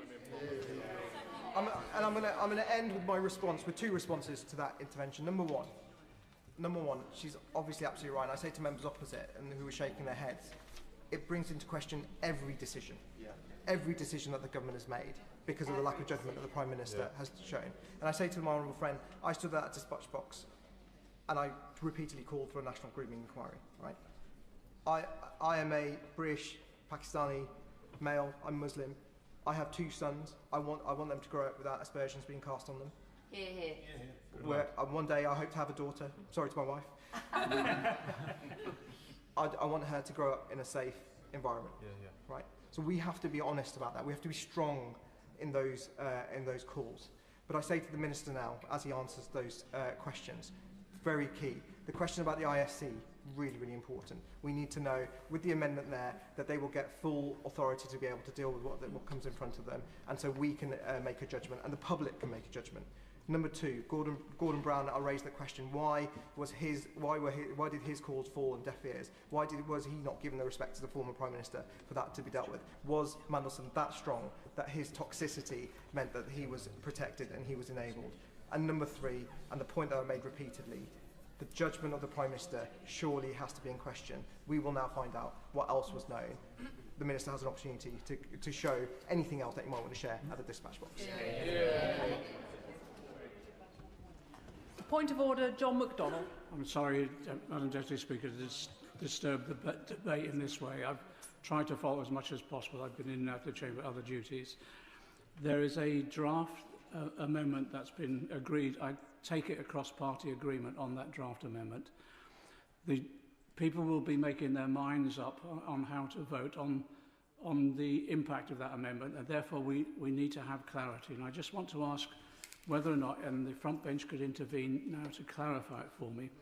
The amendment basically says that if I get it absolutely clear, that the material, we're all going to vote for the material to be released. There's consensus on that.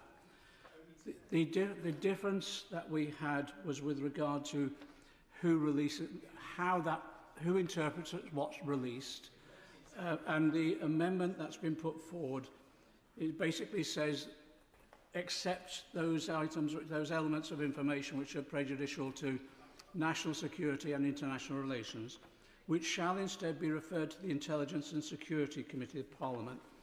I agree with that, but I want just the clarity, is will the Intelligence and Security Committee make the decision about publication, or please listen, or will it simply advise the government and then it rests with the government on the final decision? It will be helpful to have that clarified before we vote. Point of order, Sir Jeremy Wright. Thank you, Madam Deputy Speaker. If it's of assistance, and I recognise that the honourable gentleman is asking to assist the House, the answer to his question is that when the material is referred to the Intelligence and Security Committee, the committee is independent, it will act independently, it will consider the material referred to it, and then decide how to respond, what to refer to publicly and what not to refer to publicly. But I can assure him the committee will act independently in this matter, as it does in all matters. Madam Deputy Speaker, if I could follow that. Well, just one moment. So we have several other points of order. I'm keen that we do not conduct the debate via points of order. So if the right honourable gentleman will allow, I'm going to take two further points of order. I will then respond to his point of order, and hopefully we then might have an answer. Jeremy Corbyn. Thank you, Madam Deputy Speaker, the point of order I want to raise is, following the answer we just heard, if the Intelligence Security Committee comes across evidence of commercial misdemeanours as well as intelligence misdemeanours and international relations misdemeanours, what powers do they have to do anything about it? Where will they refer those concerns to, and where will those inquiries lead to? Because the issues of lobbying, potential corruption in the handing out of government contracts is a massive one, which I wouldn't want swept under the carpet on the basis that this committee is dealing with international relations and national security. Point of order, Cameron Thomas. Deputy Speaker, this debate has heard an intervention this evening by the member for Great Yarmouth, rather tactlessly, I believe, who celebrated Elon Musk in this debate. Now, notwithstanding the fact that, like Mandelson, Musk has a relationship with Jeffrey Epstein and, in fact, was found to have been practically begging for a visit to his island, the member for Great Yarmouth declined to include the fact that... Order. That is not a point of order and is a point of debate. And I do not think that in points of order, specifically around the Intelligence and Security Committee, that's an appropriate moment to raise that. Comments by other members are not for the Chair to rule on during the course of a debate. A point of order, Cameron Thomas. I'm very grateful, Madam Deputy Speaker. The member for Great Yarmouth declined to include in his intervention his interest. He is, in fact, paid and bought and paid for by Elon Musk, Madam Deputy Speaker. Can I thank the honourable gentleman for that point of order? I think he has very clearly brought into question the probity of the member for Great Yarmouth. He might want to withdraw that. It is, of course, a matter for the member for Great Yarmouth, should he have declared a point of order. He could now do that by putting any interest on the record. Point of order, John McDonnell. I'm really grateful for the intervention that took place. I just want the assurance that government will have no veto exercised over the information that will be provided via the committee. Can I thank the right honourable gentleman for that point of order? As he will know, the powers of the ISC is not a matter for the Chair. However, the Minister on the front bench will have heard his comments and will have every opportunity in winding up to respond to that specific point and provide the entire House with the clarity that I believe it is looking for on that point. Point of order, Simon Hoare. Further to that point, to the point of order made by the honourable gentleman, which he didn't quite get to finish, the honourable member for Great Yarmouth has in his published register of interests significant monthly payments by X Corp, headquartered in California. That surely should have been a declared interest when making the intervention. Can I thank the honourable member for that point of order? He will know that declarations of interest are not a matter for the Chair. However, he might be advised to refer that to the Standards Commissioner for their investigation. Point of order, Rupert Lowe. Thank you, Madam Deputy Speaker. I have declared these payments in my declarations, and I apologise if I should have declared them to the House. They're public, they're not hidden, and they have no relevance to what I discussed earlier. The honourable gentleman will have heard my earlier comment that it is not a matter for the Chair, it's a matter for the Standards Commissioner if he failed to declare the interest during the course of the debate. If there are no more points of point of order, Paul Holmes. Forgive me, Madam Deputy Speaker, for detaining the House, but can I ask for your clarification on whether a member saying that somebody in this House has been bought and paid for is in order? I did ask the member to withdraw it. He now has the opportunity to do so. Madam Deputy Speaker, I do withdraw the remark that he was bought and paid for. I do regret the tone that I have used. Can I thank the honourable member for putting that on the record? Now, if there are no more points of order, Wendy Morton. Thank you, Madam Deputy Speaker.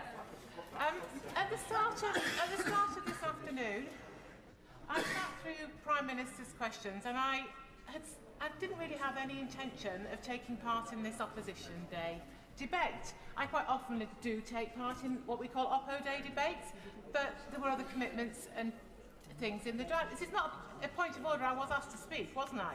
You were. Yes. The officials are looking rather... yes, the officials are looking rather perplexed at me here. Yes. So at the start of today, I had no intention to speak in this debate, but I sat through Prime Minister's questions and I listened to the Leader of the Opposition asking the Prime Minister direct questions, and with each question that went by, it was quite simple to me that there were more questions that were simply being answered, and there was an attempt by the government to simply sweep this issue to the side and to deflect to other matters around the periphery. So, I want to first of all come to the humble address. Now, I've not been in this place as long as some of my vintage colleagues here, and I say that in a very kind way. But I have a few scars to bear from my time as Chief Whip. I never lost a vote, mind. But the reason that I raise that is that I, like others in this place, know the significance of a humble address. A humble address is not used on a normal Opposition Day debate. It's used not as a regular occurrence, and it's not used lightly. It is used to indicate this is a very serious matter that we have brought to this House today. Initially, there were to be 2 debates, but because of the demand from this side of the House to have this issue debated and discussed, through usual channels, it was agreed the debate would take all afternoon. And it's been on this side of the benches that the most amount of scrutiny has been happening. But I pay tribute to those on the opposition benches who have come in and had the government benches, yes, thank you, I would say the decency to explain to their front bench how they feel about this important matter. Now, it was also highlighted earlier that about the issue of national security. Now, in opposition, the Prime Minister, when he was Shadow Brexit Secretary back in 2018, I remember those days well, he proposed 3 humble addresses, none of them excluded national security. So this suggestion that we got this wrong was just not the case at all. Now, I'm pleased that the government has actually listened, yet again, to its backbenchers, and it's brought forward a manuscript, it is a monumental manuscript amendment. But if it wasn't for the pushing from these benches and those, I don't think we would even be there now. I thank my right honourable friend for giving way. Isn't it shocking not only that the Prime Minister appointed Peter Mandelson knowing his relationship with Jeffrey Epstein, but even today the Prime Minister has sought to deflect, cover up and bring in an amendment so as not to answer questions he must now answer. My honourable friend is just so right, and I'm going to come to that a little bit later, because this is the core of this debate, isn't it? It's the fact that we want answers. There are huge questions about the judgment of the Prime Minister about his appointment of Mandelson. Both sides have talked a lot about the victims, and that is so right. But it's important that if we're standing up for the victims, and we're standing up for the people that put us here, because we should never forget that, we need to ask the questions and we deserve the answers. And we, on this side of the House, will continue to keep asking those questions, because that is what the public and the victims deserve. They deserve transparency. They deserve accountability. Now, earlier I spoke as part of an intervention about the vetting process, and I'm not an expert on this at all, but it does seem strange to me that Peter Mandelson didn't appear to be, I would say, arguably fully vetted. He just went through strange sort of vetting or piece of paper checking process. I thank my right honourable friend for giving way. Does she agree with me that the public are sick and tired of people who appear to fail upwards in public life simply for the reason that they appear to move in the right circles? Yeah, correct. Absolutely. And I will share with this House today, I never set out to be a politician. I never in a million years expected to stand or sit on these green benches. But I did it to stand up for my local community because I felt that they needed a voice. I might not get everything right, none of us do. But one thing that I will do is strive to be a voice for those people that put me in this place. And let none of us ever forget that. So just back to vetting, what I would really like the Minister to explain to us is, did Peter Mandelson go through the exact same vetting process that a normal diplomat would if they were going to take up that post in Washington? The role of the UK ambassador to US is one of the most important roles within our Foreign Office. Yes. Is not the answer to my honourable friend's question about vetting, can she foresee a circumstance where a professional diplomat would be given clearance if they had sold passports and taken undeclared loans? Yeah, absolutely. My right honourable friend makes a really important point there, because this is about probity, and this is about evidence and making sure, for the reputation of this country, that we are appointing the right people. And yes, I declare I once was a member of that service, but I know that the people that serve our country as diplomats are of the highest integrity, and they have my trust. But when it comes to making political appointments, as today has shown, there are still questions that need to be asked.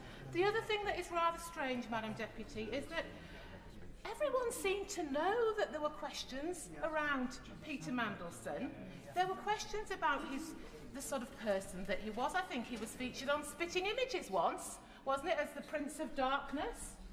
And yet, where was the Prime Minister?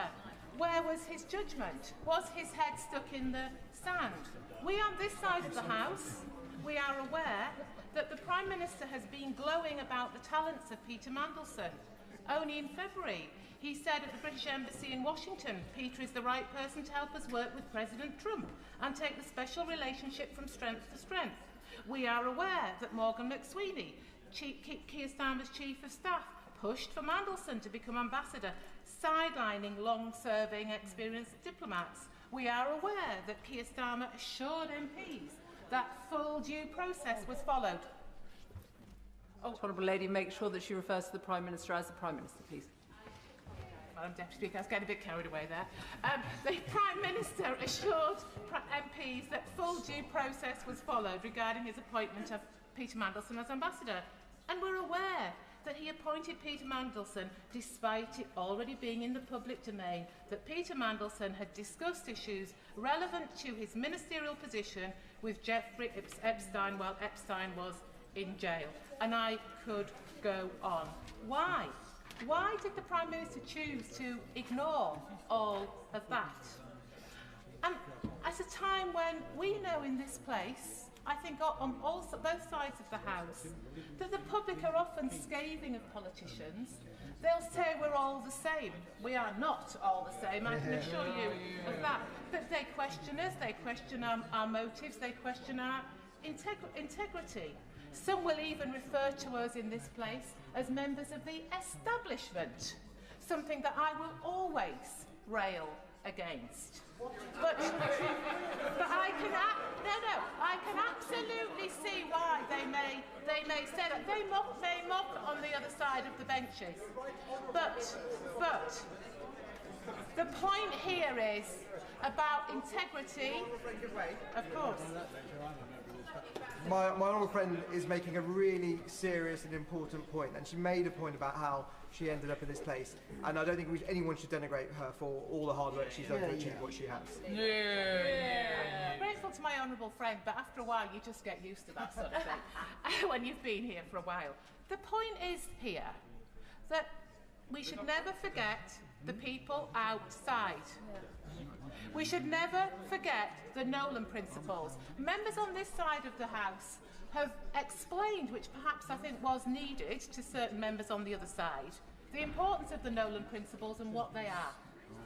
So I would urge the government to do the right thing. Honourable friend. Yes. I thank my right honourable friend for giving way, and she quite rightly talks about trust and trust in politics, trust in politicians. But the issue here is that the Prime Minister put blind trust in a proven liar. So much trust that he was willing to forego process, forego judgment to appoint him to one of the top diplomatic roles in the country.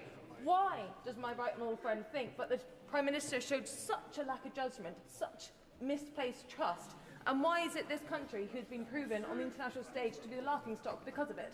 Well, that is exactly the point. I don't think it's for me to answer those questions. I think it's for the Prime Minister to answer those questions.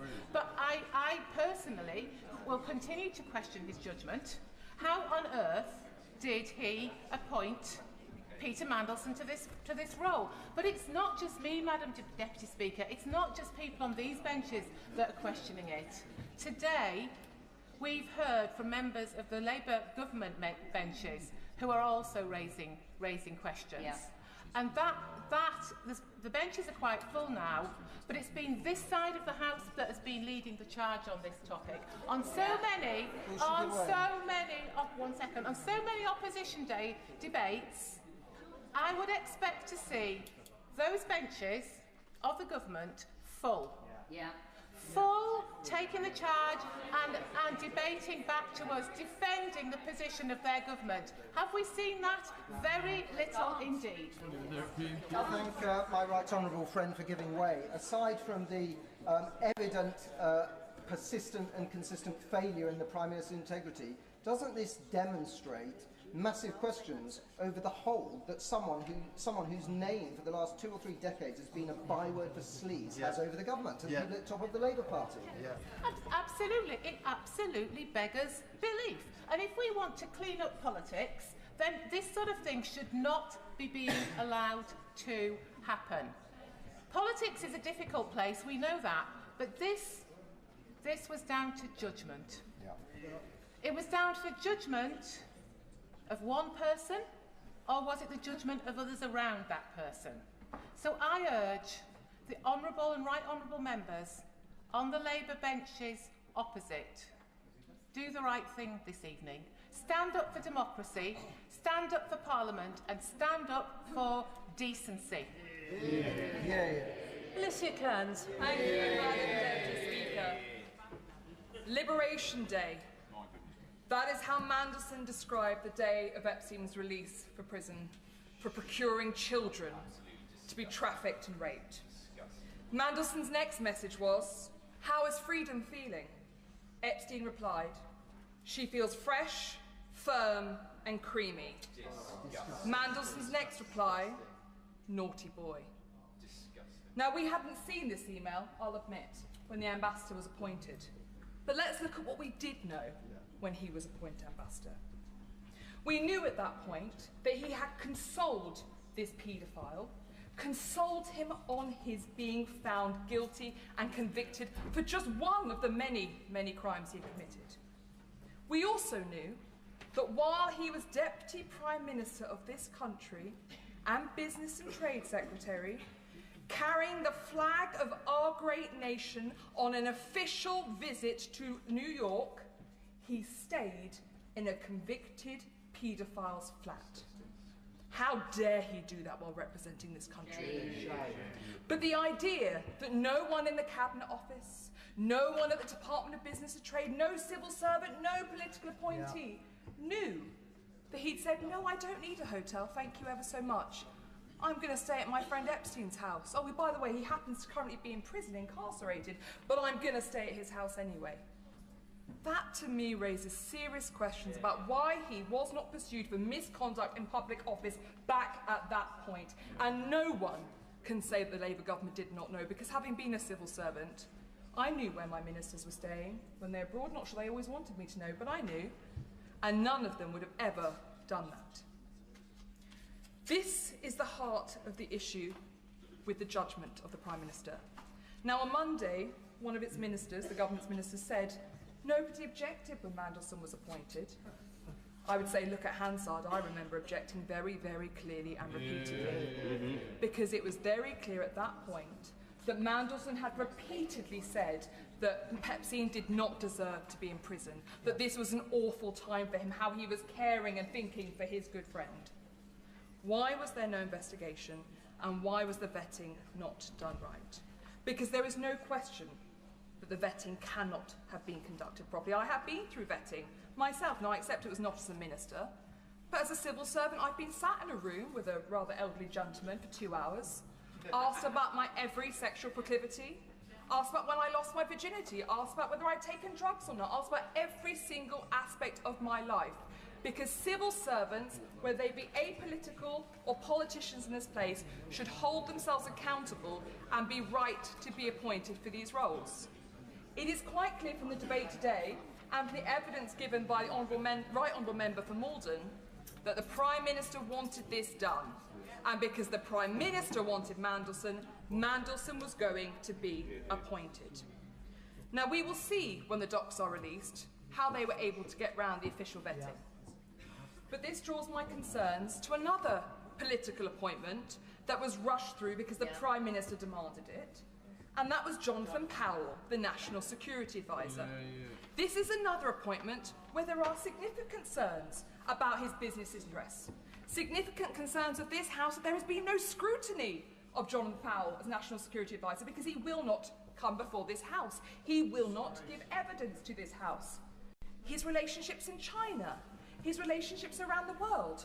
And yet Jonathan Powell is permitted, again flying the flag of this nation, conduct secret visits to China where he meets with Wang Yi and other senior representatives, where the British government refuses to put out any press notice explaining why the visit happened, or even the fact the visit happened at all. Will she give way on that? I will happily give way on that point. My honourable friend, she's, as usual, giving a very good speech. And, Madam Deputy Speaker, I was a former Special Advisor at the Cabinet Office, a great department with great civil servants. But my honourable friend has mentioned the case of Jonathan Powell and Lord Mandelson when he was Deputy Prime Minister.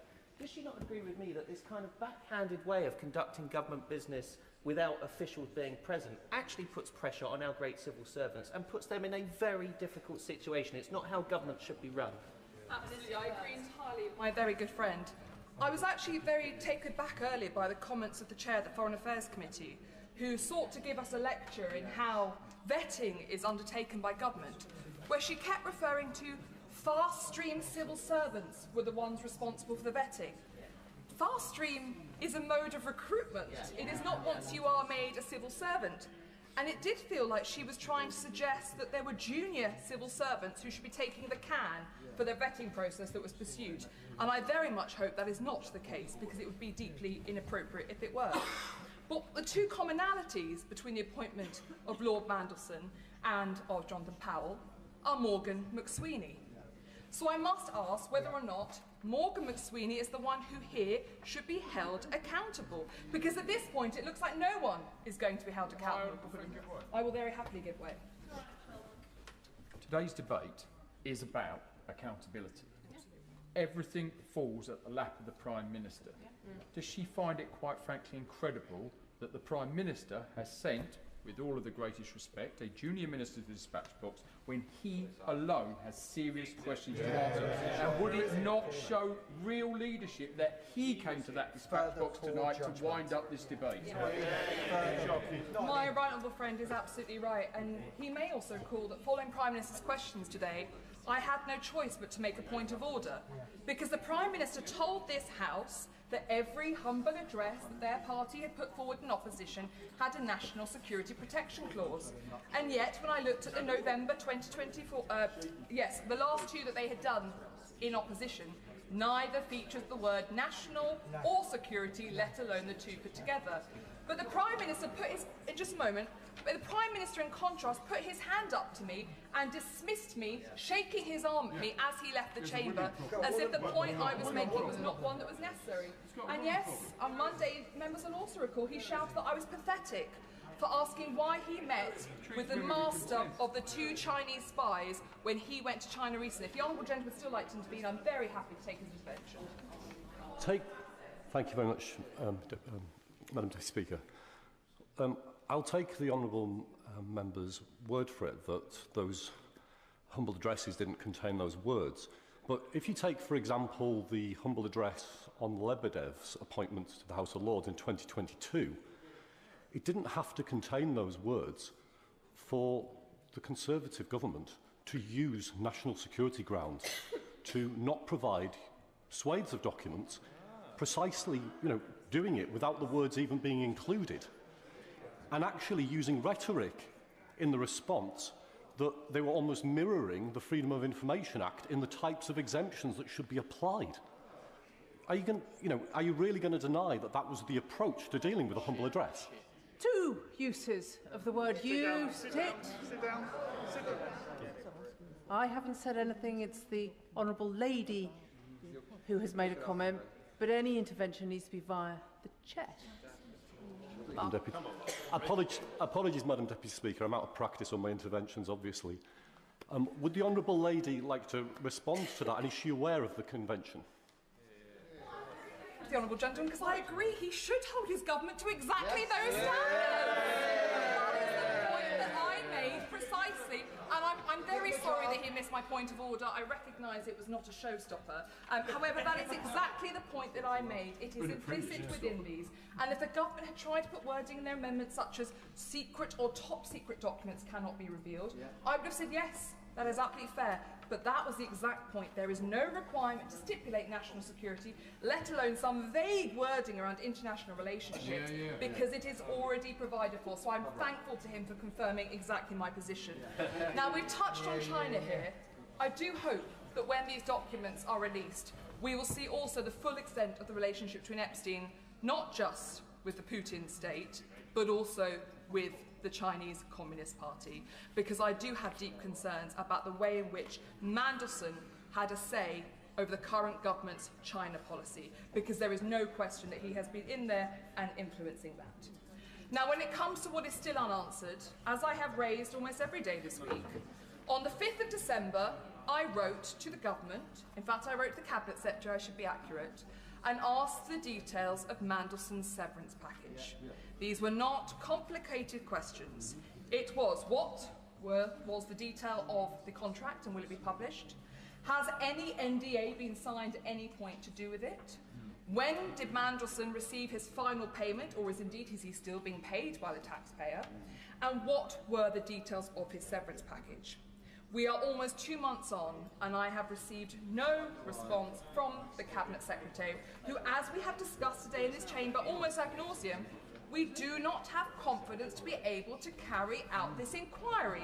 It is not a personal attack, it is recognition of the fact that he works for the Prime Minister. It is recognition of the fact that he does not reply to basic and straightforward questions from members of this House. I will happily give way to Honourable Lady. I thank my honourable friend for giving way. Would she agree with me that, given that those are very basic and very straightforward questions, if she struggled to now to get that answer, and if again she struggles today to get that answer, then we can draw our own conclusions as to what the answer is? Absolutely. I think, unfortunately, members will slowly learn this place that where there is a vacuum of silence, our constituents, the great people of this country, see conspiracy, and too often they are sadly right. So I know that the right honourable gentleman on the front bench has committed to get me answers on my letter. Although he's currently having a conversation with someone else, I would just gently encourage him that I would like to see the answer to those questions on the severance today at the dispatch box. Because I raised it on Monday and I have received no response, it is in the motion. Please can we have those answers? I want Madam Deputy Speaker also to briefly reflect on what's happened over the last week. On Sunday, the Labour Party informed the media that they could not strip Mandelson of his membership of the Labour Party. Perhaps the Honourable Member for Islington, I believe it's North, would like to intervene on me on this point, because I suspect he has something to say about the Labour Party stripping the membership from its members. Then we saw the government on Monday telling this House that they cannot legislate. It would not be appropriate or possible for them to be able to legislate on this. It was too difficult, despite the entire House offering to sit until 4 a.m. to do so. We then had silence from the government when members of this House asked them to refer the matter to the police. It was quite clear from early doors that this was going to end with the police and hopefully in our courts, as I've argued it should have done back in 2010. Absolutely. But actually she will recall that during various parliamentary occasions in this chamber on Peter Mandelson, at one stage, despite the Prime Minister knowing that he had a relationship, at one stage she and I asked the Minister a very simple question as to whether they would strip Lord Mandelson of the Labour whip. And that was refused to be answered, and they didn't. Doesn't this just show a constant lack of action from a Prime Minister that doesn't have a grip? I found the Honourable Gentleman, and look, the lesson of being in government, there are many, but one of the ones I'd hope that we have learned is the writing is normally on the wall. It was very clear from early days that this man was going to let down our country, but those of us who criticised him were told, but this is imaginative, this is inspired. They're putting in place a man who can shake things up and make friends with Donald Trump. Then throughout his persistent behaviour, as more and more became clear, the Prime Minister could have taken the decisive action. Because as I've said, it has been clear for a very long time that this was not just going to end up with him disgraced. It was not just going to end up with us rightly saying that he should be removed from the other place. It is going to end up with him facing court, I hope. And let me be very clear, malfeasance in public office is what he should be tried for, and that does carry a life sentence. That is how severe the crimes are that he's conducted. And I am ashamed that Gordon Brown raised the flag of warning and seems to have had nothing in response to his concerns. On that point, I'd be very happy to give way. my honourable friend is making a passionate speech, and at the moment, since today's debate has started, more information is coming out, and we might be on the actual tip, and there is so much to come out. And at the moment, the PM has made a significant error of judgment, and people and his backbenchers are still defending it.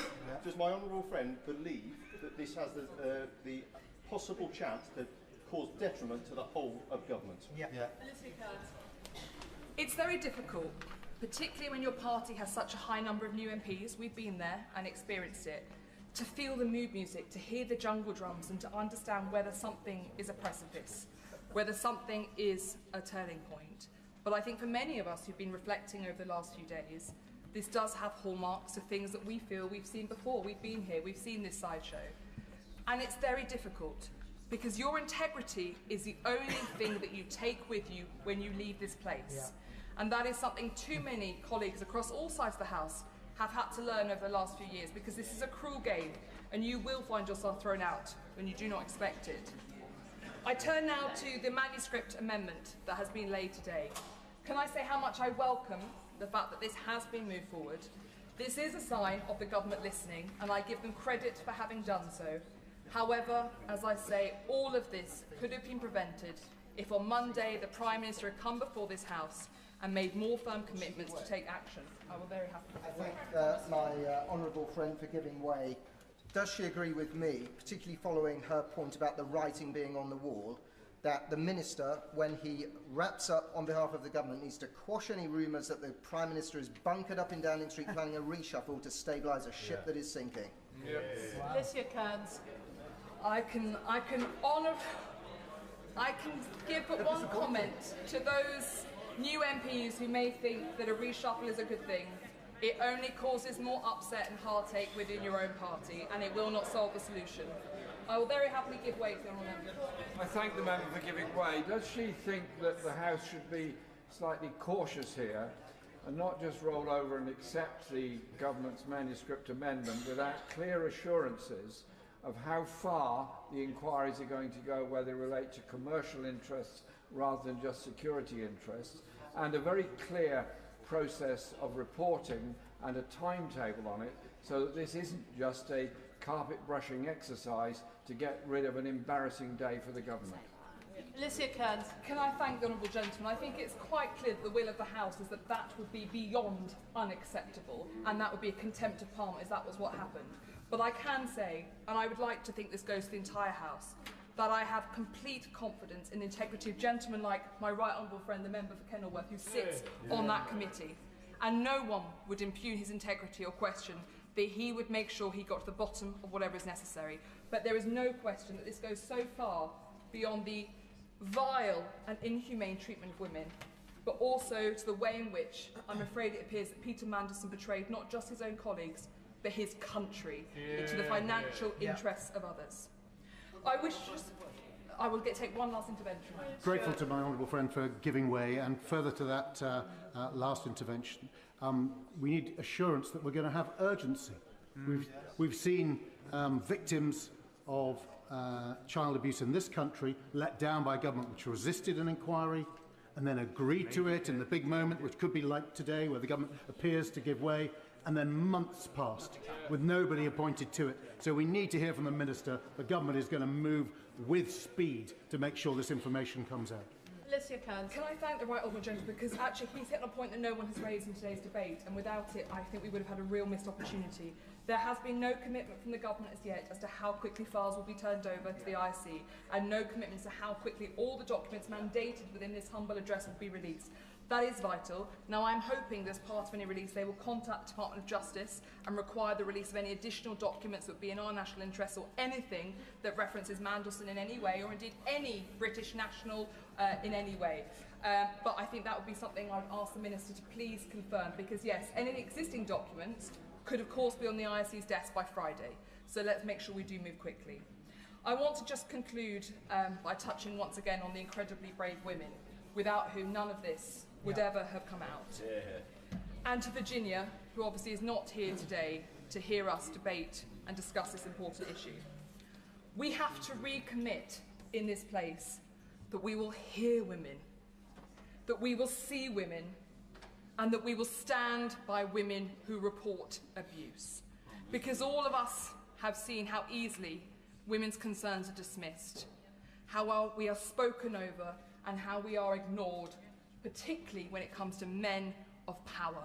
And we have touched on some of the men today who've been named in these documents who are commercially very powerful. There are concerns about who else may come out.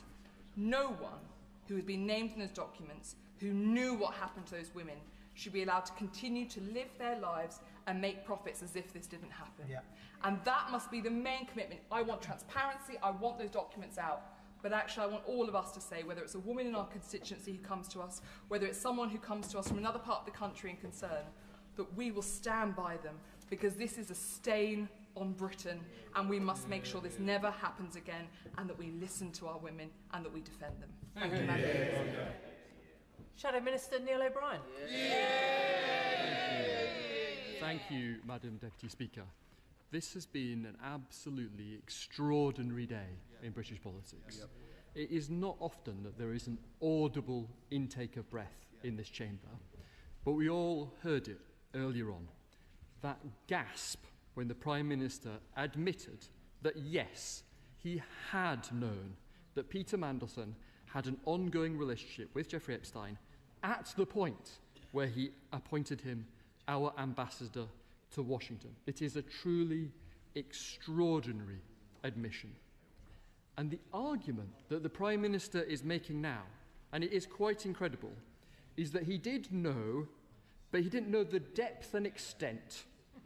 And this implies that there is some reasonable extent to which you can be in a long-term relationship with the world's most famous paedophile and still be appointed to our ambassador in Washington. That you can be, to a certain reasonable in depth, involved with the world's most corrupt man and still be appointed His Majesty's ambassador. And now the Prime Minister is asking to be taken on trust. Well, after this whole sordid affair, I'm afraid that's just not good enough anymore. The Prime Minister knew that Mandelson had stayed in Epstein's house while he was in jail for child prostitution. Did that not set some alarm bells ringing in the mind of the Prime Minister? Or is that not deep enough a relationship to have worried the Prime Minister? The member for Skipton earlier on told the House that the British government was warned by one of our closest international allies about their deep concerns before his appointment. Did that not set some alarm bells ringing in the mind of the Prime Minister? No, instead, he appointed a man who had twice had to resign over corruption, and now, unbelievably, his argument is, if only there had been some sign that Peter Mandelson was like this. Unbelievable, Madam Deputy Speaker. And this may just be the beginning. We really need to hear an answer now from the Minister on a specific point which ministers ducked and refused to address earlier on. The whole House will hear if he does not answer. Will the government agree to a full investigations into Mandelson's behaviour while he was our ambassador in Washington? Because on 27th of February last year, Mandelson arranged for the Prime Minister to meet Palantir, a client of Mandelson's company, Global Counsel. That meeting was not recorded in the PM's register of meeting. It only emerged later. Palantir were then awarded a £240 million contract by the government on a direct award rather than a competition. We need the Cabinet Secretary to examine the circumstances of that contract. Will a minister agree, yes or no? And I asked the minister, why wasn't that Prime Ministerial meeting recorded in the normal way? How many more such lobbyist meetings were there? What other inside information was shared with Mandelson's clients? And will he now agree to a full inquiry into Mandelson's time as our ambassador, yes or no? Can furthermore the Minister reassure the House that the proper process has been followed for all Number 10's other appointments recently? Can he say that very clearly to the House and give us that reassurance? Now, before I come to the manuscript amendment, Madam Deputy Speaker, let me say something positive about some of the contributions we've heard today from the Labour backbenchers. The member for the Forest of Dean gave a genuinely superb speech in which he said he would not be able to look victims in the eye if he voted for the government's amendment. He was alone. It was a brave speech. He was not completely alone, because we also heard sensible comments from the Labour backbenchers, including from Oldham West, Ashton-under-Lyme, Widnes, Middlesbrough and Thornaby, pointing out that the government's cover-up amendment was simply not going to fly. I think the member for Liverpool Wavertree actually said that she would be ashamed to vote for it, and she was totally right. All those Labour backbenchers have shown their character today. But what a contrast with the behaviour of the Prime Minister, who isn't here. He still hasn't apologised for appointing Mandelson. And a few hours ago, he was telling this House that these documents couldn't be published. He was saying at PMQs that the Leader of the Opposition was outrageous and silly for even asking. And here we are, just a few hours later, and the government has had a total U-turn because they know that they can't get their own people to vote for this shameful proposed cover-up. The Prime Minister has not been decisive. He only sacked Peter Mandelson because we forced him to do. He said again and again that he had full confidence in him. And I think many voters will be thinking, why on earth was the Prime Minister so deeply in hock to this man? The truth is, he was not out on a limb over in Washington. He was a deeply embedded part of the Prime Minister's operation. He was involved in the selection of some of the MPs here today. He was involved in the Prime Minister's reshuffle. He was part of the toxic culture that the Health Secretary, the Labour Health Secretary, has warned about in Number 10. And most shamefully of all, we had a former Labour Prime Minister, Gordon Brown, whatever you think of him. He tried to get documents about some of the things that Peter Mandelson had done. He was rebuffed. Funnily enough, the documents couldn't be found. Madam Deputy Speaker, whatever you think of Gordon Brown, when you choose Peter Mandelson over Gordon Brown, you are making the wrong decision. So I now come to the manuscript amendment which has hastily been produced by the government. This is, for the people watching at home, this is an amendment to an amendment. It's a U-turn on top of a U-turn. So we now need, given the chaos from this government, 3 clear assurances, and we'll all be listening from the Minister at the dispatch box. First, that everything that people in Number 10 do not want to publish will be sent to the ISC in unredacted form. Second, that it will be the ISC, not Number 10, which determines their handling. And this comes to the question, a very good question put by the member for Hayes and Harlington, that if the ISC says that documents deemed sensitive by Number 10 can be released, that the ISC will be able to release them without any veto from Number 10. And finally, we need... I'm happy to give way to more of a friend. It's really important we hear from the government on clarity on this, because there could be individual documents versus a report. Now, the independent committee can produce a report, but we need to know those individual documents that could be challenged could be put out if the committee feel it's correct. Does he agree? Neil O'Brien. I absolutely agree with my honourable friend, and I want to hear from the Minister. Will he agree that the IC should be able to give the gist of documents, even if they are not fully released? But third, can we have a reassurance on this hastily proposed manuscript amendment that we will not be waiting for months, that this will not turn out like the grooming gangs where nothing happens in the end, that we will not be waiting for ages, and there will be a clear and short time frame on getting these documents published and to the ISC? Happy to give way. Chancellor Hurst. I'm very grateful, Mr. Speaker, for the honourable gentleman giving way. There's a fourth point, which is that there's going to be likely to be a sizable volume of documents for the IC to review. Will the Minister reassure this House that the IC will be given the resources in order to do their job? It's an excellent and good learned point from my right honourable friend. He's completely correct.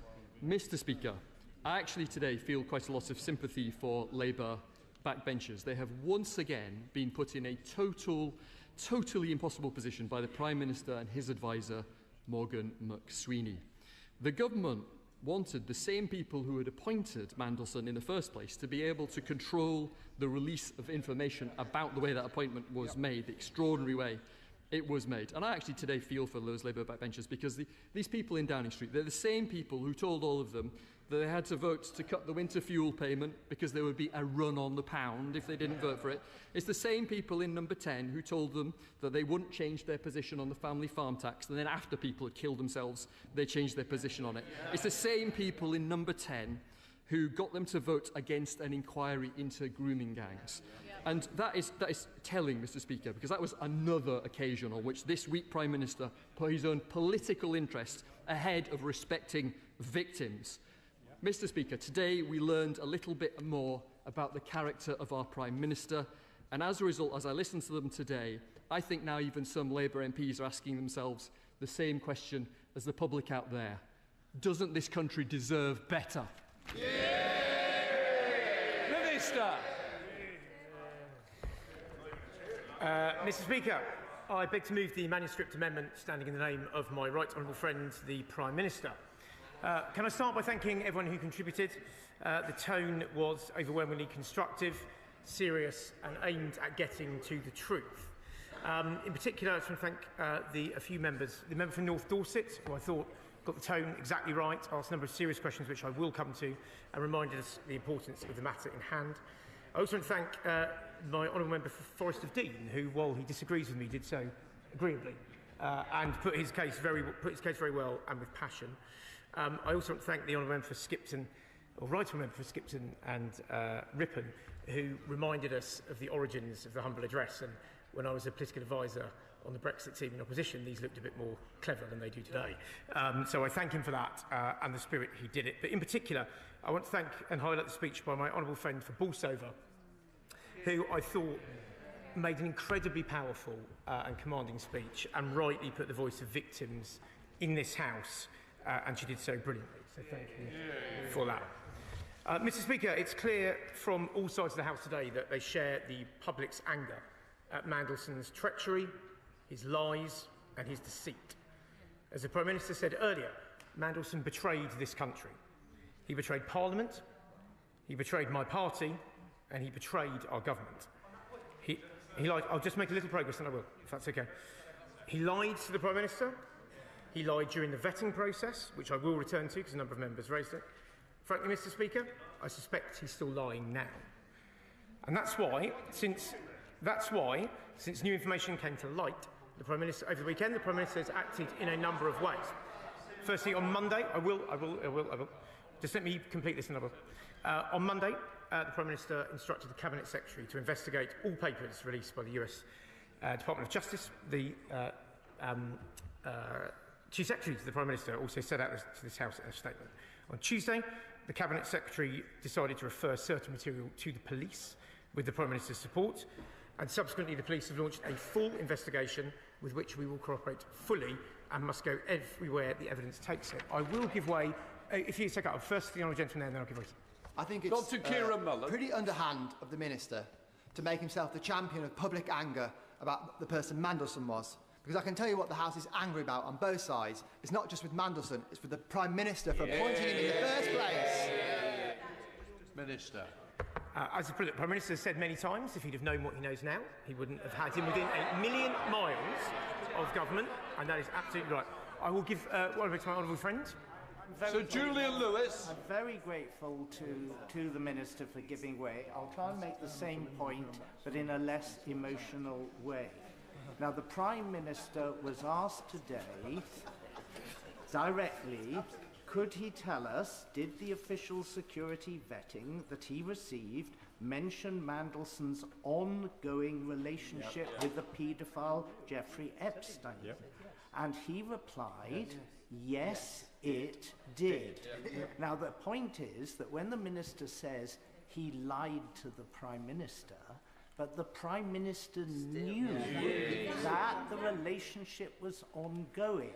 So even if he lied about some other aspects of the relationship, cannot the Minister see that the fact there was any ongoing relationship at all with a man who'd been imprisoned for paedophilia and prostitution, can he not see that that was an impossible position to defend, and no subsequent lies or revelations alter the fact that the Prime Minister appointed him when he knew that he was in that ongoing relationship? Can I thank him for that? As the Prime Minister said, he was lied to repeatedly by Mandelson. And the scope of the due diligence, which I will come to the vetting process in a minute, but the scope of the due diligence is within the scope of this humble address. It will be released. The House will be able to see for itself this process. I'll just make a little progress if that's okay, and then I will come back to it. Alongside further steps the Prime Minister's made in the last week, he has recommended to the King that Mandelson be removed from the Privy Council. He has instructed legislation, this is the point the Honourable Member for North Dorset raised, legislation to be drawn up to strip him of his title, and for wider reform of the House of Lords process. In answer to the question raised earlier, that legislation is imminent, it will be in government time, and it will be brought to this House as soon as possible. Frankly, I wish it was already here now, but it will come very, very soon, and it will be in government time. I will give way to the honourable gentleman, and then there. That's okay. Grateful to the Minister for giving way. But of course, before the appointment of Peter Mandelson as our ambassador, he was appointed as strategic advisor, consultant, advocate, and planner for the 2024 Labour Party general election campaign. And could I suggest that he was appointed, and members opposite know this to be true, because he was treacherous, because he was deceitful, and because he was a liar, a master manipulator in political dark arts. That's why the Prime Minister appointed him. And there's no defence, is there? Minister. Just to be clear, he was not appointed to any role in the 2024 campaign. I remember that campaign very, very well. And honourable members, to clear up two other points that were raised in this debate. As honourable members made very, very clear earlier, he had no role in candidate selection at all. That is done by the NEC and through the rule book. He had absolutely no role in it. He had absolutely, if I just finished, he had absolutely no role or say in any reshuffle either. And for honourable members just to keep repeating it, it is absolutely, fundamentally untrue. Who are you giving way to? I've got Forster. Which one? There's a few. There we are. Come on, hurry across. Thank the Minister for giving way. Just say the Minister was appointing his own new member of staff, and he knew that member of staff had twice lost a job in the past because of misdemeanours. If he then also knew that member of staff had relationships continuing with a convicted paedophile, would the Minister give him a job? Yes or no? Minister. She tempts me into hypotheticals I'm not going to get to, if that's all right. But let me answer some other. I'm going to make some progress, if that's all right, because there are a number of questions raised, and I want to make some progress, please, because a number of people raised the question of vetting, which I want to come to, and the chair of the Foreign Affairs Committee outlined this process a little earlier, and I just want to clarify that. But she was absolutely right in what she said. Before Mandelson's appointment, there were two distinct and separate processes. Firstly, within the Cabinet Office, where due diligence was followed in exactly the usual fashion for this type of appointment, and a second process, which is national security vetting, undertaken by UKSV the UK security. I'll just complete this point by UK security vetting. I want to be very clear with the House. None of that was skipped. Nothing was removed from the usual process. And we have, as the Paymaster General set out earlier, strengthened the vetting process further. I will give way to the Honourable Lady, and then I will give way to the Honourable Gentleman behind.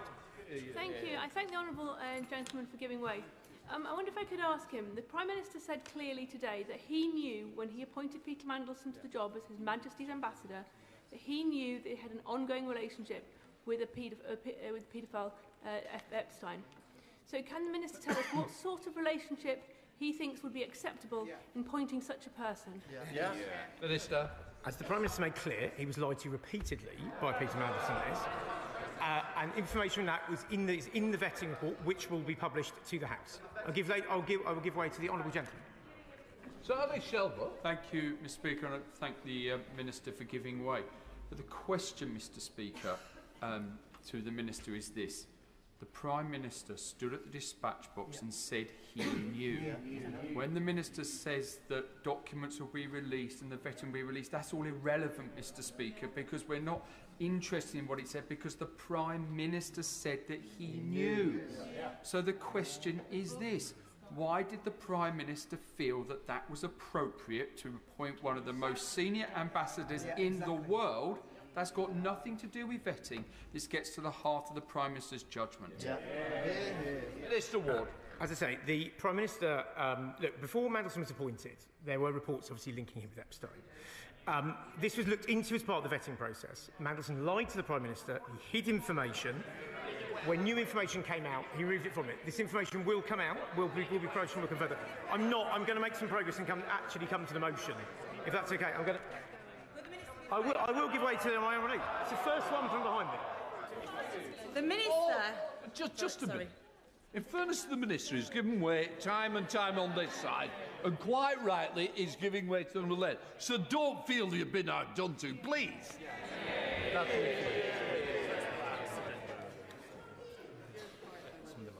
Thank you, Mr. Speaker.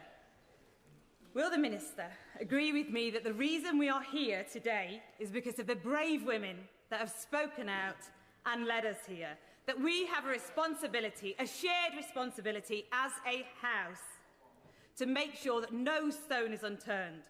And as a government, we will absolutely make sure that the victims at the heart of the paedophile Epstein's crimes get the justice they deserve. We carry on calling out this behaviour wherever we see it, and we make sure that now we are in government, we will do everything we can to halve violence against women and girls. It comes too little too late, but is needed now more than ever. I absolutely agree. I couldn't have put it, well, I couldn't have come anywhere near as well as that. And the Honourable Lady made, as I say, an incredibly powerful speech earlier. She quoted Virginia Giuffre in her speech at length. I thought that was an extraordinarily powerful way to make the point, and she made it better than anyone, because it's the victims we should have in mind. I will give way. I will give way one more time, and then I will come to the motion, if that's all right. I appreciate the Minister for giving way. One of my concerns has been that when Mandelson was our ambassador in DC, he was responsible for a very large embassy. Now, there may have been members of the Foreign Office staff there who have survived rape or sexual assault, or they may well have been sexual assaults during his tenure of ambassador. Can I confirm that Foreign Office ministers have reviewed all HR decisions he made while he was there as ambassador to make sure that any women who had any concerns about treatment or they were spoken to or things they reported received the support that they deserved? Can I thank her for that point? Look, anyone who obviously make any allegation or any report of that would obviously be treated seriously. I will take it up with Foreign Office ministers, if that's okay, and come back to her, because she does raise an incredibly serious point. I will give way one more time to the former Attorney General, if that's okay, and then I will... I'm extremely grateful to the Minister for giving way, and I know he wants to move on to the motion, but just before he does, the point was raised by my honourable friend with the Shadow Minister, but I'd be grateful for some reassurance from him. He's moved the manuscript amendment. If the House today passes this motion with the manuscript amendment attached, then a volume of material will reach the Intelligence and Security Committee. He knows that our administrative resources are limited, and we do not know what volume of material may be coming our way. The House will expect us to do a thorough job. We will seek to do one. But can I ask him to reassure me and the House that the committee will have the additional administrative resources it needs, if it needs them, in order to consider that material properly. Minister. Can I thank him for that and for the speech he made earlier and the point he's making this? Absolutely yes. I completely recognise the point he's making.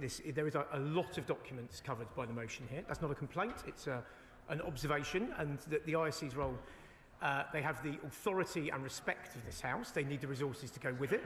We will ensure that that happens in the usual way. I'm going to go to the motion, if that's okay.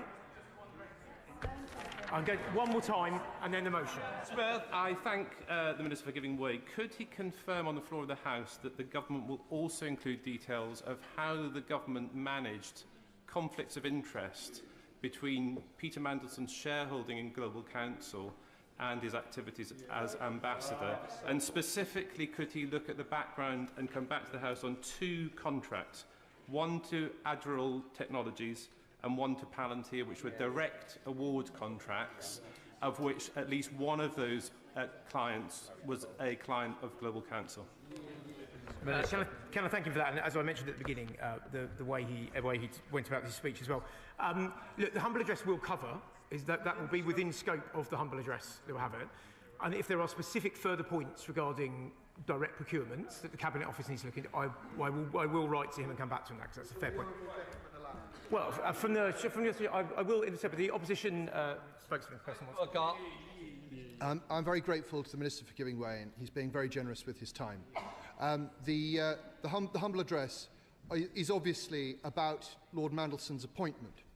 However, the point raised by my right honourable friend was about 2 contracts, at least one of which went to, by direct award, a business that was a client of Global Council. The Prime Minister met that company whilst in Washington. It did not appear on his register of interest. Will the Minister assure the House that the Cabinet Secretary will look into the process that led up to that direct award? Minister. As I said, we will deal with what's in the first. Everything in the humble address we'll deal with. On that point, I will ask the Cabinet. I will write back to him. I will write back to the honourable gentleman as well, and I will follow up with the Cabinet Secretary on that point, if that's okay. I'm going to get to the motion, then I promise I will give way, because you have been trying. I'm going to get to the motion. I'm going to get to the motion. Now, as I said, the government expects the spirit, purpose, and intent of the opposition motion, and we want to provide transparency and drain the swamp of Mandelson's lies. The amendment we have, the manuscript amendment we've put forward, has two important points in it. One on national security and one on foreign relations. I want to cover those quickly, and then I will take interventions. On national security, as the Prime Minister has said from this dispatch box, and has said more times to me over the years I've known him than I can remember, is his #1 priority, and he will never compromise on that.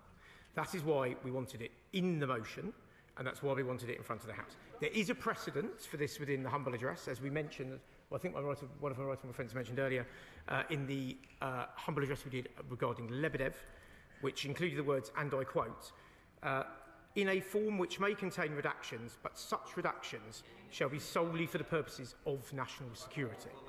So the intention is to abide with that spirit, and the intention is to make a very clear point on national security. But I will come to how this is going to be done by the ISC and the Cabinet Secretary in a second.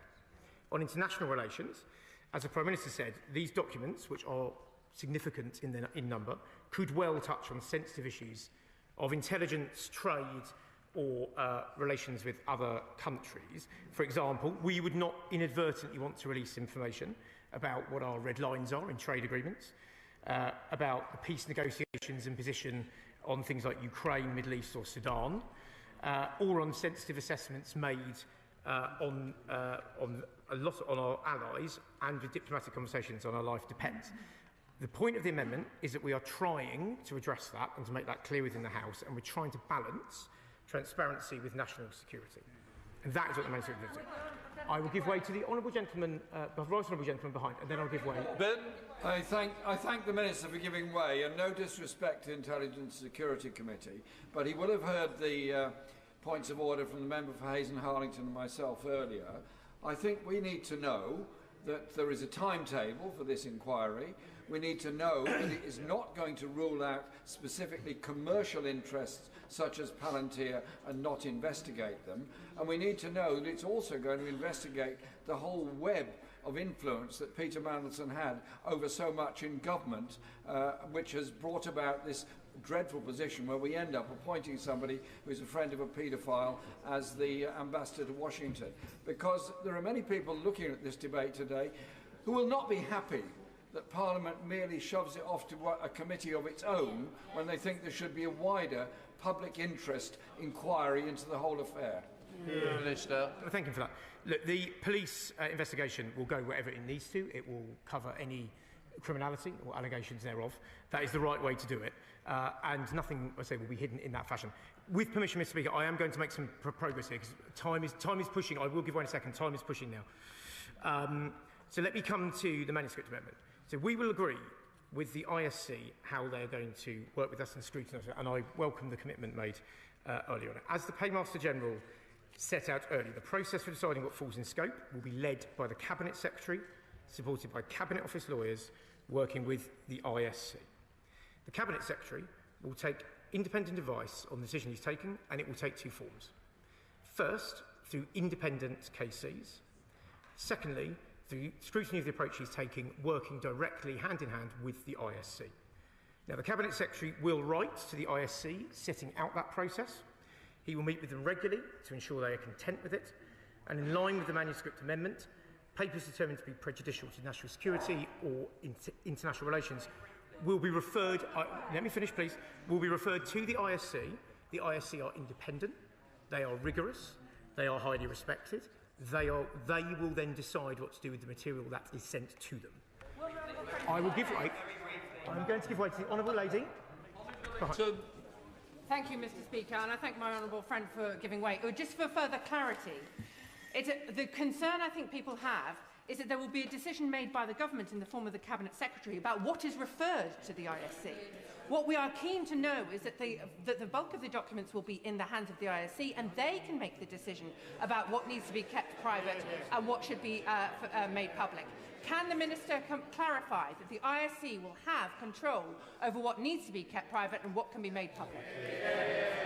So the release of information will be done in the way I just set out, either through the Cabinet Secretary working with independent lawyers about what work, or if material is deemed to be potentially conflicted with national security or foreign relations, it will be handed to the ISC, who are independent and can make decisions. And to the point the honourable member made earlier, this is the really crucial point I want to make. There will not be political involvement from ministers. There will not be political involvement from number 10 in this process. This is the Cabinet Secretary and the ISC working with lawyers on it. I will give way one more time, and then I'll sit the gentleman behind. I thank the Minister for giving way, but I really must push him because he is giving conflicting messages here. At one stage, he said that the direct contract award would be in scope of the committee. He has now said, without committing any timescales, he has now said that the scope of of the releasing of documents is now a matter for the Cabinet Secretary with no political involvement. He has stood at this dispatch box as the political minister to say that that direct contract award would be in scope. Will it be or not? Any correspondence involving Peter Mandelson in this is within scope. That will be looked at, as I say, by the Cabinet Secretary, who will make decisions based on with independent lawyers and working with the ISC on it. I'm going to give way one more time to the honourable gentleman. Yeah, can I thank the honourable gentleman, my honourable friend. Can I give assurance that we're very confident in the ISC that we can do an effective job on this?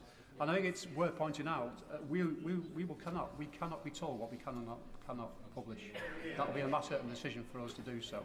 But can I also ask for an assurance following on what he's just said, is that there will be no block whatsoever on documents that the ISC should be getting? Yes, I can confirm that, and can I thank him for he has huge expertise in this, and I can confirm that, and we will work with the ISC on this. I'm not going to give away any more. There are 4 or 5 minutes to go. I will make some progress if that's okay. Mr. Speaker, as the Prime Minister also mentioned today, there will also have to be discussions with the Metropolitan Police over material. The Metropolitan Police have issued a statement today around material that will be released, so I just want to confirm to the House the material will not be released today, because of the conversation with the Metropolitan Police over that, but it will be released as quickly as possible in line with the process set out before the House. I will give way, because I said I would earlier, to her. I thank the Minister. He has set out the difference between national security matters and issues which may be embarrassing to the government, because let's face it, practically anything could damage international relations with Donald Trump. Who knows what he's going to take offence at. But the process he has just outlined implies that the Cabinet Secretary has to scrutinise every bit of information before deciding whether it gets released or whether it gets to the ISC. How long is that going to take? Will he give us assurance of the volume of material he anticipates sending to the ISC and the timetable? What will be the deadline for releasing that material, either into the public domain or to the ISC? As I say, the timeline will be as soon as possible. We want to get on with this. There is a lot of material here to go through. We will get through this as quickly as possible. Other humble addresses have taken a number of weeks or months. We will want to be as quick as possible, and we will work with the ISC as soon as we can on this to get it progressing. And I hope she welcomes the spirit we take on. I just want to deal with two more points. As I said, no more, I'm afraid. I'm so sorry. I need to see two more points on a public inquiry, which a number of members mentioned. As I say, there is an ongoing police inquiry that has the freedom to go where it wants, and the cooperation of everyone in government. We believe that, along with the process we have set out, is the right way to, because I will not give way anymore. I will not give way anymore. Actually, I'll give way once. Go on. Annalise Midgley. Thank you, Mr. Speaker. Can the Minister just clarify clearly that the documentation will go to the ISC and they will be the decision makers in terms of what is a risk to national security and international relations and should be in the public domain, and not the Cabinet Secretary? Let me try one more time.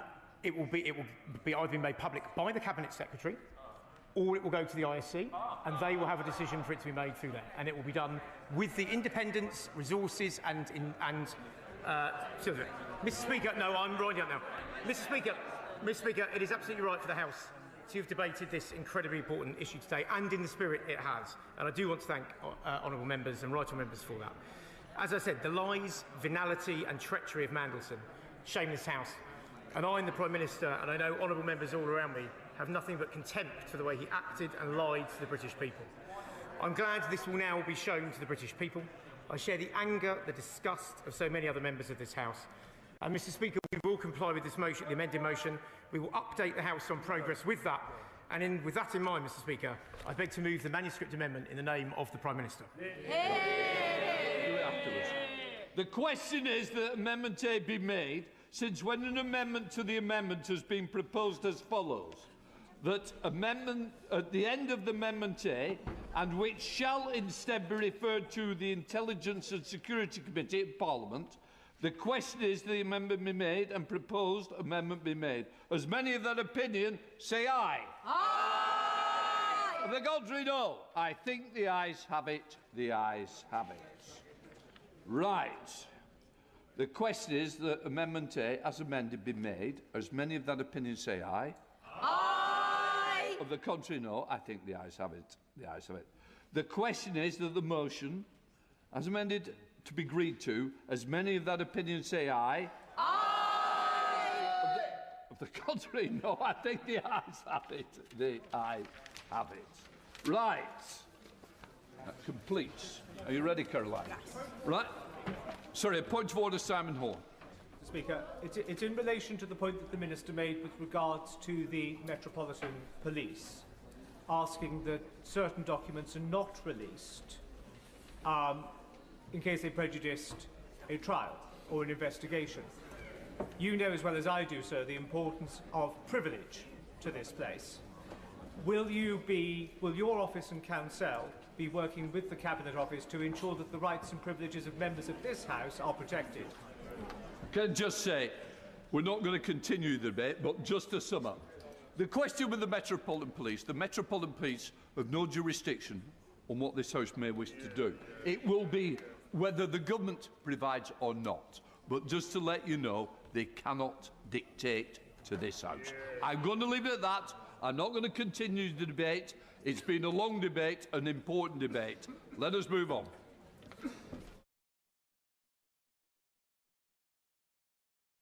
Order, order. I will now announce the result of today's deferred division. Draft Greenhouse Gas Emissions Trading Scheme Amendment Order 2026. The ayes were 392, the noes were 116, so the ayes have it. The ayes have it. Motion number 3 on climate change.